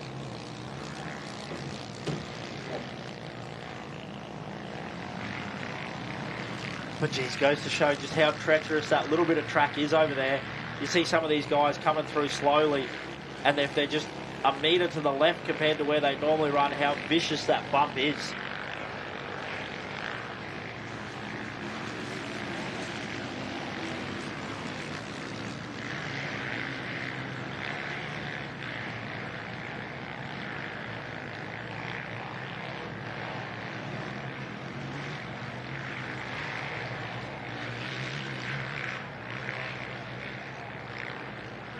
Yeah, that's crazy, isn't it, Josh? I was literally just watching what you were talking about. You are talking about like half a metre makes a huge difference. Yeah. It's crazy. The first guy came through that I just watched, no drums, whatever, and old mate was a little bit to the left, and it's totally different line. Totally different line. It's crazy. You know, and these riders have to, you know, particularly when we talk about our top guys, they've got to read this terrain at such speed, at such pace, you know, because these guys are wide open throttle on a 500cc motorbike. That it's insanity. Yeah, that's wild.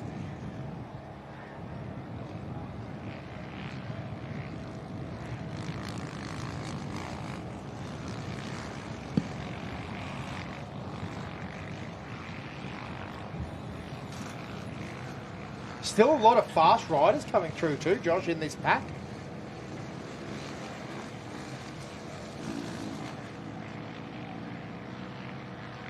Yeah, that's the joy of the seating system. Sometimes if they've never been here before, you know, we might have a couple of fast guys that are a little bit down the pack compared to where they need to be or where their speed allows. But that is the good thing. They will reseed them on Sunday. So if you are faster and further up the pack, you will start more towards the front. Yes, absolutely, and that'll get you much more in a pack with riders at your own speed, won't it? Which makes a big difference. It's actually weird. I'm reminiscing about the old days, Josh, but Fink was a prime example. That wasn't you get seeded or you get in this weird qualifying thing where qualifying wasn't really like the race and people are passing you. Then on the way home, you almost didn't see anyone. It was almost eerie for 200 kilometres. Yes. Because you were riding with riders that were at the same pace, so... Yeah, you had some guys that were almost bits of flat track specialties. But I think they do a good job, Don River, of keeping records of the people that competed years earlier and where they finished up and you know, try and see people as best they can. But it is one of the good things that, like, you can see from this shot here just how wide the race course is. You know, the guys heading back towards the top of the screen, they have the option to be able to pick 2, 3, 4. I can see 5 different lines that are available there for those guys. And then on the way towards the bottom of the screen, it's one gigantic line, so you can hop in and out. But geez, I tell you what, isn't it just an event? Yeah, absolutely wild. Hey, Josh, doing a few more of these shout-outs. Steve Mort was yelling out for Lachlan Morton on bike 545. So best of luck for the 545. Jordan Cleland up the 614. Yep, absolutely. And Proper Moto, thanks, mate. We're trying our best to give you a bit of good coverage here for the Don. We love this race, as everyone does, so it's a good time.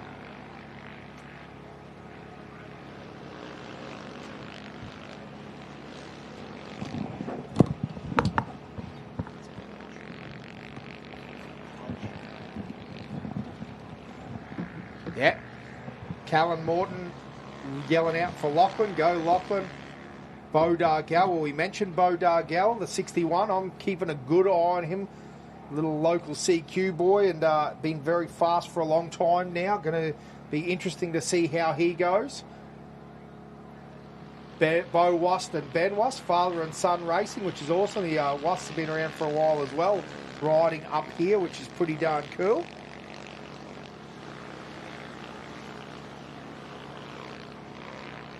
Bowen, born and bred, the 545. I wonder why they're getting so many shout-outs, but yeah. The Morton entry, Lachlan Morton getting a big shout-out, the 545. And again, all the race bikes out and about and running down now.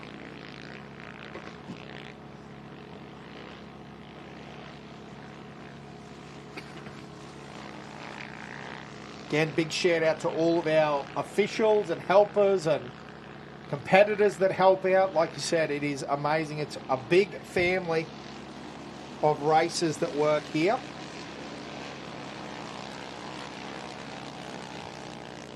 All love the racing and love the aspect of that.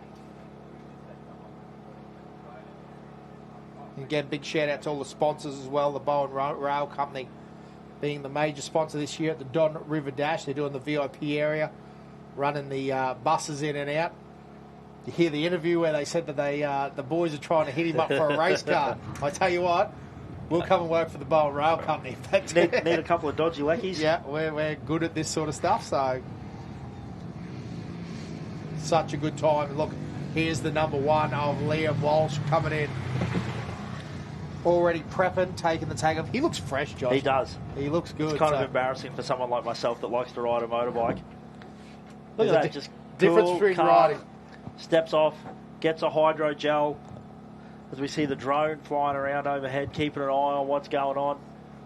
Cool, calm and collected, but geez, this is good for Liam. You know, his team, he's looked over his shoulder, can't even see a competitor, or will have seen the next bike come in. This looks like the number 2, Sam, as well. Now that's going to be... Sounded a little bit funny there. Maybe like an exhaust breaking off a little bit. Yeah, sounds like it might have blown a bit of baffling out or something along those lines. Now, one thing to note is that while they're fueling, safety is always important. So that's why you see the rider step off the bike. The motorbike is shut down. There's people there. They got fire extinguishers ready to go as well. So it's not just a all-in crazy hot pit. There are rules and regulations as to how they have to pit. You see a quick gel as well. Now, gee, these two boys, as we see Triggy pop into the shot as well, the number 3, the fastest farmer there ever was on a motorbike, because there's an onion farmer that would probably argue. Yes, absolutely. The number 3 here, which is a great position there. So Triggy rolling in now. Now, does his handlebar look a bit bent down there? Is that me just tripping? Hard to tell, because it looks like it's similar on both sides. The 682 in now.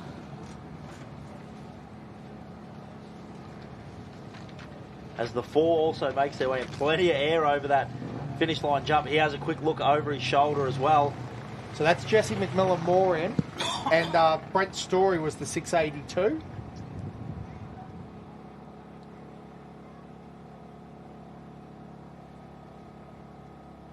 So a good run there. They'll be pretty happy with that. But again, shows just how important it is in these pits now, because we are literally having a race in the pits. Yeah, absolutely. It's a, this is where they'll get some information about how their weekend's going. Brent Story still looking a little bit backwards there, keeping an eye on what's going on there. So, yeah, again, Brent Story out of the pits there. Yeah, Tricky almost seems to be off the bike. He's still off the bike, isn't he? Yeah, just the way those handlebars were sitting, it did look a little... Now, the other one I'm interested in, was that the 9? That he might be wearing 9 on his shirt. And this is the 25, so this is Brody Waters. Brody Waters. Great ride there, gee. Off the second... So he'd be happy with that. And Ben Grabham, damn. What a the 138, great ride there. Although that means that Brody Waters has physically passed Ben on track, which is pretty darn impressive. Coming up for 02, Ben Grabham off for 01 in 12th, so... Yes. Now the 58 is in. Hear him jamming it down the gears, getting it ready to be able to do that hot pit. Like you said, we are speed limited in the pit, so they've got to be careful as to what they do. As we see Liam back, geez, that knowledge, that track. You see the way he just attacks that as the 28 makes their way through as well. Yeah, so 58 just came in was Tyler Radford, and then the 28 is Todd McCartney. Hey, Jake Cole is on the internet just shouting out the 398 of Reese Cole. He's on a YZ 250. Two-stroke? Yeah, I don't know, but he's on a little banger. Either way, a 250 4-stroke or a 250 2-stroke, that is a huge effort. As we see Sam head off the other way as well. Yeah, that big desert suspension, man, these guys have got it dialed in. 500 is now in, big KTM. That's Lachlan Terry. So a good ride there from Lachlan. Now this looks like the 79. 79 on the KTM is in as well. Yep, very good, Robert Armstead. So again, we're starting to get a bit of a shuffle between row 2 and row 1 now. plenty of action happening in the pits. Crazy how fast that happened. Oh, right on our live stream too, we had the 991 stop for a bit there, but looks like they're going again, no dramas. So, all going really well. But man, there is racing happening everywhere here. Again, the pits are just going to be such an interesting package here this weekend. There's going to be a real importance on, getting amongst it and getting that fuel in and getting back out on the race course as fast as we can. As we're joined by Ivan. How you going, brother? Yeah, pretty good. We made it. So yeah, perfect. There is plenty going on as the 13 is now in as well. That's Jock Cullen. So a great ride. Mate, we've already seen so much action over here. It is all happening, hey? It definitely is one of those tracks that it brings the best and the worst out of a bit of everyone, especially when it comes to the pro guys. They want to do so well at this because it's just so recognised, this race. So, there's a lot of pressure on a lot of those front riders, and I've already seen there a couple of guys actually come through. I see Triggy's come through. He's made up a little bit of ground there, but and also Brodie Waters, he's definitely actually stepped up a little bit more. So, it's actually working in their favour in a way. Yeah, absolutely. That was that the 51 or the 61? 51, Dan. Yep, absolutely. Oh, Ben Berdinezzi. And here's the 61, of Bo Dargell. But yeah, mate, that's awesome. It's so good to see these guys having a good crack here. Even Ben Grabham was running, he's having a good crack as well. 22, Chad Reed's here. No, kidding, boys, kidding. And Bo Dargell's actually a motocross guy as well, so it's actually good to have some of these motocross guys to come out and have the experience with obviously going hard straight out of the gate. So it's a big advantage on this sort of track. But it's also a disadvantage. They're probably not used to the speed, so their arms are going to get pumped up really quick. I did see Grabo as I was coming in there. He's shaking both of his arms, so even the old dog gets some a fair bit of arm pump there. So, it's good to see that they're really pushing hard on day one. Hey, now, mate, I noticed you mentioned, I was interested in your perspective on it with the seeding. It's interesting somehow, and I wouldn't like to be a seeder, I wouldn't like to be one of the officials, but it is hard sometimes to know the pace that someone's going to run versus someone else. Like Brodie Waters being on that road too does seem a little bit out of position, doesn't it? To be honest, Brodie's sort of DNF the last sort of the 2 years, so he's sort of expected to be back a bit anyway, so... it gives him a little bit more motivation to push through, and it's good for us to actually see what the good riders are. Yep. You do all the hard work and training, and the good guys will actually shine. So it would have been good to actually have the likes of Liam and do a reverse grid so that the top 15 or the top 10 actually start out there and actually see them work their way up through the field. So it gives everybody a bit of an insight of where the best riders are in the country and where their fitness levels at and also their technology as well. So especially with the KTM boys, they spend a lot of money on R&D. So and then Honda's actually putting in a fair bit of effort with Brodie Waters as well. You also see the number 7 bike out there as well. So Brodie Waters has lent out his bike as well to somebody else to make sure that he's a first timer. But it's good to see. Yep, it is awesome to have Honda back in it, isn't it? And you were talking to one of the Yamaha boys too. It was actually the 22 that I made, wasn't it? It was because you talked to him on the line as well. Is that correct? Yeah, Christian Stringer. So I've raced with him with the Australian Off-Road Championships. He's done a little bit of motocross as well. So it's awesome to actually have a desert race where it's actually you can get that crossover between off-road, desert, motocross, supercross guys, and come out and actually have an experience of really high speeds as well as the real toughness of an event that.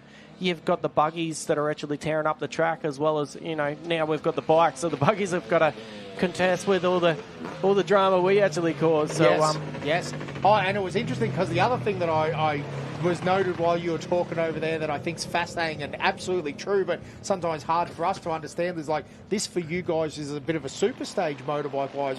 Really, it's quite a short race. You're only on the bike an hour and a half, and some of the AORC stuff and the longer events, you'll be doing real hard enduro stuff for like, you know, a couple of hours, won't you? Yeah, 100%.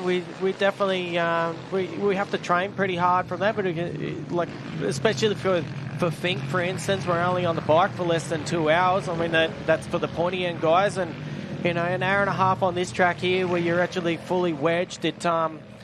It really actually, you don't think it's actually as hard as what it is, but the high speeds you get a lot of twitchiness on the bikes, and that's where the arm pump comes in big time. You got to really squeeze the bike with your legs and make sure that you're actually, you know, keeping out of the roost as well. I mean, this is probably one of the worst roost places I've ever ridden, especially after day one last year when I was, you know, up the pointy end of the field, but when you're coming through the pack, it's the roost, man, it literally blows your arms off the bars. Because we can see it right here. It's like that river grit sand, but there's rocks in it, isn't there? So, you know, it's just spraying with those, you know, 20-cent piece rocks almost constantly.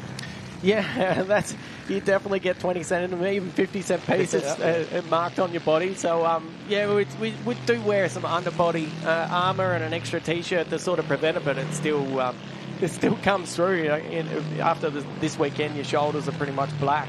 Yep. No, amazing. It's always good to see the different setups and the way different people are riding. And again, you know, when we first started coming to Don, it's only 6 years old, Ivan. Isn't that amazing that it's got almost that much heritage for such a short run event? But, you know, it was most of the guys were locals. They were fast locals, you know, a couple of pros would turn up. But, you know, now we're seeing the guys, and they've got the steg pegs, they've got the dampers, you know, everyone's really out here pre-running and doing that work. And I think this is one that people just want to win, don't they?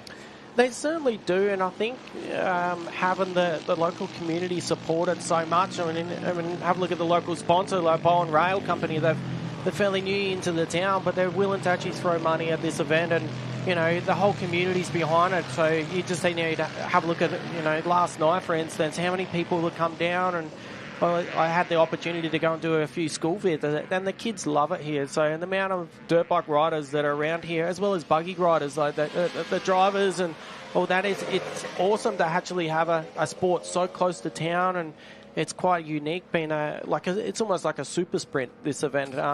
So it's awesome to have that conjunction between 4 wheels and 2 wheels, and then it's a hell of a lot of fun in this race. So yeah, I'll be definitely coming back on 2 wheels, I think, next year. That's what we like. I think you really see races like this thrive when the local community gets behind it. Like you said, you know, the Whitsunday Regional Council are one of the sponsors. You know, they've been the naming rights sponsor before as well. The community gets behind it. You know, the towns love it, the hotels love it, the pubs love it.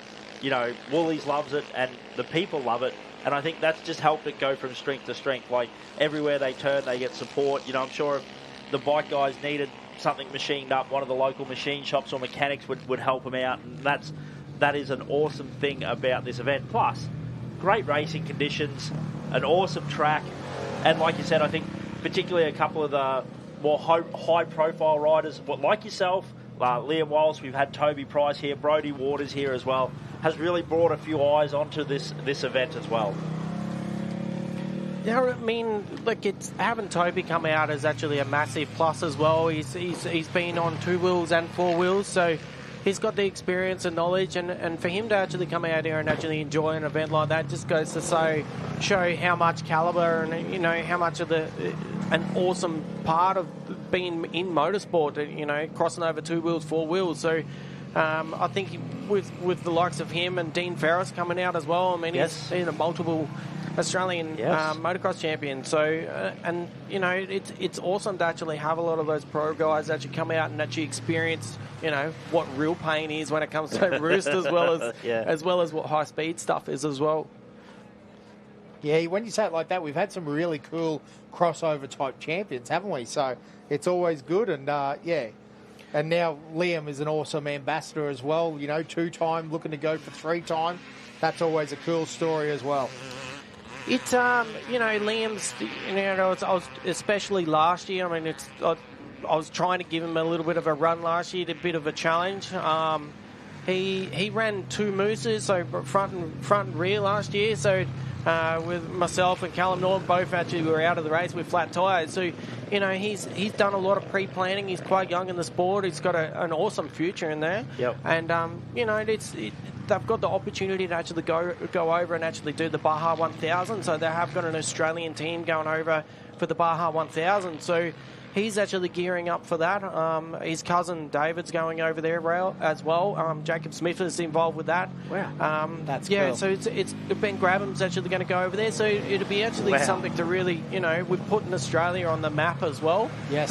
When it comes to desert racing, so it'll be, you know, in the future we've got a really bright future, especially for this event as well. Yeah, awesome.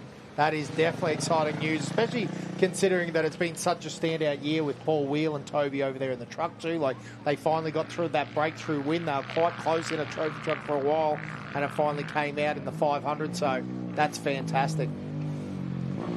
The 414 in now as well as the 777. The 255, all of these guys will be feeling pretty happy that they've seen their first lap out, I reckon. Kawasaki too, look at that, the 283. The 165 is in. So again, still some great racing and some great competitors out there. The 501 through as well. And this is the mid, like, it's crazy with this mid-pack how wild it is. There's just bike riders going everywhere. Yeah, it's not only the top guys that are just eating roost all day. A lot of these are everyone on this track is just absolutely copying it all day, every day. Like you said, the track conditions change continuously all day as well, as we see the H16 in, and we also see the 173 as well. Geez, that's some hard graphics, but on the screen there we're getting some awesome shots from down the track as well, as we see some of our faster boys push their way down towards the turnaround spot as well. Yeah, brilliant drone shots there that give a good indication of the multiple lines. We're obviously over in the pits now too, where all the teams are making this race. I think that's one of the cool things about this race too. You actually do a hot pit. You know, you've got your mates involved. You're dumping fuel in. You're giving old mate a gel pack or whatever's got to happen. So that's another element to racing, isn't it, Ivan? Yeah, it makes a big difference. I mean, this is one of the kind race where you actually have to pit every lap, so you get the opportunity to do a fuel stop straight away. So, and to be honest, like us guys up the front, like the real fast guys that can only do one lap on a 12-litre tank, you just don't have enough fuel to survive the actual second lap. I was silly enough to try it last year and ran out of fuel literally in the lead just before the bridge. So, yeah, you know, it just goes to show that you have to have a bit of a game plan as well. And, yeah, it makes it a little bit better for a lot of the guys that need to catch up and get their breath and take on a gel and get out there and have a go. Yep, absolutely. It's funny because we were even talking about that with the cars. They've got, like, half a day now to come up with a game plan on how they're going to race on the way home. And I think that's something, you know, you can, you know, really get in, and the strategy makes a lot of this race go, doesn't it? It definitely does. Especially day one, you're sort of going out there and racing the clock to try and beat the guys just behind you, because especially with Liam taking off, you can have someone like Brodie Waters come through, or, you know, Jesse Ryan or Bo Duggar will actually come through and do a better lap time, and then the next time, say on corrected time for day two, they're actually starting a lot closer next to you. So, you know, as much as Liam's starting out front, he still has to be on the ball straight away, making sure his fuel stops are good. He's getting plenty of juice to keep going. And, yeah, coming back from an injury as well, like, what's his hand going to hold up like, especially with his high-speed race as well? It's very different from Fink. It's very physically demanding, but it's more so demanding on the upper body, mainly because the steering through the heavy sand. You're relying a lot on that paddle tire to actually make that front end nice and light. So, you know, there's a lot of elements there through the mid-pack there that you've got to take into conjunction. Yeah, that's interesting. Yeah, because this really, there is no break, is there? There's no point where you get a little bit of a breather. It definitely isn't. And hey, I mean, you've only got an hour and a half, so you just get out there and have a go, and then, you know, after the event, actually sit down, relax, and have a bit of a game plan for day two. So do you try on day one? Do you try and conserve some energy, or it is balls to the wall, go as hard as you can, and because you need to be? Hey, do you know who you're I'm sorry, my bad. Don't ask stupid questions, mate. I'll see myself out right now. But that is, isn't it? It's well, you were talking about it almost being like a super sprint, where you have to be committed from the moment you cross that timing tower to be able to make sure that you're in a good position for Sunday. Oh, it's 100%. Like it's very similar to the buggy guys. Like obviously they're doing reverse grid. But yeah, I pretty much, personally, and I know Liam and Nathan Trigg and all those guys have been giving it 110% to make sure that they're up the front. Oh, we got a guy there. It's nearly, I think he's going to have a heart attack after that one. Road crossing can be deadly. You just got to put your head down and absolutely send it, and make sure that you've got a good time. But you don't know what your time's going to be like until you come across the finish line. I mean, you could have somebody come through the field and all of a sudden they're right on you for day two. Yeah, it's crazy, isn't it, to think that, you can think you've done really well and then all of a sudden you realise you didn't push hard enough, and the vice versa is, you don't want to push too hard and end up laying on the sand. Yeah, well, we talk about that road crossing, and you did hear Ivan, when he was having that conversation, go, because there was a bit of a moment that happened in front. We saw a couple of big moments there, and unfortunately a couple of big crashes as well.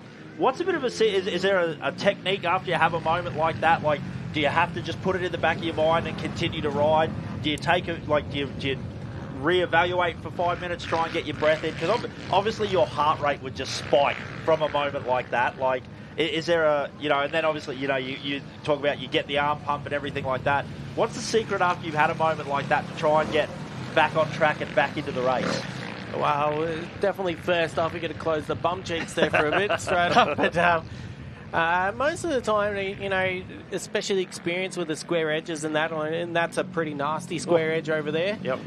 Is trying to loft that front wheel over it and get the back wheel to really cop it, and just make sure you're leaning off the back of the bike. But especially hitting those square edges, your arms pump up really quick, and obviously your heart rate goes through the roof. So you got to sort of take quite a few deep breaths. I definitely take a big couple of deep breaths. Especially with my heart monitor last year when hitting a few square edges, I actually didn't really take a breath for nearly a minute there. Wow. So just trying to regroup there. But, you're pushing the limit and everyone's out there having a hell of a time. So, it makes all the difference. And when you're having a lot of fun, you're actually willing to regroup and keep going. There's one guy that's come off over there. He's feeling a bit sore, I think. Oh, yes. It looks like they've got the ambos going over there to check him out. Yeah. Yep. It's a bit of a treacherous spot, that's for sure. Like we're saying, that road crossing is so treacherous. Like it seems like a metre to the left is a completely different line to over on the right. So he is up and moving. So that's not moving great, but he is up and moving. So that's a good sign. And once again, our recovery crew do an awesome job of sort of parking themselves in a position to protect the down rider. It really does go to show how treacherous this track can actually get, and this is only day one. I mean, the cars are going to scallop out a lot of those road crossings for day two, so especially to the riders, they've got to sort of adjust to that at the same go. And the insane part is sitting here, and it looks like it's flat. Like for us sitting here watching it, it looks like it's flat, but it's obviously anything but a flat bump there, as we see some of the boys getting a bit of a hydration, getting the goggles clean, sucking down a gel. That's the 484 machine. Yeah, nice quick little pit stop there. But yeah, it's definitely a treacherous race course, but as we can see on the live stream, up and moving. Jesus, we have a conglomerate of cars make their way, of bikes make their way in. Yeah, absolutely. Yeah, the pits are very busy at the moment. Yeah, old mate was standing up over there. He did have a couple of minutes on the knees there, taking big breaths, but it's always a good sign when they're up and walking. I was worried about a leg there for a little bit, John, because that ground is very hard when you smack into it from over the bars. I think looking at the way he actually hit that, I reckon he got his chest that hit the bar pads. That would have blown the wind out of him. So it'll take him a good 5 minutes to get his wind back, I reckon. Yeah. She's probably reevaluating a few life choices over there. Hey, we all think of that when we come to Don River. Yeah, come to Don River, it'll be fun. Them silly commentators talked about how good it was being able to drink rums by the beach. The 60 in through the pits as well now. Again, bikes everywhere. And a big shout out to all of you guys following along and chatting on the live feed. Melissa Burgess, shout out to Justin Burgess, Heath Burgess and Katie Robinson. First year not being there due to a formal, but they'll be back. So big shout out to you, Melissa Briggs. Always good to have you guys out. And yeah, Will Depler in the 414. Still plenty of fast riders out there. The 695, the 18. Big two-banger Honda. Yeah, that might be a beater, that one. Yeah. Oh, beater. Yes, it was. Yes. Sorry, I just see red. I'm old. I'm there. That's a Honda colour. 160, but you're right. Beater, two-stroke. Yeah, the arm pump is really coming shaking them out. Really, every rider that's coming in is really shaking their arms. It's the first time they've been game to let go of the handlebars. The 999. I must say that, Grabbo's, he's got a lot of history behind him with, obviously, Fink and doing all that. But him actually stepping up and taking on the role of actually this trail and track that he's actually started up. He's got a lot of riders out here that are, newbies and, just want to experience what it is, this actual race is. As you can see on the screen there, Grabbo's team's actually, helping out one of their guys there and just making sure they're fueled up, make sure they've got their juice on there. And, it looks like he's giving the nod there, get going there. So, here we go. Here comes Liam. So Liam Walsh has come in. Oh, good spot, yes. So that's his second lap underway. So that's always the hard part too with the pit stop as well. It's kind of hard to get a gauge of the time difference between the cars and the bikes as well. Yeah, Liam's getting some feeling that he's pretty much set to go. So off he goes, out he goes. He's sort of at his own sort of pace at the moment. That big 500 is definitely going to pull away from, especially out here. It's 500 territory, that's for sure. Yep. Yeah, crazy to hear you talk. Like, we think about Fink having lots of high-speed sections and stuff like that. So interesting to hear, you talk about the fact that this race is quite high speed as well and quite relentless in its track conditions. So it's obviously, while you said it doesn't quite have the track distance of the Fink, the style of track that it is obviously quite grueling. It definitely is. Here we go. Who have we got here? We've got another... right. I reckon it is. It is. It is. He's not too far away. Liam's pulled a little gap on him. So hopefully he has a quick fuel stop there and gets going. We don't want to let this KTM get away too quick. Yeah, that's right. Yeah, that's right. Yeah, Sam Hanley, a great ride there. Yeah, it's definitely a race that's quite unique, this one, compared to Fink. I mean, Fink's like it's a logistical nightmare when you're going down at camp overnight. Yeah. It definitely tests you out, but, to be honest, after doing a Fink quite a few times now, it's this race is definitely actually physically more demanding than what Fink is by a long shot. So, mainly because it's, Fink on the hard pack stuff, you can sort of relax and chill, or not so much relax and chill because you're wide open and just listening to the motor to make sure it's not going to blow up or any funny noises. So where this race here, you're putting the body to the test, you're putting your motor to the test, you're putting your suspension to the test. I mean, the suspension is used. It looks like Triggy, I reckon, coming through. Oh. No, it is. I think here he comes. Yes. Yeah, the bright green. Yeah, he's got a good gap. He's between first, second, third. There's quite a couple of minute gap there. So they're sort of, I bet they'll be feeling that roost coming through this. The guys that are actually still on their first lap there. So 682 was in there as well, which is Brent Story. Oh yes. So Story, I think, is actually a motocrosser. So. He's doing good. The competition there between, second, third, fourth is actually really heating up. Yep, absolutely. Brilliant. Hey, what a recovery system. Yeah, pretty cool, hey? 677. Well, that front wheel's not real happy, is it? She's got a little bit of a bend in her. Yeah, he's really hit that square edge pretty well straight on there. Yep.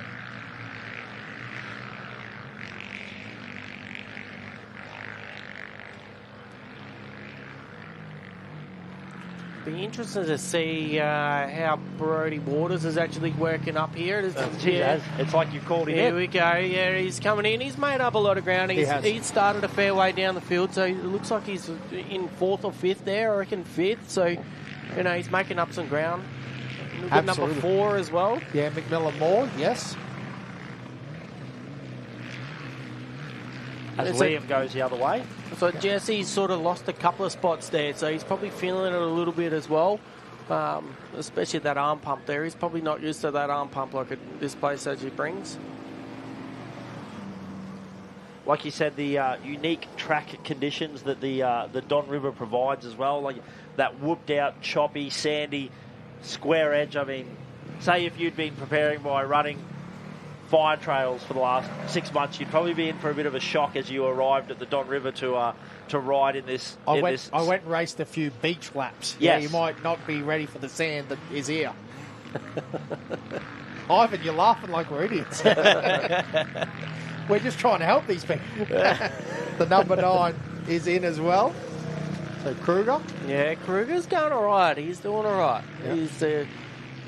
He's shaking his hands there, so he's obviously feeling that as well. Getting the blood going. There goes Triggy over the other side of the track there. He's making some good ground. Well, interestingly, Triggy sat down there for a second. I actually reckon 682 Brent Story went around him over there. So there's a little, I think Triggy was faster in the pits, and Story said, I'm not having this. There goes, it comes through, I think that was Tyler Radford actually just come in there. So he's inside the top 10, which is... Having a good ride? Yeah, having a good ride there. Yeah, so is this on, mate? 582, 38? One of our great two-stroke competitors. A little bit extra oil in the mix. This Grabo coming in here, it is 138. Yes. Oh, that old redhead, he's still going. He's a wild old fox, isn't he? He is. You never underestimate him. Yeah. He's going to come and punch us for calling him old. Mate, you call him Ed. No, Me. us as a team, all right? Us. We call him. No, we. Yeah, Grabo sort of, I'll give a bit of a background there, 14, 15, 16. He was a lot of guidance there, especially with the desert team. So the KTM wanted to do a desert team. I was lucky enough to be on there with Toby, Ty Simmons as well. So, you know, we did the WA Tri-Desert Series over there, and, you know, it was awesome to actually have Grabban, who's, you know, background of experience. He'd won it the previous year, and then with Fink testing, he's a bulldog when it comes to Fink. He pretty much drove us, you know, down the fatigue alley of, you know, down and back on the Fink track literally 9 days straight. So, wow. You know, it was. I'm glad our trainer was there to really help us with ice baskets. I think about the day 4 or 5, I was feeling it. But yeah, and Toby was as well. So he was coming back from a broken back at the time as well. Yes. So, you know, to have that experience and have that time with all those guys, and you know, just enjoy. You know, in the moment there at the time, it's such a cool experience and learn from them. And I mean, Grabo and myself, you know, late 2013 doing some testing with the engines down at Fink. I mean, I won't tell you how many motors we blew up to try and figure out what was going to be, you know, the best motor to compete against Fink. And to be honest, the KTM 500 was, you know, bone stock, and we only did some small mods, and that was pretty much it. And you know, have a look at Liam. He's literally out in the front on a KTM 500, and you know, they've put that program together really well. He's come back fighting and fit, especially from an injury as well. Yeah. You know, it makes a big difference having a good solid team behind you. So and then with Honda as well, Brody's got quite a good team behind him. It's Yuriv Konski's really actually pushing hard to get the brand back out there, and you know, Brody I think is actually going to go to the Kalgoorlie 500 after this as well. That's awesome. And it's funny that you say that because, like, obviously nowadays, if you ask any of these young fellas, you know, KTM they just dominate the desert, which they definitely do. But, like, you know, when Ben Grabham first moved from Honda to KTM, they almost laughed at him, didn't they? They said, oh, okay, you'll never win a race on a KTM. And have a look at the program in Australia that they've developed. It's absolutely amazing. There's the 79er Robbie Armstead come in, so he's from Alice Springs there. Yeah, it's, you know, what he actually did with GHR was incredible, especially with the Australian Safari. He's no slouch when it comes to desert racing. He's known it, and he's changed the game. I mean, he's one of the only guys who got a bit of a 129, flat rear. So that's a lot of the reason why we run mooses all round out of here. Just the square edges just kill us out here. Yeah. But yeah, Ben, you know, took the bull by the horns and, you know, went out to Fink, and he was one of the only guys that was actually doing, you know, inventing pre-running and to, like, self-motivated, going out there and actually absolutely, you know, annihilating the field in the race. But that was his dedication behind it, and, you know, his sheer passion for the sport, and, you know, him setting up his, you know, the whole training program that he's got, and giving other people the opportunity to experience the knowledge he's got, the equipment, you know, the level that he loves to race against, as well as the, you know, his experience and knowledge. And, you know, it makes a big difference when you actually want to be a trail and track rider and come out and you've got this high profile guy that's, you know, teaching you, learning from them, and then you actually go and race against him. So you definitely want to be trying to be in front of him. So, well, and now the general public can get involved in this as well with his track and trail VIP events that he does with Gas, you know, like, and I know I've spoken to a few people that have done the rides with him. He said it's just one of the most incredible experiences, the knowledge that he has, the passion that he has for it, you know, his willingness to pass on that information and make sure that you ride better, you have a safer, funner, faster race. It's just incredible what he is doing, and, you know, getting more people involved in the sport as well. And that's what it's all about. I mean, you can be an average trail rider punter, and you can, you know, literally lease a bike that's, you know, top of its game. You know the suspension's going to be good, and if you're not happy with it, Ben's there to, you know, guide you through to change it. You know, you get that feel and comfortability so that you know, it's like being on a factory team in a way. So especially in Australia, you know, the likes of trying to be on a factory team and having that experience is very, very slim. Where, you know, in America you get that opportunity, like, you have to work a lot harder. There's a lot of riders that actually get that opportunity to, you know, to be on a factory team. But there's a guy that's he's hit that square edge again. He's slowed right down. I think he's going to have a sore chest with that one. Yeah. And there's another one of Grabbo's guys coming in. So yeah, Bo Dargell there, the 61.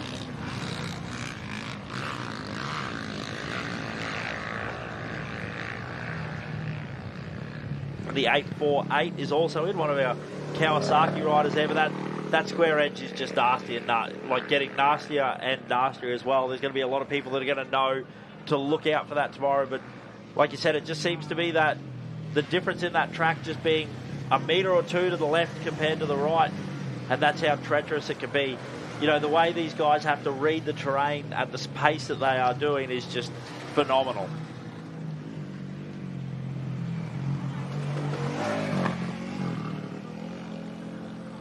There's quite a lot of the row 2 and 3 riders that took off this morning coming through, so they're sort of, you know, their fitness level is probably not quite there, but they're probably trying to actually be in the top 10 there. So those are quite... Grabbo's guys are really running around there. They've got about 5 people come in at the same time. Yeah.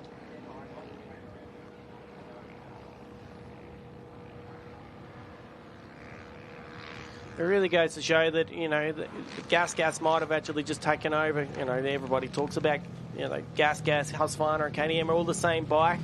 They're sort of, they are, but they aren't. They've got their pros, they've got their cons. They've, you know, some are linkage suspension, some are PDS suspension, which is, you know, on that side of things is, you know, Husqvarna's linkage, and then you can, Husqvarna, you've got a 501, but Gas, you don't have a 501, so, you know, you're actually running only a 450. So it just goes to show that, you know, running a Gas brand it can be a lower quality brand, but you know, you can be right up there as well. So, and you know, it looks like they're actually all surviving as well. So once you've got them set up, it makes a big difference. And you know, comfortable on a track like this is definitely a very big key. Yeah, and even being able to like get that experience you were talking about before. You know, sometimes you might be on the wrong track with what's actually wrong, and you know, having a guy like that, you know, Ben, point out something to you or change some clickers or do something along those lines, and you go, oh, what have I been missing all these years? And that's the difference between, you know, Ben's sort of set up, Liam's set up. You've got Brodie Waters runs a lot stiffer set up.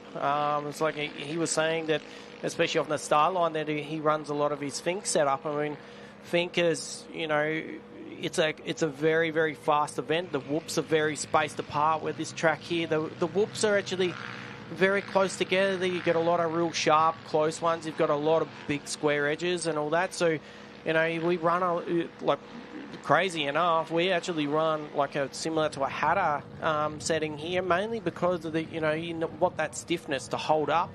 We're getting a lot of chop. We run a lot more, like a lot less rebound as well. So we slow the rebound down compared to what we do at Fink. Yep. That makes it a bit more comfortable, so you can actually sit down across a lot of the choppy stuff. And a lot of the guys are walking through the pits. Just about everyone's running a sand tyre, and what that is you know, a scoop tyre that it allows you to get a lot more drive, but it makes the front end quite light. So then it allows you to actually skip over a lot of those bumps and those square edges. So and this place here is quite renowned for a lot of river rock as well. So you have quite a lot of, you know, interesting obstacles there. It's not just sand. So. Now, Ivan, would these guys at the top of the game, they'd be completely changing their suspension, or it's like revalve style stock suspension, or how far are we going with the mods to these top bikes? So definitely on the top bikes, you'd have a total revalve setup. So for Liam, for instance, he would have a Fink setup. He probably is running his Fink setup here. But he'd definitely slow the rebound down a lot, especially in the forks as well as the shock as well. You don't want the rebound as fast. You sort of want the bike to actually squat a lot more. So, and that's where the sand tyre comes in. You're getting that horsepower. You want to make sure your swing arm's quite straight. So you get less friction because this event is actually so fast. You want to get the chain. There we see Liam there doing the actual turnaround right down the other end there. So he's making his way back towards the pits here. This will be his last lap, I reckon. So he's looking pretty slick there. Really solid, hey? He's going to have some Brewster, I reckon, coming through the pack there. But yeah, the simple things of actually, you know, having your swing arm quite straight. You get the chain actually doesn't touch the chain guide on the sliders, so you got less friction. So the less friction, you get more pace. So you got to set it up so that you've got the less friction out here, so that, you know, you can see there Liam on screen. He's really hanging off the back of the bike, and it's, you know, it's around it's moving around at the place a fair bit, but that's mainly just because of the sand. And yeah, it is quite a different setup, to be honest. It's very, very Hatter-like. That's fascinating to listen to, like yourself, and we appreciate you coming up in the box, you know, talking about that friction and setting your swing arm straight so they're running like a lower ride height and everything, because you don't need... So say to think, because you're doing a lot more bigger bumps, you actually need some hot ride height? Is that what you're... No, it's yes and no. Yeah, you want a lot more ride height, but you're between the whoops, because the whoops are so big out there and they get bigger as the race goes. You want your suspension to fully recover. Otherwise, you get to maybe 3 or 4 whoops in. The bike actually tends to squat in the back end, and when it actually starts to do that, it'll actually get to the stage where it'll bottom out, but then it unloads. And when it unloads, it throws all the weight on the front end, and that's when you get yourself into trouble. And big rear kicker. Yeah, yep. Definitely yep. over the bars. So yep. I have done that, especially up at Fink. I was getting frustrated with the suspension at the time. This was back in 2017, 2018, and I hit the whoops at 175 kilometres an hour, and I wheelied into him. And what happened was it bottomed out, and it didn't recover in time, and then it unloaded and literally had so much force that it completely collapsed my front wheel. So end-for-ended down the track and pretty much got knocked out. So, but that was when I really realised how much, the suspension makes a huge difference. Absolutely, yeah. So that's tricky around the chopper there as well? Yep, absolutely. Triggy's been doing some work there, so he's going. He's really pushing hard there. He looks like he's got plenty of fire left in his guts there. So yep, yeah, he's trying. Yeah, he definitely wasn't just cruising around that corner there. He definitely chucked it into the berm and went for a bit of a rail around the corner as well. So that was a top effort there. I think he might have seen the drone there and said, camera ahead. Let's put on a show. Yeah. Put her on the clock. So what do you do there when you see a camera? Do you usually think to yourself, I need to ride faster, or do you think this is a dangerous section of track? There's a reason there are cameras set up here. Look, if we're not having a very good day, we put on a show for the camera, but we're having a good day, we're in the top 10, and we're trying to have a bit of a go. We're not really focused on what's outside. We get a lot of tunnel vision. Anything that happens outside, there's someone there, he's taking on a bit of fluid. He's probably feeling the pinch there. He's, getting a lot of roost in his mouth there. So we do actually cop a lot of roost out here. I do run, I think most of the top guys have been running a lot of nose guards on their goggles as well, because the roost actually really takes the skin off your nose. That's how powerful it can be. So. Yep. And obviously you said before, obviously a very serious scoop tyre. Is that what we run in the sand? Or because of the high speed, you run more of a traditional knobby to try and help it keep the bike more stable? Yeah, so for instance, you go Fink or Hatter, they've banned the scoop tyre because they move too much dirt for the farmers to actually push back in the paddock. Wow. So with this race here, being in the riverbed, you get this river to flood, 2, 3, 4 times a year. So it doesn't really matter about where the sands go. You've got 12 months to recover. So the sand tyre it literally scoops it's got more forward momentum.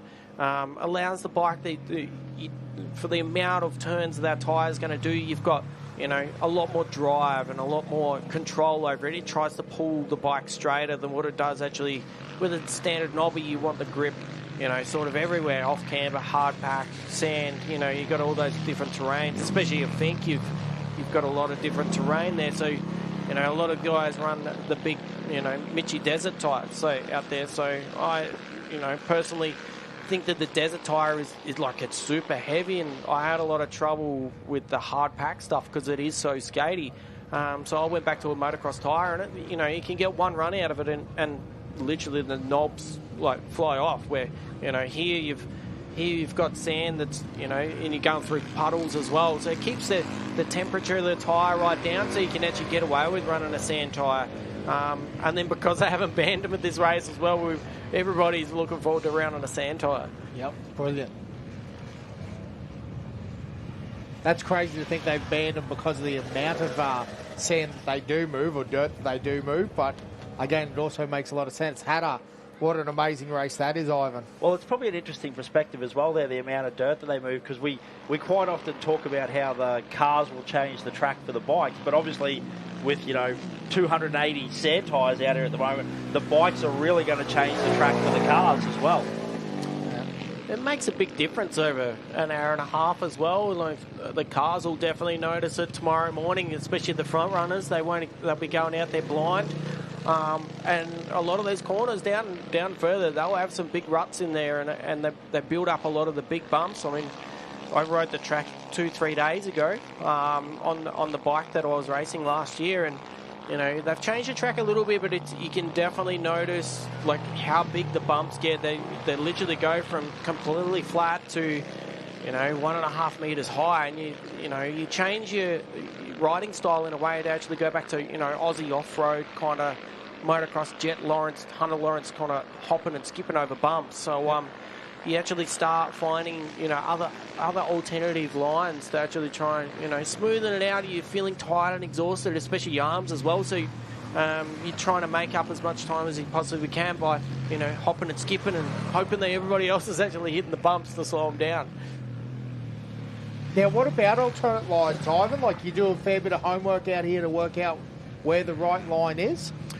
Yeah, we definitely do. And that's a lot of the reason why I actually did go for a ride, to have a bit of an insight on where the track was and how I was looking and all that. A lot of the, like, especially four wheels, they move a lot of sand left and right. They've got further down the river, they've got quite a lot of alternate lines. A lot of the pro buggies tend to actually hug the rough lines because they've got the suspension where the side by sides, they tend to actually hover around the same line, but then they try to go outside, and then they make it really rough, and then you get the small whoops, and then you get the real sharp ones, and then they scallop out the holes as well, and it starts bringing a lot of the river rock out at the same time. So they've got big tyres where the motocross guys, the enduro guys, and all that, they'll definitely start looking for the smoother line. So they'll start cutting on the inside. They'll start crisscrossing through the whoops. I mean, this straight just in front of us, it goes down towards the bridges there. It's about 10 or 12 kilometres long. So, but you'll find that a lot of guys, especially the front runners, they'll be looking for alternate lines to try and get away from the choppy stuff, making sure that horsepower is getting on the ground. And if you have to zigzag down the track, that's what you do. Yep. And then when you find a nice berm that you can actually sort of relax in it, you definitely want to hook into that. And the buggies make a really cool berm like that, and it's like being on a roller coaster. You get in there, you can just about let the handlebars go in some stages. Yeah. Yeah, that's awesome, mate. It's, again, cool that you went for a ride and got that perspective. And, it's definitely an interesting track out here. Again, the fact that it changes so much, and, again, the way that it's changed by both cars and bikes. I did actually have an opportunity to do a bit of a Mickey Thompson jump in a trophy truck kind of feel there on Friday. So that was a pretty cool experience. So there's number 14 on the two-stroke. He's feeling it. There's number 10 coming in as well, so he'd be definitely feeling it. He's going okay. He's sort of dropped down a little bit, but I'm sure he's probably going to be happy with that. But having the whole, going from two wheels to four wheels, and then being a passenger as well, I mean, I managed to actually jump in with Ivan Robinson. So, yep. So that was pretty cool. The Ivans have gone for a ride in a trophy truck. So the Ivans, yeah. So, no, that was pretty awesome. And, massive thanks to him actually let me allow to actually jump in there. It was only a short sort of trip, but, I swear he's on two wheels there a couple of times. So he was definitely trying to have a bit of a go, trying to shake me up. But, just some of the drop-offs and that. He's over the couple of the jumps there, he did not let off. So I'd say we'll be doing over 200 clicks over some of those jumps there. And it was like, no, let's go. And just to get the whole experience, I was like, no, I'm just going to go free-handed, so no hands hanging onto the bars, just to make sure that he goes, okay, well, let's have a go. So awesome. Yeah, no, that's so cool. Ivan Robinson's been around for a good while too, can definitely steer that truck, so that's a good one to go for a ride in. And it's also got quite a nice note to it, that thing too. Yes. Absolutely. Liam wouldn't be too far from coming back, I don't reckon. Yeah, no, totally agree. I was actually thinking that you might be the man on the calls, are you? Never know. 257. Because he's very close. He's got to be close. He's actually a bit of a shame. I'm not enough of a guru. The live timing, we're lucky with the cars that we run a race timing system. A bit harder with the motorbikes. MA haven't got a time, or they've got their own timing system. So it'd be quite cool to have their updated times to know what times. Do you know what sort of lap times you were doing last year? Like 25 minutes or 24 minutes? Here we go. He comes number one. Yes. He's just cruising in. He knows it. He's got a very comfortable lead. Well done to Liam. That number one plate's getting heavy, but he's definitely in a good position there. Yeah, he does look fresh too, doesn't he? He definitely does. So he looks like he's been bulking up, but I think that might be the Under Armour. Yeah, true. But it's interesting you talk about that because, I mean, David Walsh is no little man, is he? Like, he's very staunch, that fella, these days. He'd be definitely pumping out some decent weights, I reckon. Yeah. So, and that's, hanging on to these big 500s, you sort of have to have that big bulk up feel. And it helps. It has a big advantage. There's Liam there. He looks like he's actually had a good run there. So the number one plate's actually really in his favour today.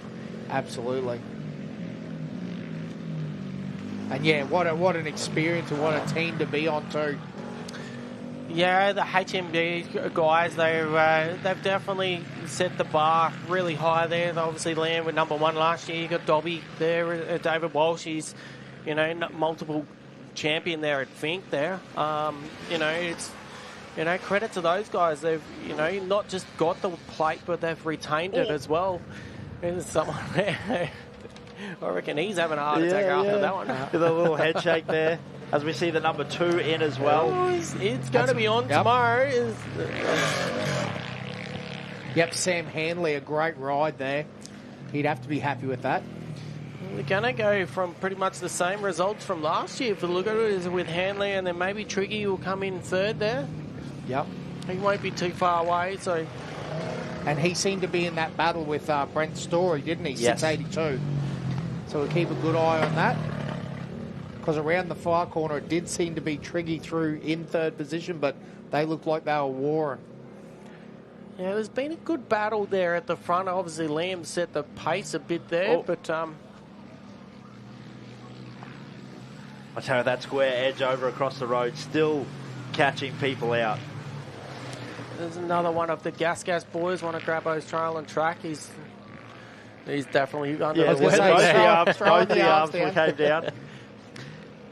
Oh. Now I think we see Triggy coming in. That's that light green.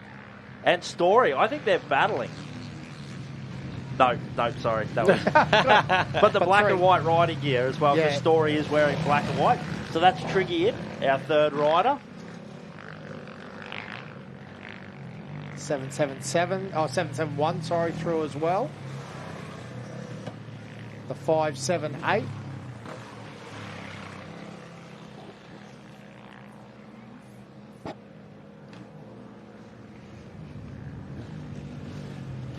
And 433.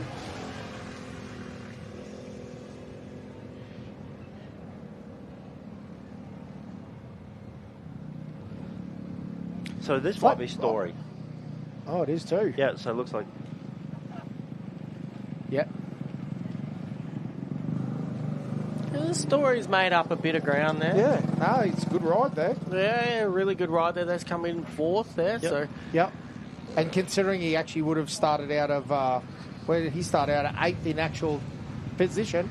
Time-wise, he might be pretty close. Oh, yeah, that Brody, looks wild, far doesn't it? out Yeah. of Brody there. Yeah. He's a bit wild. He's in fifth. He's good. Yep. He's in a good spot there. Yeah, and again, he came out of position 3 on row 2, so that's actually a great position for him. So he's got a bit of time there to make up tomorrow. It's probably it'll be 4 or 5 minutes, I reckon. So he's got a bit of work to do there. I mean that just goes to show the KTM 500 is in its class of its own, which makes it a little bit harder for the other brands to sort of catch up in a way, mainly because of the torque sort of, from a 500 you can get a lot more, and you get another 10 kilometres an hour down this track here.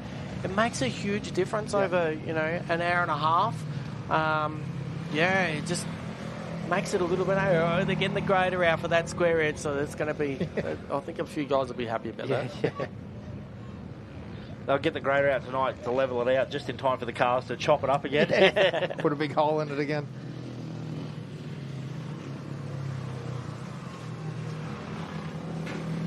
So 63 in now as well, by the looks of that. Now, Ivan, the other thing that's interesting is to see how, once the bikes are off the gas too, they don't handle the rough the same way as on the gas, is there? There's definitely a technique where your bike's happy with attacking stuff, isn't it? Yeah, it definitely is. It makes a big difference, from being on the gas to off the gas. So here comes number 4 as well. So Jesse Moore is, he's lost a few positions there, but hopefully he regroups. I'll definitely go and stir him up and see if he can make up some ground. Starting off out of 5th there, so was he coming? He hasn't really actually. He's lost probably about 6 or 7 minutes there, but honestly, it makes a huge difference with suspension setup and all that out here. And when you get on the gas, it's your bike squats. You get the front end's nice and light, and that's what putting a sand tire in there makes a huge difference. So over a conventional desert tire or motocross tire. But that's when you do go out testing. You've actually got to work in that 85 to 90% or 95% in that window to try and get a good setup and, you know, get a bit of a feel for it. And that's why you do see a lot of us, you know, pro guys and the faster guys. Actually, here comes number 9 as well. That's why you see a lot of us, you know, the pro guys actually really trying to push the limits. We're actually not just pushing the limits, you know, to look good on a camera. It's actually pushing the limits to get a feel for what it's going to be close to on a, you know, on race day. So what's it going to do when you hit that square edge? Where is it going to go?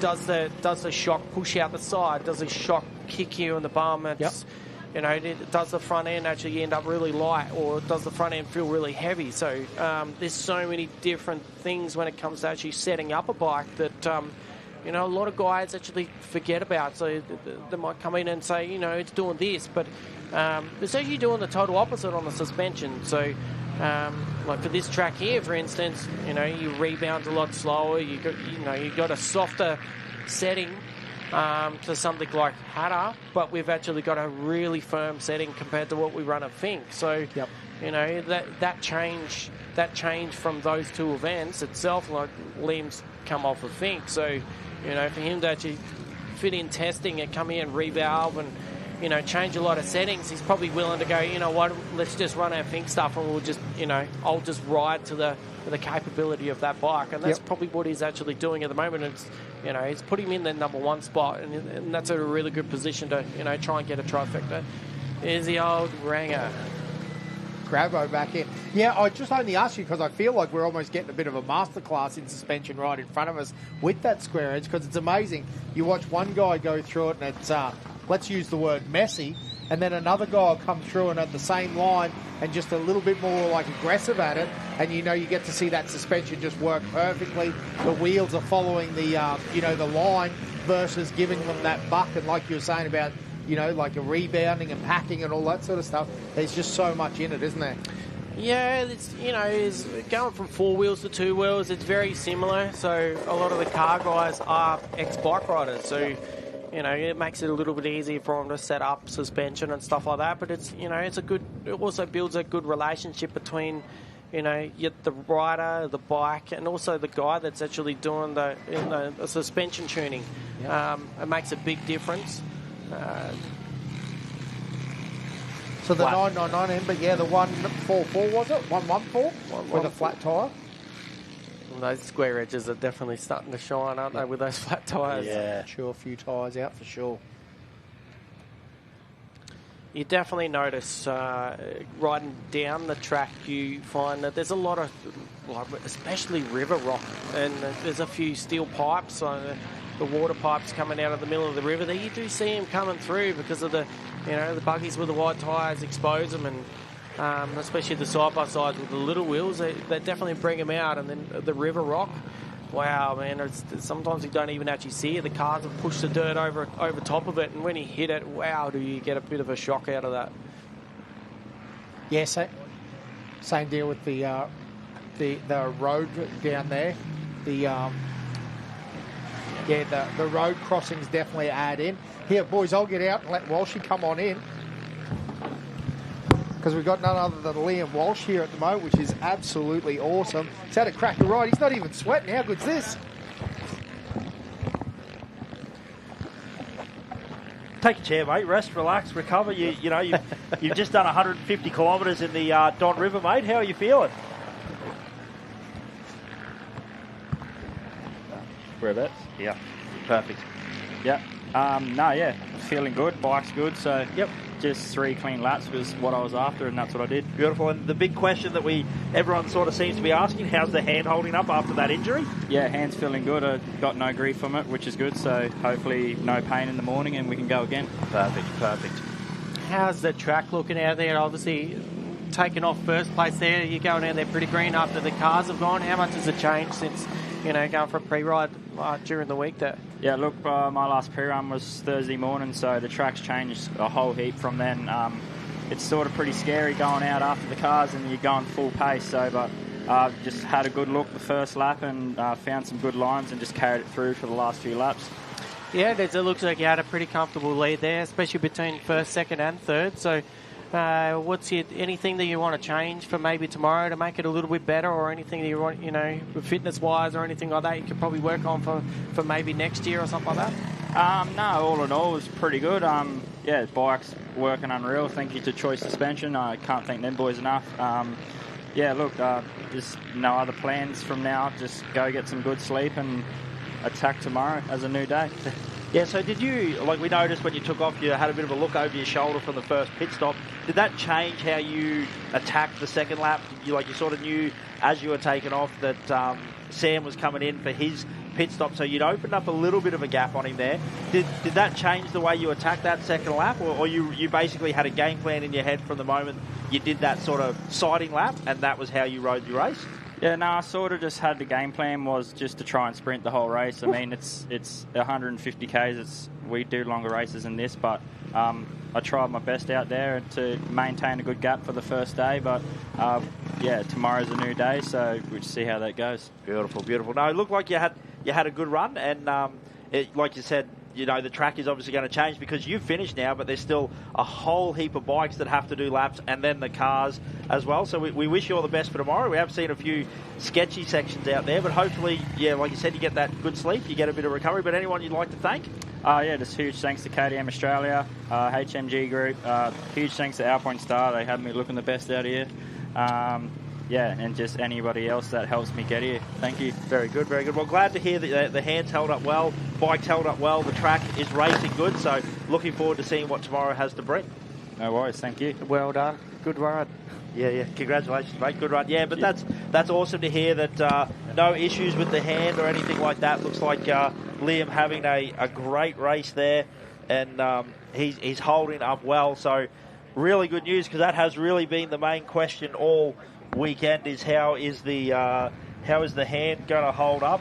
But that is good. Like you said, he got out that lead early on and was just able to sprint it. Now, isn't that incredible? Like you said, you talk about the fitness that these guys have, the commitment that these guys have.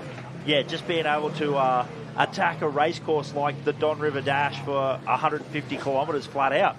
Yeah, it definitely makes he's got youth on his side as well, so that, you've got that a lot definitely can't be understated, yeah. So, but it's no easy feat actually coming back with after a break, especially from Fink itself. It would have hurt his ego a little bit as well there. So, he's bounced back quite well, and he's going to have a lot of confidence that you're going in tomorrow as well. So, it's not easy to actually carry that number one plate. It can actually have a lot of weight on your shoulders. So yeah, he's actually doing really well, and looks like he's actually going to be pretty much a contender again for tomorrow for making it, a trifecta. Absolutely. I think you hit the nail on the head there when you said, that confidence being a big thing. Like when you're riding, these guys literally put their body on the line. Like what you said before about when they're out testing, it's not about, pics for the gram or looking good or doing anything like that. Like, it's there's no point testing if you're not testing that race pace. You need to know how the suspension's going to react, how the bike's going to react, and like you said, that confidence, that clear head, that calmness and everything like that these guys ride with is just such a credit to themselves. And it's good to see that he's got that number one plate. He's not letting it weigh heavy on him. Heavy is the crown. And, he's riding with confidence. How relaxed did he look there, having that interview? It looked like he just had ridden down to the pub, had a few beers with the boys, got someone else to do the 3 laps, and then he's, just magically appeared. He grabbed it at the road cross, and then he's come back here. Like, the man looked cool, calm, and collected. Absolutely. It probably goes, in saying that, he looks relaxed and whatnot. That's probably a big credit to his suspension setup and bike setup. So he's confident in the machine, and he touched there about actually finding some good lines. So he's actually finding them on the first lap to actually, if he's starting to feel a bit of a challenge, you can actually start switching it up, and you've got that in the back of your mind that who's coming. You don't know who's actually going to be there. But he would have been monitoring that lead. I'd imagine he would have pulled that gap on the first lap. I mean, definitely last year he was doing the same on that first lap. He gets away and then just manages it. So he's definitely managed that all the way to the finish there, which is awesome. So he's definitely going to be in a good spot for tomorrow.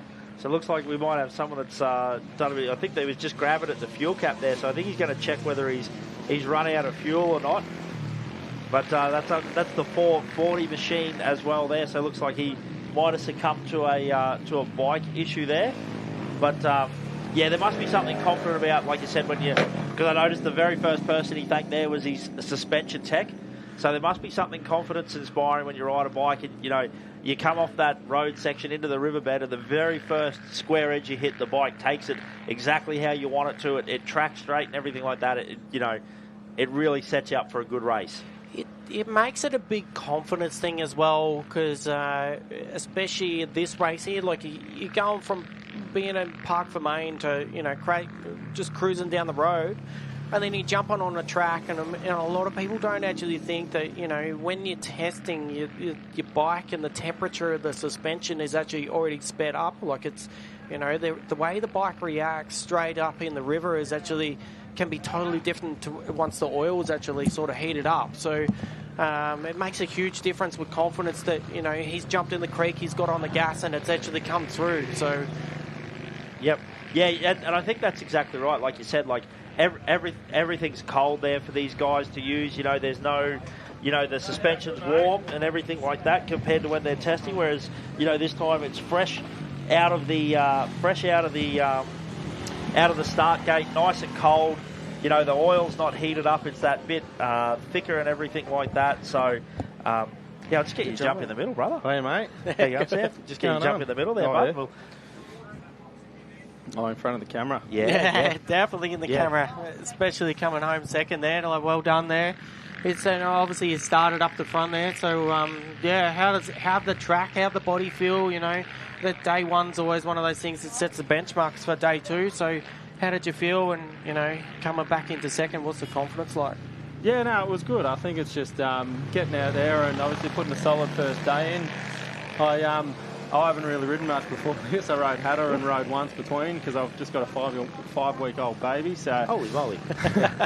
Coming in here, probably slept the best the last 2 nights because I've been away. But no, look, it was good. I just wanted to try and latch onto the back of Liam as much as I could. And look, his bike, he's very fast, and so is he. So it was sort of hard to hold on the back, but we just went as fast as we could. The track was definitely. It's a lot smoother than last year, but it's a bit challenging, and it rained a fair bit on the first lap and a half, so it was sort of just made it a bit hard seeing the track and picking the right line and everything. Is it quite dusty down, like further down the track, or is it actually not too bad this year? No, it's definitely dusty. It's sort of like Liam was probably just enough ahead of me on that first lap that I didn't really get much of his dust, but that last lap with the lappers, it was absolutely horrendous. What was the roost like after going through those lappers? Even the lappers hurt, so it isn't that easy. But it's all right. We'll just try and dodge them as quick as we can, and they're out there having a race too, so that's what it's all about. That's good. And so you're enjoying this, you got your first 3 laps underway tomorrow. What's sort of the plan for recovery? Do you have much to do to the bike? You're going to make suspension changes, or you're confident in how the bike's handling and you're going to leave it that way so you know what you're dealing with tomorrow? No, I think Jonesy's got it handling unreal, to be honest. So we didn't really change any settings from Hatter as we came up here. We just left it the same. But we'll just give it a service, an oil change, just go over it, maybe a new front mousse because it's a bit soft. So other than that, we'll just get it G'd up and ready to go tomorrow. And a couple of big square edges out there. Anything that you were like, oh my goodness, compared to when you did it? So did you do any pre-running or no, not really? I rode on Thursday. I did a lap on Thursday. So much of a change from your Thursday to your first lap this morning? Yeah, definitely. The cars have definitely roughed it up a bit, but nowhere near as much as last year. I think probably the hardest thing is just not seeing. So when we first started, I heard there was a couple of big crashes just out the front of us here, but I sort of hit a few of those behind Liam because I was just trying to latch on the back of him and didn't really see where I was going. But look, it wasn't too bad. The track's fun and it is what it is. Everyone's got to deal with it. So that is probably a fair point. Everyone's racing the same track and everything like that. Now, also, I guess. As a racer, I guess your eyes forward. You got any thought about the guys that are behind you? Triggy's not far behind you, or it's eyes forward. Try and once again latch onto Liam tomorrow, and if you can keep up there, you're confident that he will drag you into a good position. I think that you just got to focus forward. I mean, I was prepared for Triggy to sort of have maybe a bit more of a crack at me, but got down to the halfway and sort of when I did the Yui, I couldn't see anyone there, so I was just stopped thinking about that at all and just went as hard as I could. Awesome. So, it's been a good run here. First day at the Don River Dash. Thank you very much for coming and making a bit of a time. Anyone you'd like to thank? I'd just like to thank my wife and Lewis as well at home, and her mum's down there looking after him as well, and just HBR Motorsport, Cox Auto, TuneTech Suspension, and the guys putting on a good event. Awesome. Well, thank you very much for making a bit of time. Hopefully we get to talk to you again tomorrow and everything like that, and you have a good, safe run tomorrow as well. It's always the plan. Yeah. First you must finish. Yeah, very good. Congratulations. Beautiful. Thank you very much. Awesome. Yeah, geez, we talk about that wild section he was talking about right in front of us, where some people had a few little accidents, and while we were doing an interview there, another rider went down right behind us as well. So that section of track proving to be extremely treacherous right out here in front of the commentary tower. It's biting some people in there. It's just, it's rough. It's rough. Josh, do you not know what to do with your hands I there, don't mate? know what to do with my hands. Like just straight on the camera right there. Just, is this just like to thank, basically I'm the best there ever is. I wake up in the morning and I piss excellence. Oh, my goodness. So good. Yeah, you're dead right. It is pretty crazy down there. Down, all that action happening right in front of the commentary box. But, hey, guys, let's throw on down to the Ronald McDonald House. They're doing an awesome job for, charity and looking after the kids.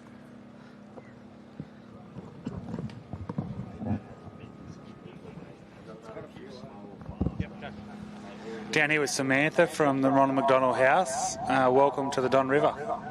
Thank you so much. We're really loving being here. And just tell us a little bit about the foundation and what it means to, for those that missed it last night at the scrutineering. Yeah, so each year Ronald McDonald House Charities North Australia supports thousands of families with sick or injured children. In the last 2 years alone, we've supported more than 500 families just from the Bowen and Burdekin regions. We support families from all over North Australia, the country as well, and interstate. We have 5 care programs, and at the moment we're fundraising to really try and purchase 25 mini fridges for each bedroom in the house in Townsville. So obviously you're here this weekend selling raffle tickets, and you said you're quite successful. There's thousands of people, which obviously means a lot to the foundation. Yeah, it's great to see. Yeah, we've been having a really great day, and we're going to be here again tomorrow as well. So selling lots of raffle tickets. The first prize is valued at $4,000, and it's a VIP V8 experience next year and a $2,000 travel voucher. So, and 100% of the proceeds from this raffle go directly back to the charity. And when's the raffle drawn? Is it this weekend or is it an ongoing raffle? No, so we're going to be drawing it tomorrow afternoon, but we are taking people's details. If they're not here, we can call them, let them know they've won and post them their voucher. Anyone else you'd like to thank? Obviously the Burdekin Off-Road Club here put on it's an extraordinary event for North Queensland. It's gone nationally recognised now, and must mean a lot to be a part of it. Yeah, I'd just like to thank everybody that's involved. Like, we've had such a great time. We've learned a lot as well about this sport. And, thank everybody that's involved in this really amazing event. We're really hoping that we can potentially partner again in other years. We're really happy to be here. On behalf of everyone here in the Burdekin Off-Road Club, thanks for everything you do, and it's great to see obviously kids that are suffering in difficult situations to get the help they need. Yeah, thank you so much. No worries, there we go. Samantha from the Ronald McDonald House. Back up to the boys in the commentary hut. Yeah, how good is that, boys? It is fantastic work that those people do, and so it is awesome. And had plenty of riders coming in that time too, Ivan, like the 19 came in. There's plenty of good riders still out on track. I definitely have noticed quite a lot of guys coming in with their bikes on the back of the ute there. So there's obviously a lot of square edges and, a bit of carnage out there. So, hopefully those guys are A-OK. And hopefully actually come back again for tomorrow, maybe do day 2 and have another go. Yeah, and like you said, many flat tyres, isn't there? So it's interesting, just that pace and, you're talking about running the Mooses or the ultra heavy duties or, a combo of however that works. So it's interesting to see, how much bike prep and how much setup time is important out here. Yeah, definitely. Between the two boys there, so with Hanley and Liam actually come up there saying that, they've had a pretty good smooth run. The track's changed a little bit from last year, but it's actually going like in the direction they've obviously thought it's actually going to go. They've done the testing, they've done the time on the track as well, so it's made a big difference. It's probably not going to be too many changes for tomorrow. It'll be interesting to see if Hanley can actually try and jump in front of Liam there. But like he said, Liam's got a very fast bike. He's on the KTM 500. He's really pulling that gap, and I mean Triggy's there as well. He's in third, and he's on a 450 as well. So it's very hard to make those gains, those little gains, especially down the straights where the 500 has that horsepower to actually pull away. Yep. No, that makes a lot of sense. Yeah, and Brodie Waters too will be another one that, now on corrected seating time, he's going to want to make a charge as well, won't he? I think he'll be a little bit upset that he's not probably closer, but I think he should be proud about it, what he's actually coming. He's had to work his way up quite a lot.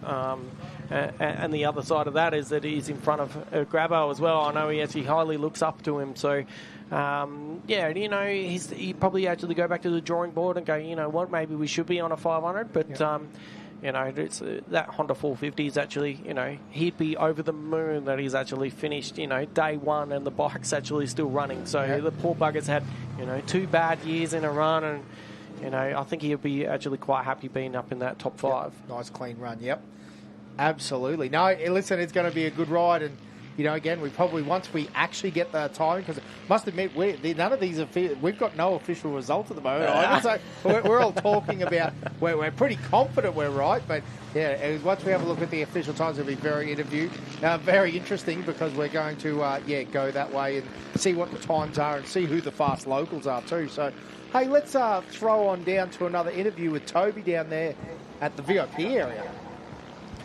So we're down here with John Finlay from the Whitsundays Regional Council. John, welcome to the Don River Dash for 24. Thank you, Toby. Absolutely amazing day, a beautiful day, beautiful sunshine, keeping nice and cool with the wind, and absolutely amazing with the cars and the buggies this morning, and then followed up with the bikes this afternoon. So it is a magnificent event for the region, not only Bowen itself, for the surrounding Whitsundays. I was talking to a few guys in Early Beach there on Thursday night. They were coming up for it. I mean so much to the people and the communities around here. Oh, it certainly does, and the competitors have come from afar, so everyone to come down here and be on the banks of the Don River, absolutely perfect. The accommodation establishments, I know that the cafes, the pie shops and that, they are just absolutely, they flat out keeping up in demand with the food, so it's absolutely fantastic for our town, for the region. Obviously the council, all these big events need good backing from the council, but it sounds like the Whitsunday Regional Council is right behind this Australian recognised event. Oh, it certainly is. The council, we're very supportive of sort of major events because the flow-on effects to the economy of the region, sort of thing. So, a bit of for this one to get through, we passed it at the council, and it is so good. And it's just, it's a really professionally run event as well. So, the publicity for the region is amazing. Yeah. And what a perfect spot, obviously a proud North Queensland, this area, and to bring everyone here and see what it's all about. North Queensland is really a pretty place. Oh, it certainly is. To have the rivers in the further north have got plenty of water in them, and you've got a Don River like this is pretty special, and it only has water once a year in February sort of thing. So for the rest of the year, it's absolutely a beautiful racetrack like this. So. And the action's epic always. Great to see the full, obviously, our cars and our bikes. As you said, coming from afar and near to compete, and I think it's one of those events. It's going to be a bucket list sort of event for everyone, and it's only going to continue to prosper.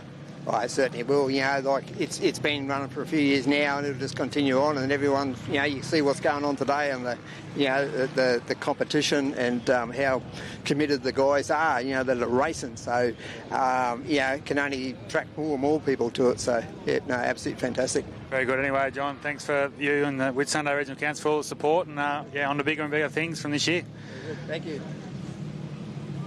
Yeah, awesome to have the support there of local council. And, all the Whitsunday Shire. It is pretty amazing what they have here.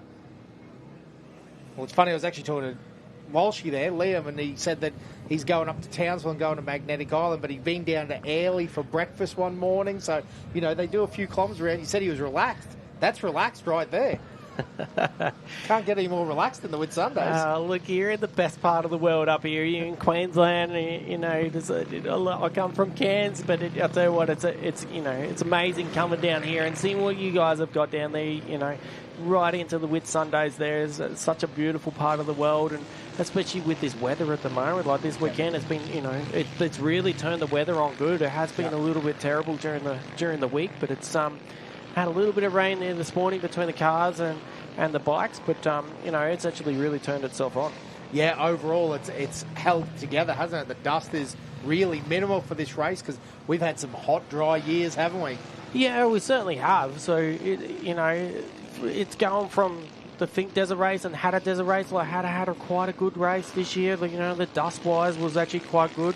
It's sort of, KTM obviously won that as well with the STE boys with Callum Norton. So it's a bit of a bummer that Callum's not actually here this weekend. He's actually gone over to compete over in the US with the Baja 400. So he's going to see how he goes over there, which will be actually pretty cool. So that's one competitor that we're not actually here this weekend. Yep, there you go. Yeah, I was going to say Callum Norton's an awesome racer. So great to see him have so many good results. And probably one thing, for the region as well, especially, down this way, the Don River is such a beautiful river and all that as well as, the town of Bowen as well. It's actually attending one of the sponsors night there. The council were actually saying that, a lot of their data and that on the income that actually this event brings is up around $7 million. So, over a space of 2 weeks, you're having a lot of people spending accommodation, you're eating out, you've got, special functions and all that. You've got between the cars and the bikes, you've, as much as we're in the showgrounds, we still all need fuel and food. Yes. And, that's pretty important. And if plenty other towns and that around are actually willing to do them. These 2 days actually make a big difference, coming from the showgrounds and you come out and race on a river that's, so unique to this part of the world. So, we're actually in, a really glorious part of the world up here as well as, get to race dirt bikes as well and smell fumes as well. So, yep, absolutely. And, mate, and a credit to the Whitsunday Council for actually coming out and acknowledging that, motorsports may not be the exact, cool subject to talk about at the moment, but, they recognise, like you said, in excess of $7 million brought into the community within that 2 to 3 week space. And exactly like you said, it's not just Bowen that benefits. Liam Walsh went down to Airlie, had breakfast, went for a look around, been here for a week pre-running. There's plenty of other cars and bikes that have been doing that. It's not just the weekend. It's not just, fuel, it's everything, even the local bike store, they've probably sold a few extra parts of things that people have forgotten. Mate, the coffee shops, it's fantastic for the community events like this. And especially coming out of COVID as well, it's sort of, it drained everybody's bank accounts when that actually happened. So, this is post-COVID sort of racing, and it's it's actually quite strong, especially even the cars. Like obviously the cars, they've got a lot of competitors that are not here. I mean, have a look at Billy Geddes, he's not here. You go to the Robinson boys, Toby's, he needs to bring his truck back out of here as well. You've got a lot of competitors that are actually not here this weekend, but they definitely actually recognise, Don River as one of the real, spectacular events of the year. Yeah, it's one they want to win. They want to put it on the resume. Hey, yeah. We all want to do that. Yeah, absolutely. There's a few of Grabbo's guys still coming back in. They're still, they're still trickling in. A lot of these guys are actually, you can tell they've had a hard day at the office when they're coming in with their shoulders down and, really slumping over the handlebars there. So. The 4X Gold is looking real good back at the showgrounds. I'll be like, oh man, that swag, I can't wait to wrestle it tonight. And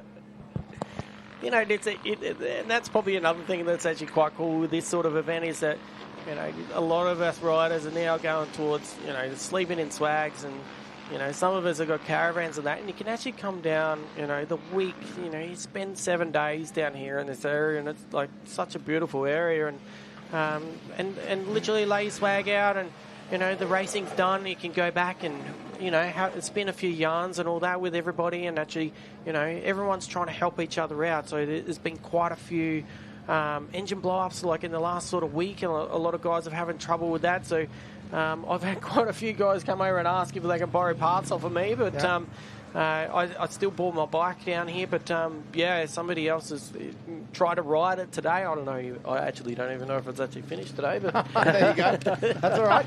But listen, it's cool. The other side of that is that the cool thing about the showgrounds and the caravans and the swags and everyone being there together is that, for the whole weekend, you don't have to load your bike on a ute. You just, it's there. It's all sorted. It's all organised. Everything's right there from Friday night to really Monday morning. You don't have to worry about moving and packing up, because you mentioned before some of the other races, and they're awesome races, but Think is a logistical nightmare. You're rolling swags at 3 o'clock in the morning and all sorts of crazy carry on to do that race. And now, while that's some of the joy of that race, it's also some of the pains of it, isn't it? Whereas, man, it's so easy being in that showgrounds, isn't it? I mean, after this event's actually happened, I think I'll be shooting down to Early Beach for a couple of weeks as well after Beautiful. Beautiful, yeah. I think that's a great thing, like you said, too. It gives the, competitors and people, and you have a brief chat to them in the pits or after the race before you've got to go and pack all your gear up and get it back. Whereas here with everyone, let's call the showgrounds the hub of the event, you get back there, you service your bike, and then you just kind of okay, I've got an hour or two to kill before I really need to start thinking about dinner or getting to bed and hydrating. You get to know your fellow competitor better, and the more that we know each other in this sport, it's only better. I'm sure there are plenty of bike guys that are overlooking at the cars, and vice versa. A lot of the car guys that are, we consider ourselves bits of weekend warriors on the bike. So to get over and talk to someone like yourself and get a few riding tips and have a look at how your bike's set up and a few little tips and techniques that might make a difference to your weekend trail ride. I think it's awesome for the sport. It's particularly that bond that I think the more the bikes and cars get together, it only makes the sport and off-road racing stronger for both communities. Yeah, 100%, and in touch with that, doing the school visits the week leading in here, you don't realise how much motorsport's actually been not so much pushed, but a lot of kids are they absolutely love the motorsport. We're having up a few bikes at the school there. I think Ivan actually started up his buggy there and scared a few of them there. But, cool. They're all cheering and carrying on. They want to jump in, they want to be involved with it. And, even looking down the pit straight here, there's so many kids that are actually out there. And, there's so many kids that actually enjoy going for a ride as well. And, I want to be like the Liam Walsh or the Nathan Trigg. And, it's just such an amazing family sport that, everybody actually links in, and when you go back to the caravan park or everybody actually spends some yarns and has a few beers and all that. So, but the kids actually get to experience all the, the love of the sport, and you don't get that at Fink as much. You don't actually get in with the cars and all that because you've got that overnight stay down the other end there, and especially the Hatterfield and all that. All the pits are all closed up, so. Where at this event here, apart from during the race, you can actually go back to the showgrounds and have a walk around and go and have a look at the cars. And if you sweet talk some of the drivers or the riders, sit on a bike. And, it's such a unique sort of sport that, when it comes to, AFL or NRL or anything like that, you don't actually get that opportunity to meet the stars. Yep. And that's one big thing that I think is actually quite important that take into consideration with the younger generations coming up. Yeah, and I'm glad you mentioned that, because anyone up and down the area here, the spectator area, make sure that you can.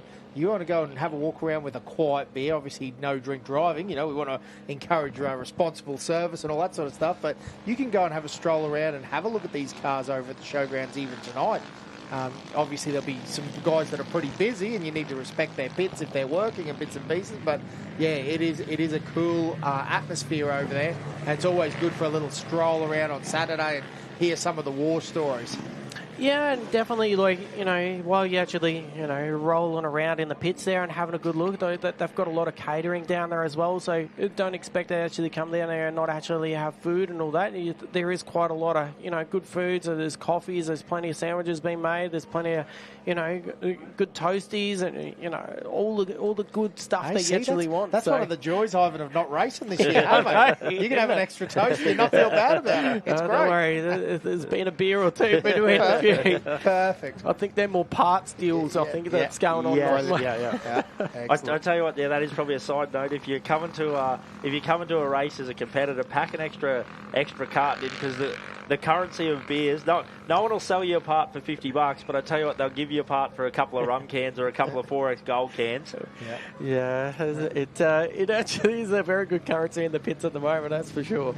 Especially after day one with these bike riders, I think they'll be feeling it. They'll be trying to give anybody to give them a beer to go, can you service my bike for me? Ivan, if I give you a couple of rum cans, will you slip my race gear on and do tomorrow for me? Hey, now listen, we're going to swing on down and have a chat with Toby again. Chris from Raceline Wheels, mate. Welcome to the Don River. I know it's your first time. Thanks, mate. Yeah, first time for me, but obviously for Dynamic Wheel Co and Raceline Wheels, sponsored the event for a few years now. Love it. It's been a fantastic day so far. Looking forward to tomorrow. Yeah, as you said, it's the atmosphere here. It's quite remarkable as you come in. Obviously, a bit of a delay. We watched them take off this morning, the cars, and you sort of, as you drive in, the 30-40 deep, some parts of the fence going back towards the main gate. It's quite impressive. It's amazing. You get a lot of people here to spectate, so for us it's really good as a sponsor to see that, because it certainly helps promote our brands, and really happy to be involved in the event. It's just the whole committee does such a great job. Very pleased with how it's all gone. Yeah. And you're not only a supporter of the Don River Dash previous years, you're also championship sponsor of the ARB Aura Australian Championship, which is the last round in Millis in a couple of weeks. So you've got a deep investment in off-road racing in Australia. We do, and look, Raceline Wheels has been in off-road racing since 1984, making beadlock wheels, so it's nice to have a company of that sort of heritage in the event as well, and a bit like our sister company Mickey Thompson, really strong in the off-road market, so really happy to be involved and show what the products that we have and how well they stand up in these sort of races. So. And I saw you at one of the local pubs there yesterday with the crew, the team here up here, enjoying it. So got a few up here this weekend, checking it out.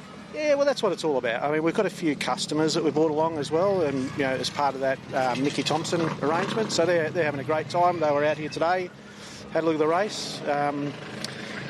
They've all enjoyed it, so that's really important. They get to see the products that we sell them. They get to see them in a racing scenario, which is really good. And you got a tip for tomorrow in the cars? Oh, look, we've always got a soft spot for the Western boys. They had some trouble today. At Cooper Western, didn't finish. Unfortunately, had a cooling issue, but hopefully they'll get it fixed tonight, and I'll be back out there tomorrow. So. Anyway, thanks for everything you do in the company for the Don River Dash and off-road racing in Australia, and hopefully continue for many years to come. Thank you. Thanks for having us. Been great. No worries, there we go. Chris from Raceline Wheels. Back up to the commentary box to Dan Curran. Yeah, awesome what Raceline do down there. It is absolutely brilliant. They are heavily involved in off-road racing all over. Great American product. They race on all the trophy trucks and Ultra 4s and bits and pieces. They've been around a long time. They were doing old Winch Challenge boys, and they did all the old Outback Challenge stuff in the 2000s. And so they've been around and competing for a long time, the Dynamic Wheel Co. Raceline team. And it's great to see that they're still out here having a lot of fun. It really does go to show, the outside of the industry, you're getting all these products that are actually in a race format. Like it's really testing their product to the maximum extreme. And I mean, have a look at this track that's actually shaping up. Like, you want the best products you possibly can out on the track, and such a long-term company that's actually working so hard to, with their races and all that, and be involved with the sport. This whole time, it's made it. Such a great way to actually keep the racing happening, and keeping the funds flowing through to make sure those the up and coming riders, drivers, just making sure that they're actually got the best product they possibly can to get the best results. Yeah, absolutely, mate. And when you think about it, if you can run a Raceline wheel on a trophy truck at 200 through the Don River, how much are they going to prove and withstand, on your Hilux or on your Cruiser or on your four-wheel drive out there? So it's a great opportunity for them to show their wares, isn't it? Oh, 100%, especially, with all the square edges and all that. And you come down some of the highways and it's almost as bad as the Don River. So, the Bush River Dash. Yeah, so good. What are you guys saying about the Bruce Highway? She's got a bit of a hole in her at the moment, boys. Very good. No, it's been, yeah, you're absolutely right. It does prove that it's a great product and that it's a great brand that's here supporting. So appreciate that. Oh man, there is still riders. They've had a long day in the office, haven't they, Ivan? A few of these guys.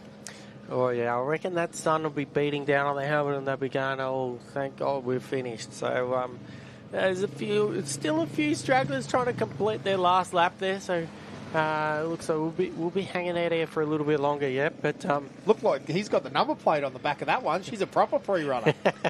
He bought her straight off the farm. There's nothing wrong with the farm bike. No. And I see the XR650 was still floating around, Josh. They were fizz pumping before when they come through. So I would actually think that was his third lap. So pretty happy. He actually come through not too bad. Pretty good position. Yeah, he's I think just behind midfield there. So he's actually doing really well. I think his number one goal would have been not drop it and have to try and kickstart the thing in the riverbed. Have you ever had a joy of riding an XR650, Ivan? Oh, I have. Of course you have. Yeah, I have. So one of the competitors, Kenny Scott, that's actually out there. So that's his first DRD, and he used to race. He's quite short, so he's actually gave me the opportunity to ride his 650, and wow, do those things go like? No wonder they were doing over 200 clicks when they were back on the Fink track and had those long straights there. So yeah, they're a beast of a machine. It's a big bike to throw around out here. Yeah, a lot of weight behind them. They get moving, that's for sure. Well, I tell you what, talk about moving. The old Polaris Rangers are moving down that centre track. She's pack her up.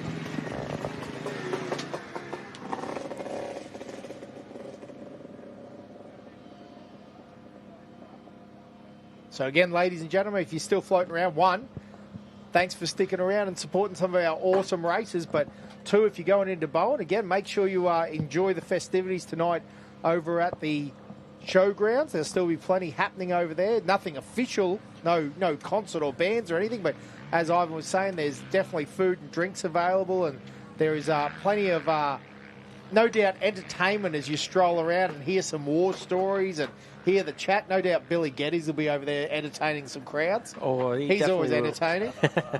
Well, especially seeing as he's not competing at the moment, he might be going for best on ground this weekend, maybe.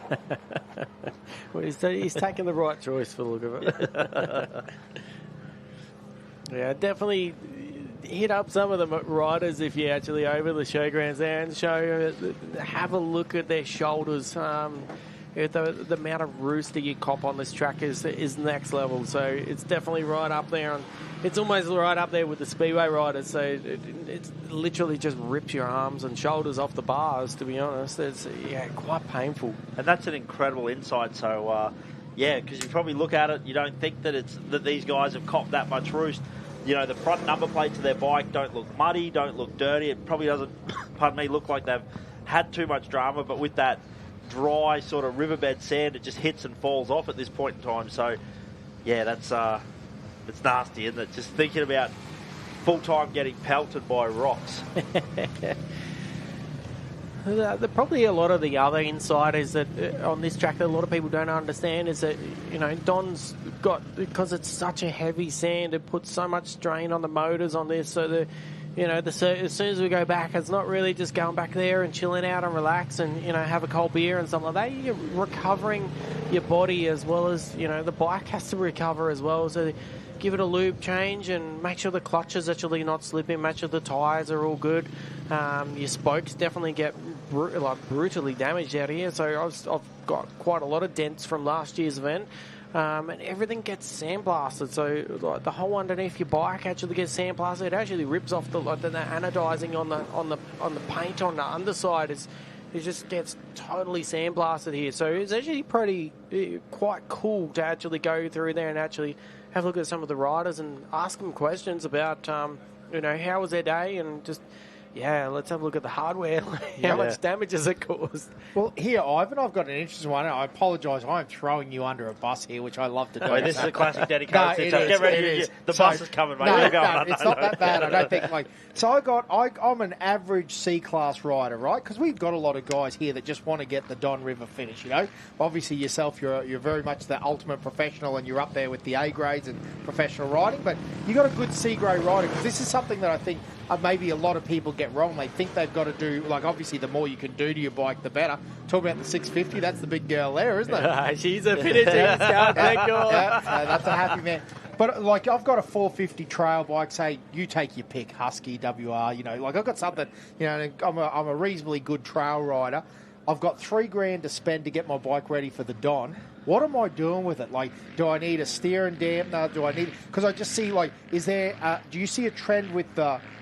this sounds really bad because no one's a slower rider, but the trail riders, like, you know, you were talking before about the Michelin Deserts, because that's funny, but, you know, we're all very, very low-grade Fink riders back in the day, and, you know, you read the ADB magazine and you think, well, if I don't go with a set of Michelin Deserts, I'm not even in this race, you know what I mean? But we found that not to be true, you know, like, it was probably better for us because we're good, you know, like that mid-pack riders, you actually want to be on a tyre that you're comfortable on. The Michelins were so slippery that they were actually uncomfortable, you know what I mean? So, and I understand for a fast guy that's going to hold it pinned at 180, you need that tyre. But so I'll go back to my question now that I've done my rotate. Don River Dash, I've got a good 450. If I've given Ivan Long $3,000, what's he doing to the bike to make it a good mid-pack bike? Well, there's a few different areas that you'd actually work on there. It is, number one, it'd be definitely suspension, like to get someone on choice or tune tech, and, you know, a lot of the guys that are experienced with Hatter setups, and, you know, not so much probably Fink setups, but more your Hatter enduro sort of setups. Spending money on that, and then probably look at your tyres. So if you want to go out there and, you know, have a cruisy weekend, but you want to, you know, take your pressure off of getting a flat tyre, or, you know, the options of getting a flat tyre, just chuck some mooses in there, a brand new set of rubber. Definitely for Don, run a sand tyre, so a scoop tyre as well, and definitely throw in a Scott steering dampener there. So yeah, because I think if you turn up to this race without a dampener, that's a long weekend, isn't it? Oh yeah, you're going to have some fun with your arms. Yeah, a tough weekend.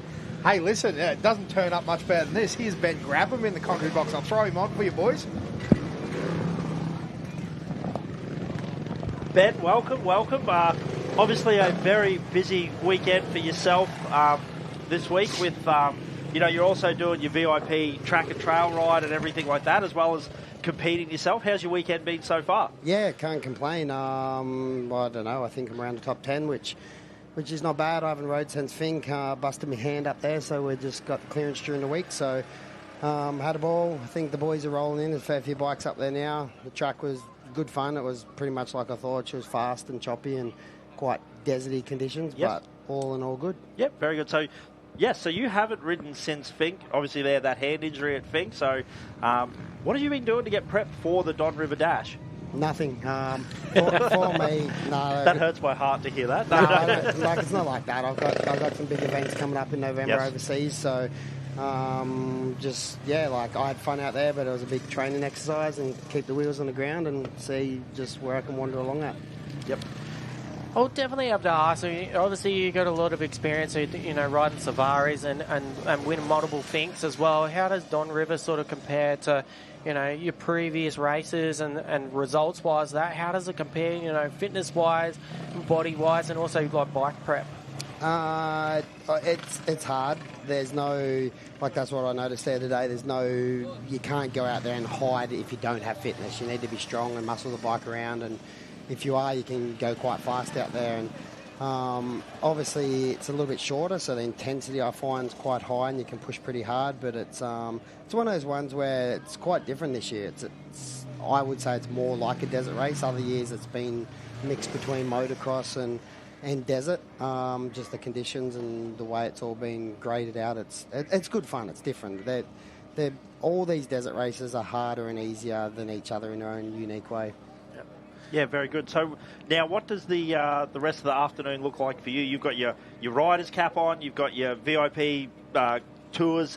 cap on as well. You got multiple bikes you got to look after. What's the afternoon look like for Ben Grabham now? We'll jump in the ice bath and then watch some other people cringe as they hop in there, and just help the boys where I can. Like, we've got a good crew, so I try and do as minimal as possible, but I'll get in there and help, and so far it's all looking pretty good. Yeah, awesome. Now, for the people at home, because we talk up your VIP tour things a lot, we've had a few friends that have ridden on it as well, and they've said it's just hands down the best experience they've ever had of their life. For the people at home, tell us a little about what they could expect if, say, they did get online, got themselves booked, because you guys do Fink, Hattah, Don River Dash. Yep, what could they expect? Jamalca and then Kalgoorlie. Yeah, amazing. So what would a weekend look like or the week even look like for these guys leading up? In a basic term, we try to run it like a race team, so you rock up with your gear bag and we try and treat you like a rock star, but going backwards a little bit, you pay your fee, you rock up with your gear bag. During the week, we take you out, get you comfortable, make sure the bike's set up for your size, weight and speed, and try and give you a few tips so you can do it safely and have a bit of fun, and then pretty much kick back from there. We take care of the rest. The boys do the fuel stops, look after the bike, and you can either come up with your family and go to the beach, or you can be single and run amok down Early Beach, so whatever works. I tell you what, that is a selling point right there, isn't it? Right there. No, it's one of the most incredible things. We think we're talking about it, like you said. It's that opportunity to be like a factory racer, get tips and techniques from someone like yourself. It's an awesome experience. So a credit to yourself as well for taking something like that on. Now, like you said, you think you're somewhere in the top 10. Were you happy with your pace today, or a few little changes tomorrow, and going to try and push a bit further up the field? Nah, there'll be no changes. I know my body well enough these days, and I'll go out there, and if I feel fresh in the morning, we'll push a bit harder, but if the fatigue kicks in, then we'll back it off a little bit and just have some fun. Yeah, awesome, mate. Congratulations. Well, it looks like you said, I think most of the boys have made it in. Any girls this weekend? Because I know you had no girls this time, so we must have scared them off. Yeah, after Fink. Yeah. That's okay. That's right. No, congratulations. You guys do an incredible job, and like you said, what you have on your plate for a weekend like this, but it's awesome to still see someone like yourself out here competing. So congratulations, and all the best with the ice bath. We'll keep a bit of an eye on the Instagram. Will there be a few videos of some of the boys jumping in that have never done an ice bath before? Oh, I hope so. Yeah, I want to see them in pain, so it'll be good.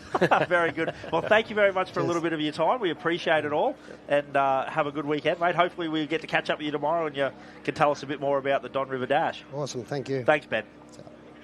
But yeah, hey, DC, probably to reiterate on what you said before about if you had a couple of grand to get your bike up to scratch, well, it had about $3,000. I reckon what I'd do is I'd probably jump online as to what the Ben Grabham VIP track and trail experience costs, save up the difference, and then just hire one of his bikes for the weekend. And honestly, that's what I've actually hit Grab off with a couple of times. Yeah. So, honestly, he's running such an awesome program, and to have so much experience behind him, from safari days to Fink days. He's running a KTM team. He's gone over and done Dakar. He wasn't that successful at Dakar. He had a bit of an incident over there, but he's been, like a lot of people forget that when Toby was coming back from a big injury, is that he was learning, even at a really young age, he was learning from Grabber. Yes. So Grabber was, the number one guy in the country with Desert. Yep. And that's where Toby's actually learned from, and then he's accelerated from there. Yes. So, having that sort of person actually running our trail and track actually team and putting it, like he said, he's actually running like a satellite team kind of thing, a kind of a deal. You can literally just go in there, hire a bike, and you treat it like a rock star. So, you don't get that opportunity very often, and it's, it's one of those things in Australia that we actually get to experience now. So, he's just an awesome bloke. Yeah, so, I think the big thing that is the massive kicker for it as well is that you don't have to rock up on Friday and just ride the bike that they give you. You can come in early. He's been up here all week riding with the guys, and they've been making a few little suspension changes, so they actually get the bike suited to you as well, which is just an incredible experience, you know what I mean? Like, because if you've ridden a bike or driven a car with bad suspension and then you drive the exact same car with the suspension just tuned to how you drive and what track you're on and everything like that, it's like you're driving, a beat-up old Honda Civic and an F1 car. The difference between I think suspension is the one thing that people tend to underrate a fair bit. They're always looking for more horsepower or, the latest technology, peg grips or something like that. But really, if you get on top of your suspension, it's the big ticket item. Yeah, 100%. Like exactly what you're saying there. You know, he's got a really quality brand there with Gas as well, and well respected as well. So, I mean, he spent a lot of time with KTM, and he's quite handy when it comes to actually suspension setup. So, you know, he actually had a big play with some of the suspension, you know, development. What I was doing for, especially Fink and Hatter as well. So he spent a lot of time, and it was actually quite interesting how the. We would ride side by side down the track, and our suspension setting was very, very close. I liked it a little bit firmer. He loved the fast rebound and the quite plush suspension. So, you know, to actually put that all behind him with the racing side of things, he's still out there racing, but he's actually number one guy as all the guys actually, you know, throwing that money at him to go, you know what, I want to come here and have the VIP experience, and that's exactly what he's doing. And the other one is, imagine you're out here riding and Ben Graham says to you, hey, mate, you just need to lift your elbows a little bit or do this or that. And you think to yourself, what would this guy know? Like, no, I'm not doing that, you know. Like, no. Just having a little joke there. But, yeah, what he does for the sport and, like you said, we've had a couple of mates that have been involved and have done it. They said they'll never race again in any other way other than with Grabo's track and trail. And like I said before, I've actually tried a couple of times to jump on there, and it just didn't. The stars didn't line up. But you know, it's hopefully one day I'll actually get the opportunity. And you never know. Your Kalgoorlie 500, if he's got a spare seat over there, I'd definitely actually jump on it. But you know, this year is sort of out of the game for myself. But Grabo on his side, far out, man, he's. Oh man, he's well, obviously the red hair has put the drive in there. But he doesn't. Absolutely. He works so hard. Like he'll be up until midnight, 1 a.m. in the morning, actually getting the bikes prepped. So, you know, what sort of team boss is he without actually doing that sort of thing to make sure his guys are actually getting that VIP treatment while you go back, relax. Well, exactly like you said, you can come and go down the beach while they prep the bikes and everything like that. And, bring the missus and kids, or if you're a single man, come and, you can head to Airlie tonight and get on the nightclubs if you wanted to. Like, the options are there. So it is an incredible thing that he does. And he is such a great ambassador for our sport as well.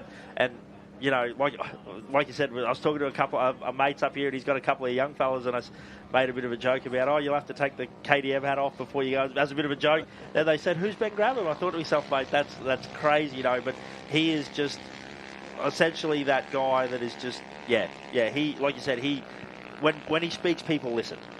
Yeah, definitely. And a lot of people seem to forget that, the Australian Safari was quite a while ago now over in WA. And, going for a week and a half out in the middle of the desert. And he was one of the guys that, he was at the top of his league, especially in his early 20s and whatnot. And now, he's getting closer to 40, but he's got that drive to actually really, bring the factory experience to the local punter or the local trail rider. It's and that in itself is it's a credit to him of getting that off the ground, and I think is 3 or 4 years running, and it's made all the difference. Yeah, it is fantastic. So people, if you want to get involved, that is a great way that you can get yourself involved here at the Bowen Rail Company Don River Dash. Fly in and have a good time. Our bikes are starting to thin out now. I think we've seen most of our, stragglers, competitors make their way in. I think we've seen some of the side-by-sides and recovery cars make their way down back through the middle. So that probably means that a lot of our final competitors have made their way around that top U-turn and are slowly straggling in. But I tell you what, it is a massive credit to you talk about that drive and everything like that. For these slower guys to be able to, and I mean that with all due respect, but, they're working very hard. They are feeling every bump. They're not Jet Lawrence, like you said, hopping a couple of bumps, conserving energy. They are feeling every inch of this track. So these guys, hats off to these guys. It's a long weekend. It's a long day riding for them. Arms are tired, legs are tired, bike's tired. Your pit crews here, they're cheering you on. You got all these people. Like no one's gone home yet. There's still a huge crowd here at the moment. So it's fantastic to see as the 203 holding on to a two-stroke as well. The old fingers. There's arm pump, and then there's also the two-stroke vibration numb hands as well. Oh man, I would give him hats off to actually finishing a two-stroke, Eddie. He's actually made it through on that standard fuel tank as well. So good on him. They're still filtering through here, and I'll tell you what, like. Yeah, it makes it very hard when you're going through the sand out here and you're actually really exhausted and tired and you want to back off the throttle, and it makes it very, very hard to back off the throttle. But you know what? You just have to keep that gas on out here, because as soon as you slow down, it actually makes it a lot harder. Hey, Ivan, look, there's a couple of clowns on the live stream there with Billy Geddes walking through the middle. It looks like the Three Musketeers. Huey, Dewey and Louie. Well, one is kind of Drewy. No. Drewy, yeah, dead right. No, very good. Is that a different Can-Am to what Billy was driving earlier in the day? Listen, I don't know what's going on at the showgrounds. There's definitely something sus going on over there. Anytime Bill and the OBR boys are around. Yeah. Oh, let's not talk about those boys. To touch on a little bit with Billy Geddes, it was actually there up at Fink when he actually was the first guy to actually do the double up at Fink there. Yep. And, he was sending videos to Toby and a few of us guys in Grabber on that while we're there. His preparation to actually get ready for Fink, he was, obviously a trophy truck driver, but he was actually in his riding gear and his full kit, just without his goggles, and he's running up and down the beach to try and get fit enough to do the double. And, Toby just pretty much turned around and goes, mate, we don't even do that. Yeah, loves it. Loves it. He was very keen. But he pulled it off. And the first attempt, and he did such an awesome job. And it raised the bar to another level. Obviously, Toby was coming through and trying to, win the bikes and win the cars. And he got very close, extremely close. But it doesn't actually give it justice going from, 4 wheels and then back to 2 wheels and then back to 4 wheels and then 2 wheels again. So, and I think there is a few guys doing a bit of a back-to-back here as well. I think there's a couple of guys actually in Can-Ams and then jumping on the bike and racing in the afternoon. So I'll tell you what, they'll be feeling it big day afternoon. By the end of Sunday too. Big day. So very interesting. So, yeah, absolutely awesome that those guys have done that. And again, he was actually the original, the OG Ironman at Fink. So pretty cool to see Bill do that. Yeah, it was definitely a massive achievement, that's for sure. Because all the things that we talk about, like I said, we saw from that in-car on the Nortrans transport in-car there that, Kent wasn't just sitting in the car cruising around. He was getting beat up, that's for sure. So awesome to see as the 11 makes its way across the up into the pit area as well. But I tell you what, we're pretty excited about what the Don River's thrown up. We're only 50% of the way through, Dan. Pretty wild. I am pretty excited. Excited. Like you said, Liam looking good, Sam looking good. We didn't get to catch up with Triggy, but Triggy also looking good. As the track has proven, many dangerous points. Interest. So I just nipped away and talked to Aaron Benson, actually, and he was showing me, because he actually has the app on whatever it is. Yeah, unfortunately, you do have to pay money for it, it would seem, but he's got the download and the time. It's actually Brodie Waters in third on corrected time, so Brodie should be very happy with that. He's coming out of third, then Triggy, then the 682. Yes. Which is Brent Story. I wanted to say Stoner. I knew it was wrong. Not Casey, Brent mate. Story. Yes, that's right. Not Casey. But, yeah, so cool that those guys are sorted there. So that's going to be a good race and good position for Brodie. But we were talking about it's hard. I think Triggy, we talked to him on Friday night, and he was talking about how he's going to use the first lap as a bit of a sighting lap. Well, he did seem to be about a minute slower on that first lap, and then he was running the same pace. So does that mean that he did take it a bit easier that first lap, or something happened? But it's hard to catch a minute on Liam Walsh. Yeah, well, particularly when they talk about it being a sprint race, that Liam come up here and said 150 Ks, I'm fit enough, I'm fast enough that I'm just going to sprint that. So now we're going to throw down to Ivan, who's made his way into the pits. Here we are down at Don River Dash. And we've got some of the competitors down here. A lot of them are actually sort of filtered back to the park for Maine to get ready for tomorrow. But we've got John Harkness here. He's actually come through finisher. He started right at the back of the field there. So, yeah, how did that actually go? And what do you think of the track? Yeah, no, it was wild. It was awesome. I bit too relaxed up here in Queensland. Forgot to put my transponder on, so I had to go back to camp and put that on. And they made me start dead last, rear of field. So sorry to everyone. I belted past on the way, but yeah, filled a few in and got back here right. It was absolutely awesome. How did the bike handle? And yeah, what was it like to actually come through the field there? Yeah, awesome. Yeah, it felt like I overtook about 170 bikes, I reckon, but just had to look and pick lines and, yeah, watch where everyone was and get to the side of them. So, yeah, I think I got to 37th or something. That's an awesome effort. So just to put that into perspective, there's over 220 entries here. So, you know, coming from dead last all the way through to back up to there, you've got to be happy with that. And, you know, what's your game plan for going into it tomorrow? Just try and remember to do everything and fill the bike and get out here tomorrow and hang off it again and have a bit of fun. Make sure that transponder's on. Yeah, that's it. A few bevies will go down tonight. Definitely, yeah, about to head back for a beer now. Oh, good luck tomorrow, and yeah, we'll definitely see you further up the field tomorrow. I don't know, let's see how we go. Cheers, mate. Yeah, good Queenslander there. Yeah. Going back for a drink, no worries at all. Yeah, the boys are happy.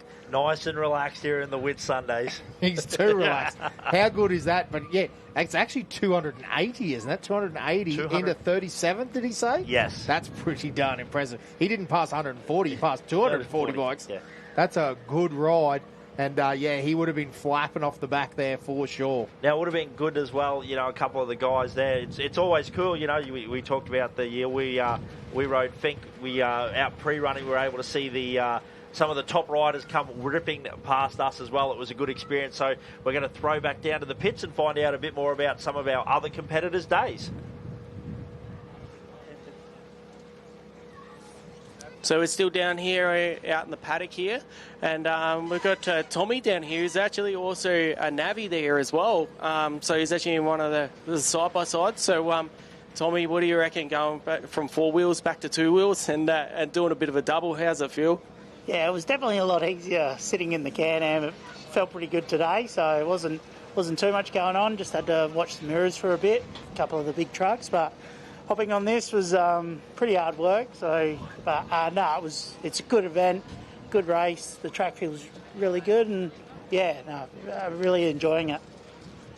When it goes to the track wise, what do you think? As in going from the 4 wheels to 2 wheels, so does the track change a fair bit, or is it very similar? Obviously, you're going in the same direction and that, but how much does the track actually change from both? Yeah, it's pretty similar. Even from when we pre-rode, it stayed pretty much the same. It hasn't chopped up too much. The cars, obviously, you get those bigger braking bumps into some of the washouts, but there's plenty of track to work with. So, like John said, you just pick a couple of nice lines and try and sit back and hold on. And what about recovery time? So what do you reckon you do? Do you go back, have an ice bath, a couple of beers, and relax, or is it it's all game face for tomorrow? Yeah, we'll go back, check the buggy.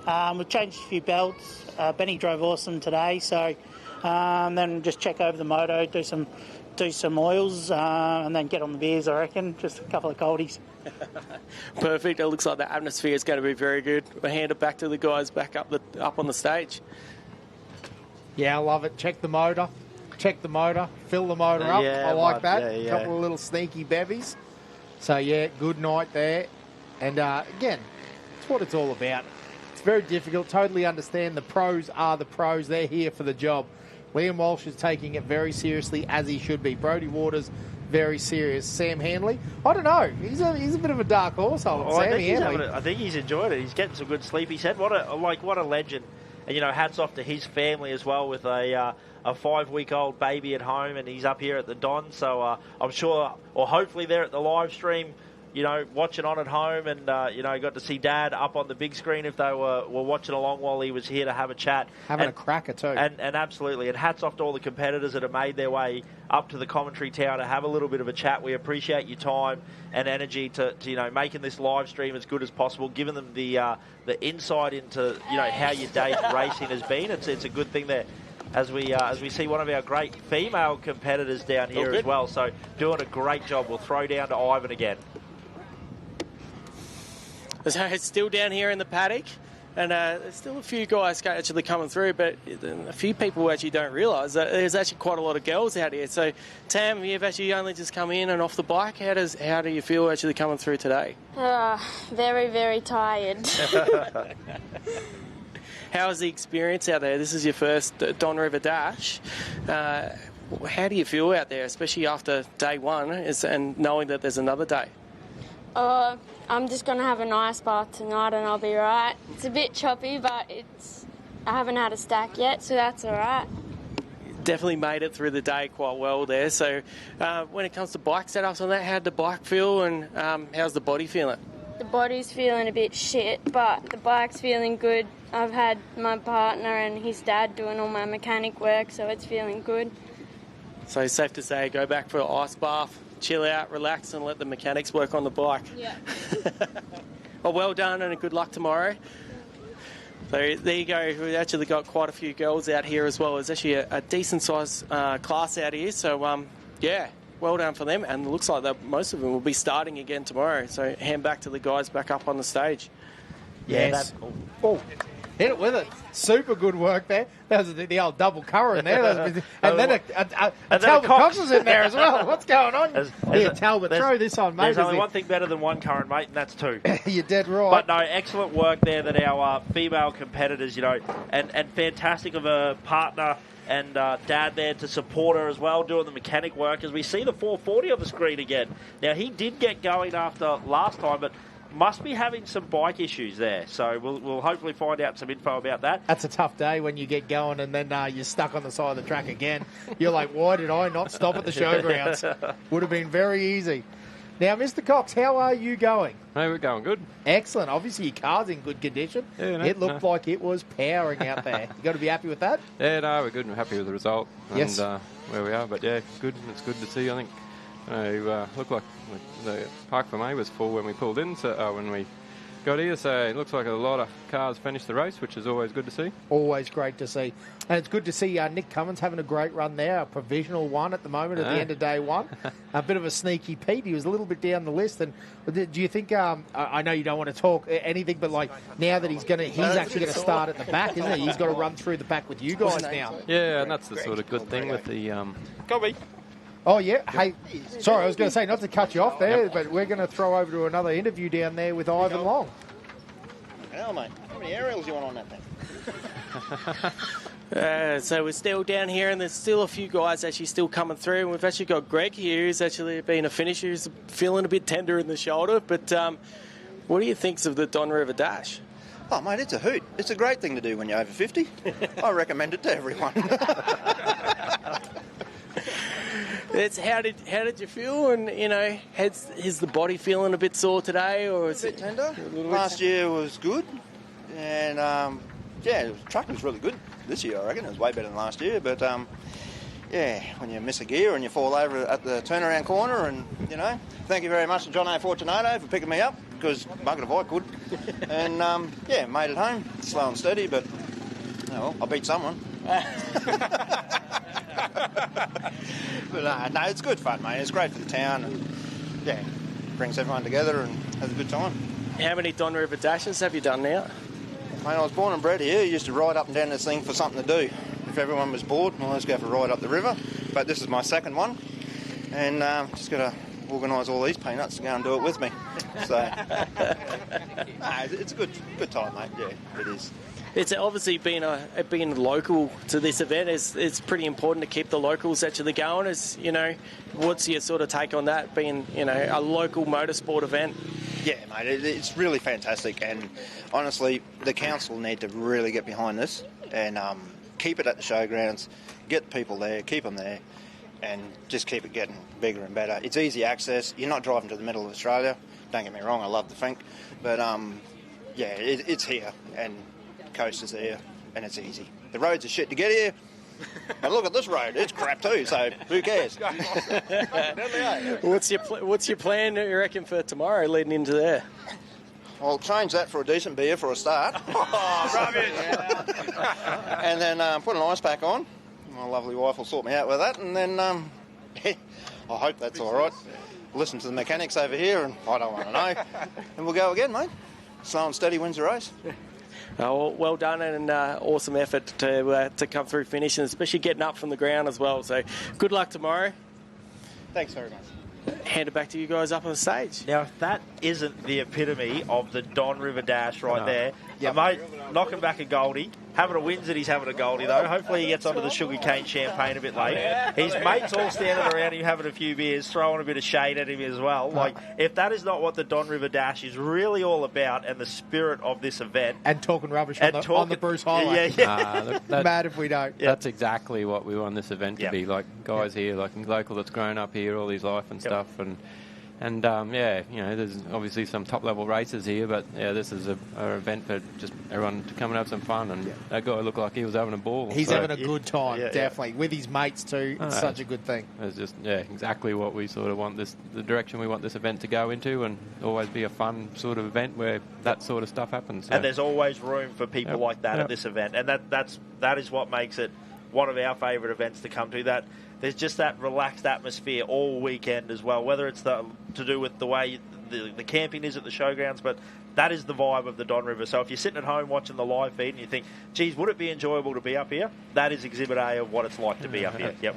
It's good to hear all the things he said there, because as a sort of committee, that's what we set out to try and do, is to make that type of event. And you know, the whole idea of staying at the showgrounds and camping there, and we're all there together, and you don't have to move from the showgrounds, you know, you come out. It's just all the things about an event that make it a good thing, where you come and you don't have to do all these extra things on top of it. Yep.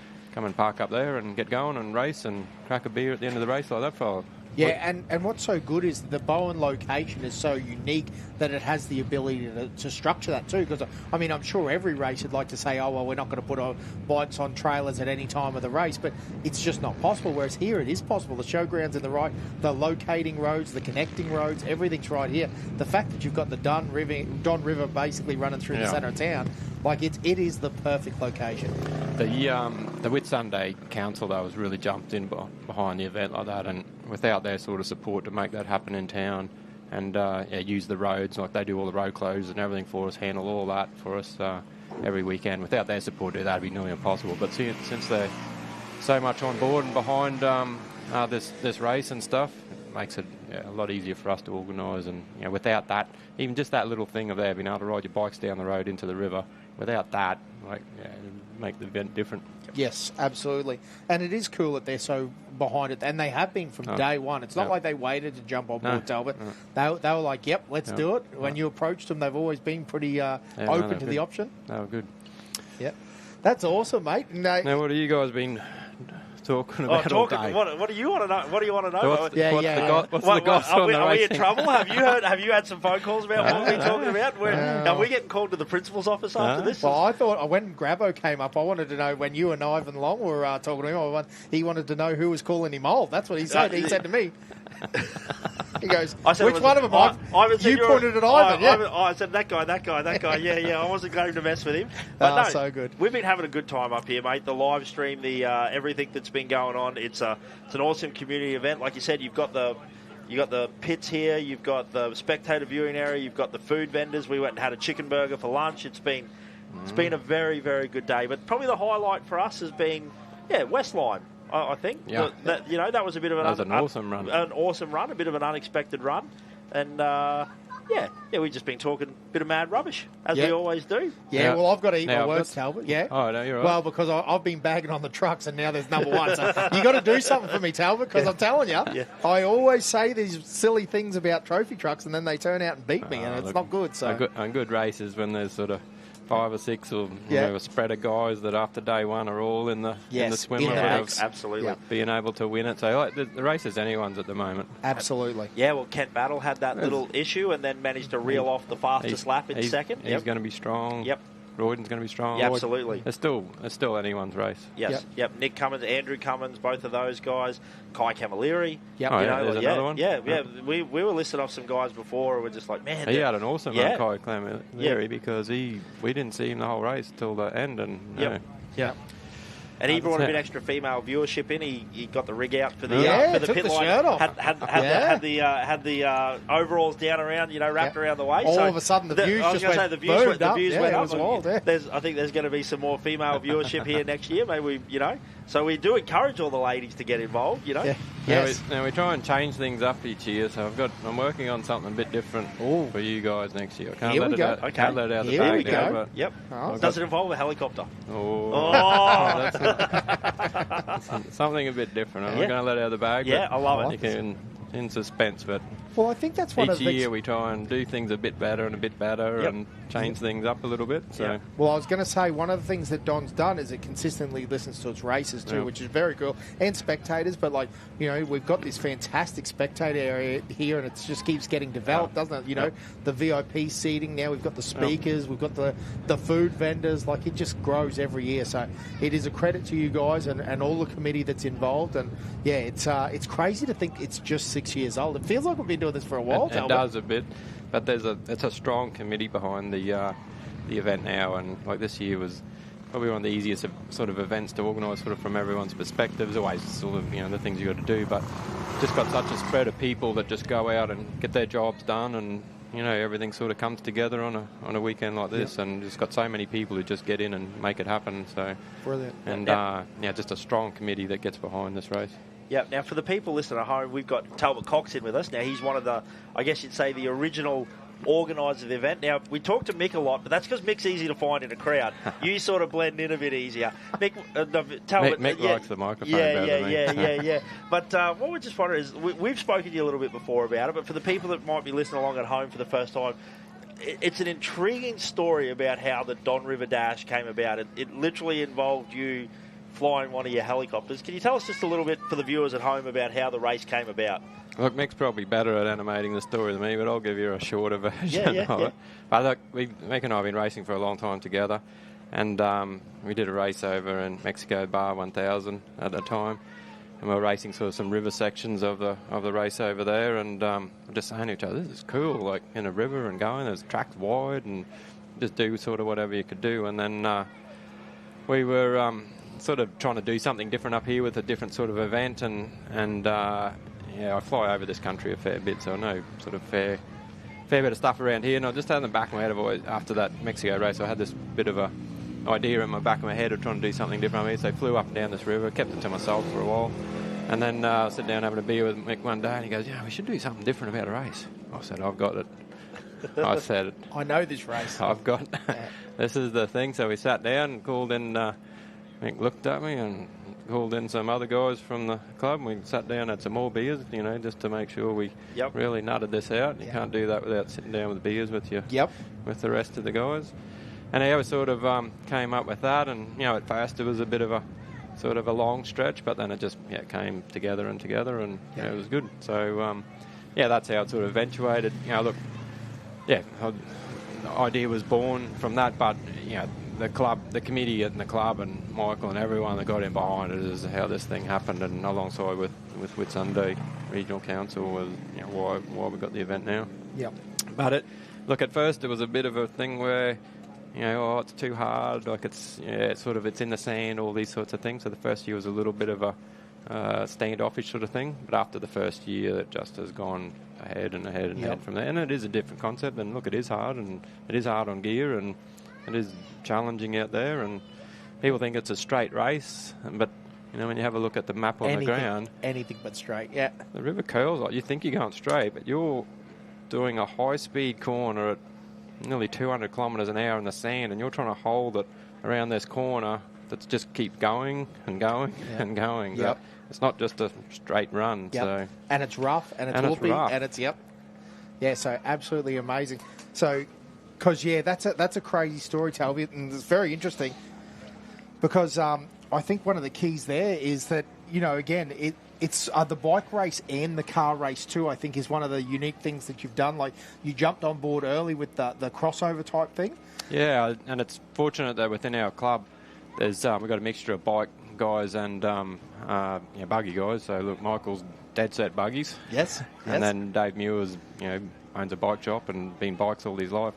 So that blend of guys that came together as bike buggy race, which is good. So and look, that's what makes this event. It's just a spread, of bikes in the morning, buggies in the morning, bikes in the afternoon, and so that mixture of crowd. And if you want to watch one, all great. If you want to watch both, even better.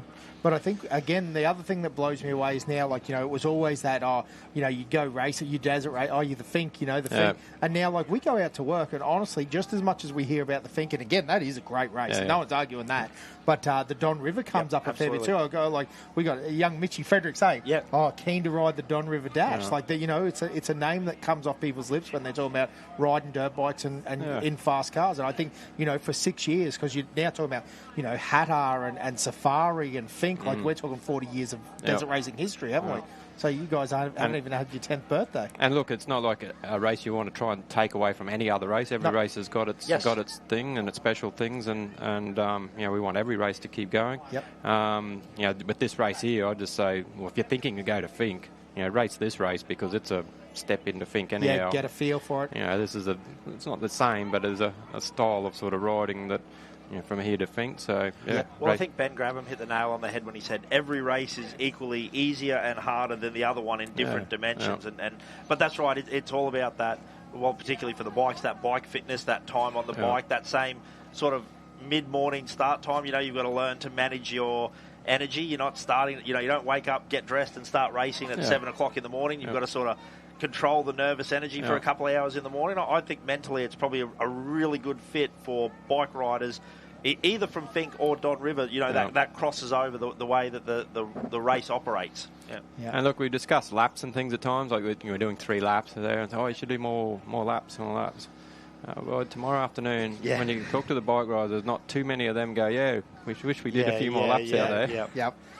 Which is good, it's just the right stuff of tough enough that everyone's had enough of by the time they finish the race. That was good. Perfect. So. Now, hit us, mate. What's the game plan for tomorrow? I can't tell you. Fast, dangerous, take chances. This to the front. Yes, to the front. Well, see how we go. Like you guys have been around long enough. It's anything can happen from there. We're halfway through a race, and there's realistically 5 or 6 people who can still take out the top spots of this race. The podium's still wide open. I don't think I'd be confident locking in first, second, or third at this point in time. Awesome, mate. Well, it's always great. You Good come and join up. us. I was going to say, come up and have a chat to us. When we see where you will land tomorrow again, we won't put any mockers or any notice on you, but I'm sure you've got a good game plan and you've got a good team around you. So the old 16 should be ready to do business tomorrow. We'll see how we go. Awesome, mate. Love it. Awesome. Thank you very much, Talbot. Talbot, obviously one of the genuine good blokes of off-road racing. He's always fast, always a great competitor. But he does an absolute incredible job of being able to operate this race here. But Talbot, just a man of the people. Always loves his off-road racing and competiting. But now we've got Ivan up in the tower here with another one of our great female competitors. So we're back up in the tower here with Beck. How'd you go with Don today, and how's the body feeling? Yeah, body feels all right. I felt pretty, cautious on the first lap. Got into my groove in the second, and then by the third, the track was pretty choppy, so I took my time. How did the bike feel? Like things that you need to sort of work on over the night, or how did that go? Someone told me that just get comfortable with being uncomfortable. That was probably the best advice I've been given, because it's rough no matter what, and you've just got to get used to it, and you've just got to hold on and keep going. So any of the girls, any up and coming that want to actually jump in there, what's your sort of thoughts on those jumping in there and having a go? Don't give up. Don't give up, and just ride to your limit, take your time, and have fun. No, that's awesome. This is your first Don River Dash as well? This is my third. Yep. Run out of fuel first year, so DNF'd. I got third last year, so just got an upgraded bike. I was previously on a 350, now I'm on a 500, and it's a lot more comfortable. I feel good out there. It's a shame we don't have as many competitors as last year, with only 5 girls coming from 13 last year. It's a bit sad. Wish there was a little bit more competition, but just pushes me to want to get in that top 100. Yeah. Whereabouts are you sitting in position-wise at the moment, do you know? I coming in first for the ladies, and 130th, 35 overall, I think it is. Oh, wow. So awesome. Working through the field. Slowly, yeah. Well, the girls always get put off the field last, so, you know, you can kind of judge yourself if you can, you know, just stay consistent, wheel them in, and yeah, just hope for the best. So training-wise and things like that, like bike set up, you know, training of the body and whatnot, what's your sort of take on that sort of thing, or what do you have to do to, you know, train for this event? Well, I really enjoy training for stuff, and, you know, being the best I definitely can be. So, I mean, I tried to do an F45 class 2 or 3 times a week. I come down here on more or less every Sunday leading up for the last month or 2. So I get up at 4, I'm down in the river, I do 3 or 4 laps, and then I pack up and go home. So being a local, you have that advantage over the track and all that. So, yeah, training-wise, how do you feel compared to other sports and things like that? How does it actually feel, you know, compared to other sports, motorsport-wise? Yeah, look, it's hard because it's so unpredictable. You know, you can prepare yourself as best as possible, both like fitness-wise, mentally, your bike. But once you get out on that track, you just don't know the conditions. You don't know what's going to happen. You just got to stay focused, stay consistent. And I think training your mind mentally is really important to do that, to not panic, to not get in there and get really tired in your first lap and then, you know, just get slower. I think just ride the same way you train. Yep. Race the same and yeah. So what's your sort of game plan for maybe tomorrow? Is it, go back and recover wise? Have you got an ice bath or any of that organised? Nah. Bugger that. Nah. I'll just go home. The whole family's taking the trip down here from Townsville, so we'll go back to the hotel, chill out, have dinner. Bike maintenance wise, the bike is actually going pretty good so far? Yeah. Feels as good as it can be. Yep. Yeah. Good as it can be. We'll go back, probably do an air filter, do the chain, give it a wash, and call it a night. Yeah. Is there anything you sort of think out there that you could actually feel that you're improved or could improve on for maybe next year's Don? No, not really. I do actually feel like I've prepped myself pretty good this year. Yep.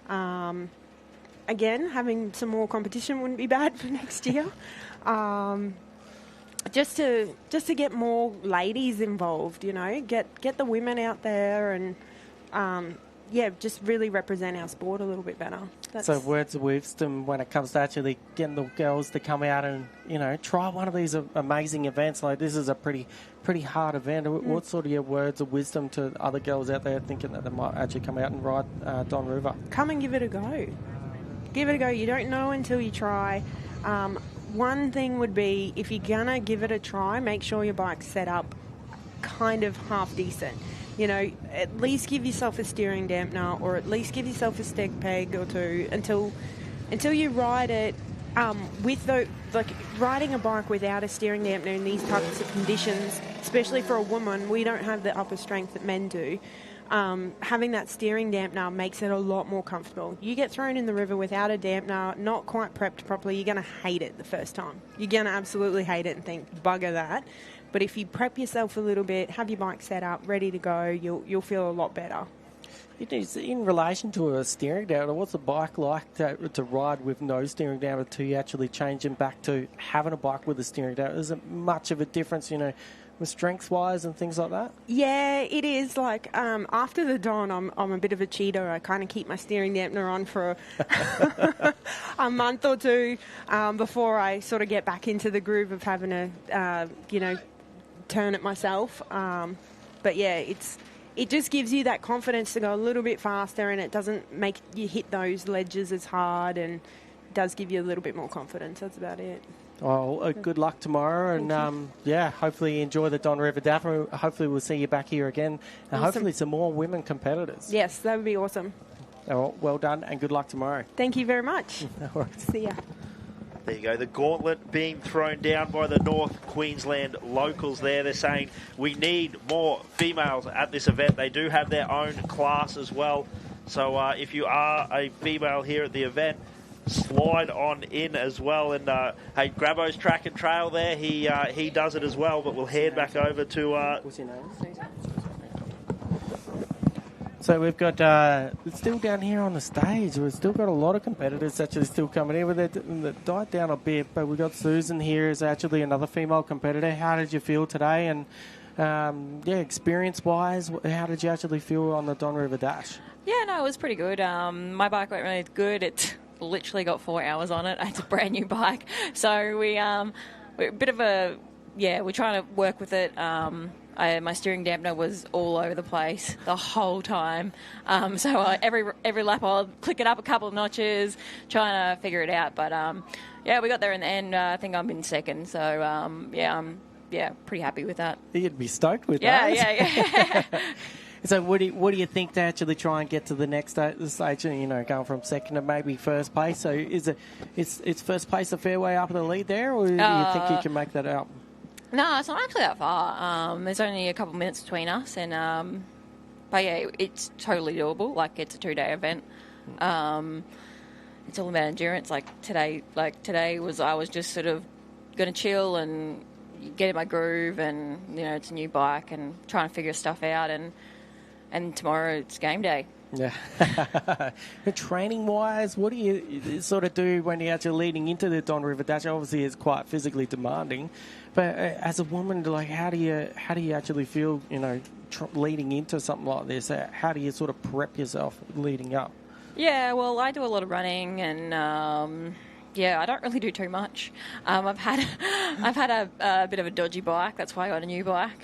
So I haven't done too much on the bike stuff. I'm very lucky where I live on our property. We have a pretty decent creek, so I ride up and down that all the time. But I've literally, I've done 4 hours of riding on my new bike, so I think I'm doing not too bad. So do we have a couple of extra hours on it after this weekend? Definitely. So in recovery-wise, what do you sort of go back and have an ice bath or anything like that, or what's your sort of take on that? We're ready for tomorrow. No, I'm not that fancy, so I'll probably just chill out and have a shower and have some chalky milk and get back. And family members and all that, and like your crew and all that, whereabouts did they actually come from? And so we've all come, me and my best friend are here. We're from Theodore, and the rest of our crew have another guy that's riding Cass. They're from Killarney, down Warwick way. So they've come a long way, we've come a long way. Not as long as a lot of other people, but still a hike and a half. Competitors-wise, obviously the girls groups or the girls class this year is a lot actually smaller. What's your sort of take on there? And, trying to encourage other girls to actually jump in there. What's your sort of take on that? Yeah, it's a bit disappointing when I seen the rise list and there was only 5 of us. Last year there was a hell of a lot more girls. But yeah, just I feel like if you ride a bike and you think you want to do it, do it. There is nothing, we are so supportive, we're all online, giving thumbs up, we're the girls, Well, seeing that, especially on the start line there, it looks like everyone was actually getting along quite well. Yeah, so we're all making sure we had fuel. Everyone's got fuel. At least he's keeping each other actually honest out there as well. So, and hey, you guys are up against it. You're starting off right at the back of the field. So, how does that feel when you're out there knowing that the front leaders are actually coming through? And, how do you sort of prep for that? Are you looking over your shoulder? Or? No, I try not to. We don't look over the shoulder, that's for sure. No, it is pretty scary when you have Liam or something shooting past you. I don't even think I even made it to the turnaround point before Liam come past me, and I was like, oh, God.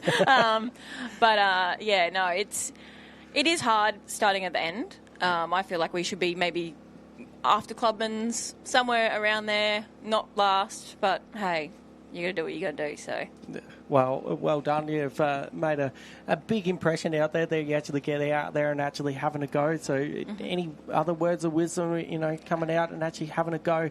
Maybe next year, are you thinking you're actually going to come back and have another go at the Don? Oh, definitely. I come every year. Last year, actually, pretty sure I ended up 4th or 5th or something, but I ended up rolling in on my rim. No. I popped my moose in my just before the bridge, and popped it, and I just was like, I'm going to finish it, not going to give up, and I rode in. So just got to have like a never give up attitude and keep going. Let's touch on a little bit of the bike prep and stuff like that. Do you actually do your own maintenance, or have you got somebody that actually helps and, obviously changing tyres, suspension, things like that? Do you get outside help with a lot of that sort of things? Yeah, I'm not mechanically... do not do that sort of stuff. So I have a really good mate that he does a lot of 6 days, and his wife and that used to do a lot of 6 days. So he changed my... I put my mooses in my front and my back on last Sunday. And then my brother helped me put my steering dampener on, and otherwise it's pretty well stock. I had a couple of other mates that have done last year on the same bike, and they were gave me a couple of suspension things to tweak, and it seems like it's running pretty good. Well, lastly, what sort of sponsors-wise, is anyone out there you'd like to actually thank for this event? Yeah, I'd just like to thank Dad at Corinda Hay, Dad and Sandra, and Brent from Stiller, I think it's Stiller Fitting and Fabrication. He's been a massive help to me. Oh, well done, and you got through day one. So day 2, bring on day 2, and good luck tomorrow. Yep, thank you. Yeah, isn't that great to hear the way the girls support themselves? If it was one of the girls on the start line without a transponder, they wouldn't have got that far. They would have looked after each other there. So, unfortunately, there, like you said, not as many girls as what we had last year. I think the 13. I think it's only 5 this weekend as well. So, girls, if you listen along at home and thinking this is something I'd be interested in doing, there is a class here for the females, but as you heard, they're trying to push their way as far up into the field as possible as well. Grabo has had females before on the track and trail, so don't think that Grabo is for the boys only. The girls for Grabo's track and trail as well. So awesome for a couple of awesome female competitors there, awesome female competitors there. Thanks to them for making the time to be able to come and have a little bit of a chat to us before we start to close out the show. But it has been an awesome day's racing here at the Don River Dash. We had 150 kilometres of cars, 150 kilometres of bike. The live stream stepped it up again this year. Mate, massive thanks to Ivan for being over on the start line for us and giving us that insight into the bikes. The information we've learnt today, and I'm sure people have learnt from home, have been invaluable today. So thank you very much for making the time today to come and hang out in the commentary booth with us. Yeah, you better be back tomorrow, mate. We need you. I'll be back tomorrow. Perfect. It'll be real good, mate. I don't know. I might take up Grabo, sort of roll there and go out party tonight. Yeah. Well, you're allowed to, because the commentator, you don't have to do anything tomorrow. Anything. You know what I mean. Late start. Yeah, late start. Yeah. So it's good, mate. Yeah, it's definitely cool to have you on the other side of the race tape and have you up here in the box, and it's going to be a good day. And again, like Josh was just saying, only 150 k's. We are halfway. There's a lot of racing left to go. There's definitely a lot of racing to actually come tomorrow, and it's hopefully you guys tune in for tomorrow because Liam Walsh is going for 3 in a row. I mean, the KTM team are just, on a dominance at the moment. So you still got Triggy there as well. You still got Brody Waters. There's a handful of guys that are actually, be right up there. Then you've got the girls. They're starting right at the back there. There might not be many of them, but I tell you what, the competition's pretty fierce up there. So they're getting pretty close. And it's, I was going to say, and it's close within those ranks too. Then we start going for some of the masters and veterans and all those too that we'll all crown. So actually, we'll have a little ceremony just so you guys know what's going on. After the racing, we do the skids on the podium here. It's always a good time. Ivan likes a skid. But then we also go over to the actual showgrounds and underneath the vendor or, the pavilion there, have a big celebration, and we actually hand out all the classes and everything. So it's going to be a great live feed. There's still plenty to go tomorrow. I reckon we'll be kicking off about 8 o'clock tomorrow in the cars. If you want to come over for a chat about some cars, come on over as well and join us in the commentary box. But it's going to be a good day of racing tomorrow. And I'm looking forward to it. I mean, it's a bummer I'm not out there racing this year, but I tell you what, it's actually really cool to see how much the family environment and the locals are actually coming out and supporting the event. So, and then actually having the car guys having the level of respect that they've got for us riders as well. So, having the experience of jumping a trophy truck yesterday was second to none. Like, a massive thanks to Ivan for letting me do that, and he definitely put his foot down. I definitely know that much. So. He stood on it. And Ivan's not just referring to himself in the third person getting to drive a truck. Yeah. It was the Ivans in a truck. Yeah. So good. No, look, we're looking forward to actually a really good close competition tomorrow, and it's not just up to the pointy end of the field. So Liam's got a good lead. We're gonna see if actually Brodie Waters actually steps up the game. See Nathan Trigg as well. So. We'll, at the end of the day, hopefully we see a burnout, and it's going to be one of three guys doing a burnout on that podium. We're just going to force them to do it. Yeah, absolutely. Ladies and gentlemen, thanks so much for joining us today. It's been an absolute cracker. We have had smiles and laughs all day. I hope you enjoyed as much as we do. But this is halfway through the 2024 Don River Dash. We got a full day of racing tomorrow, and we can't wait for you to join us.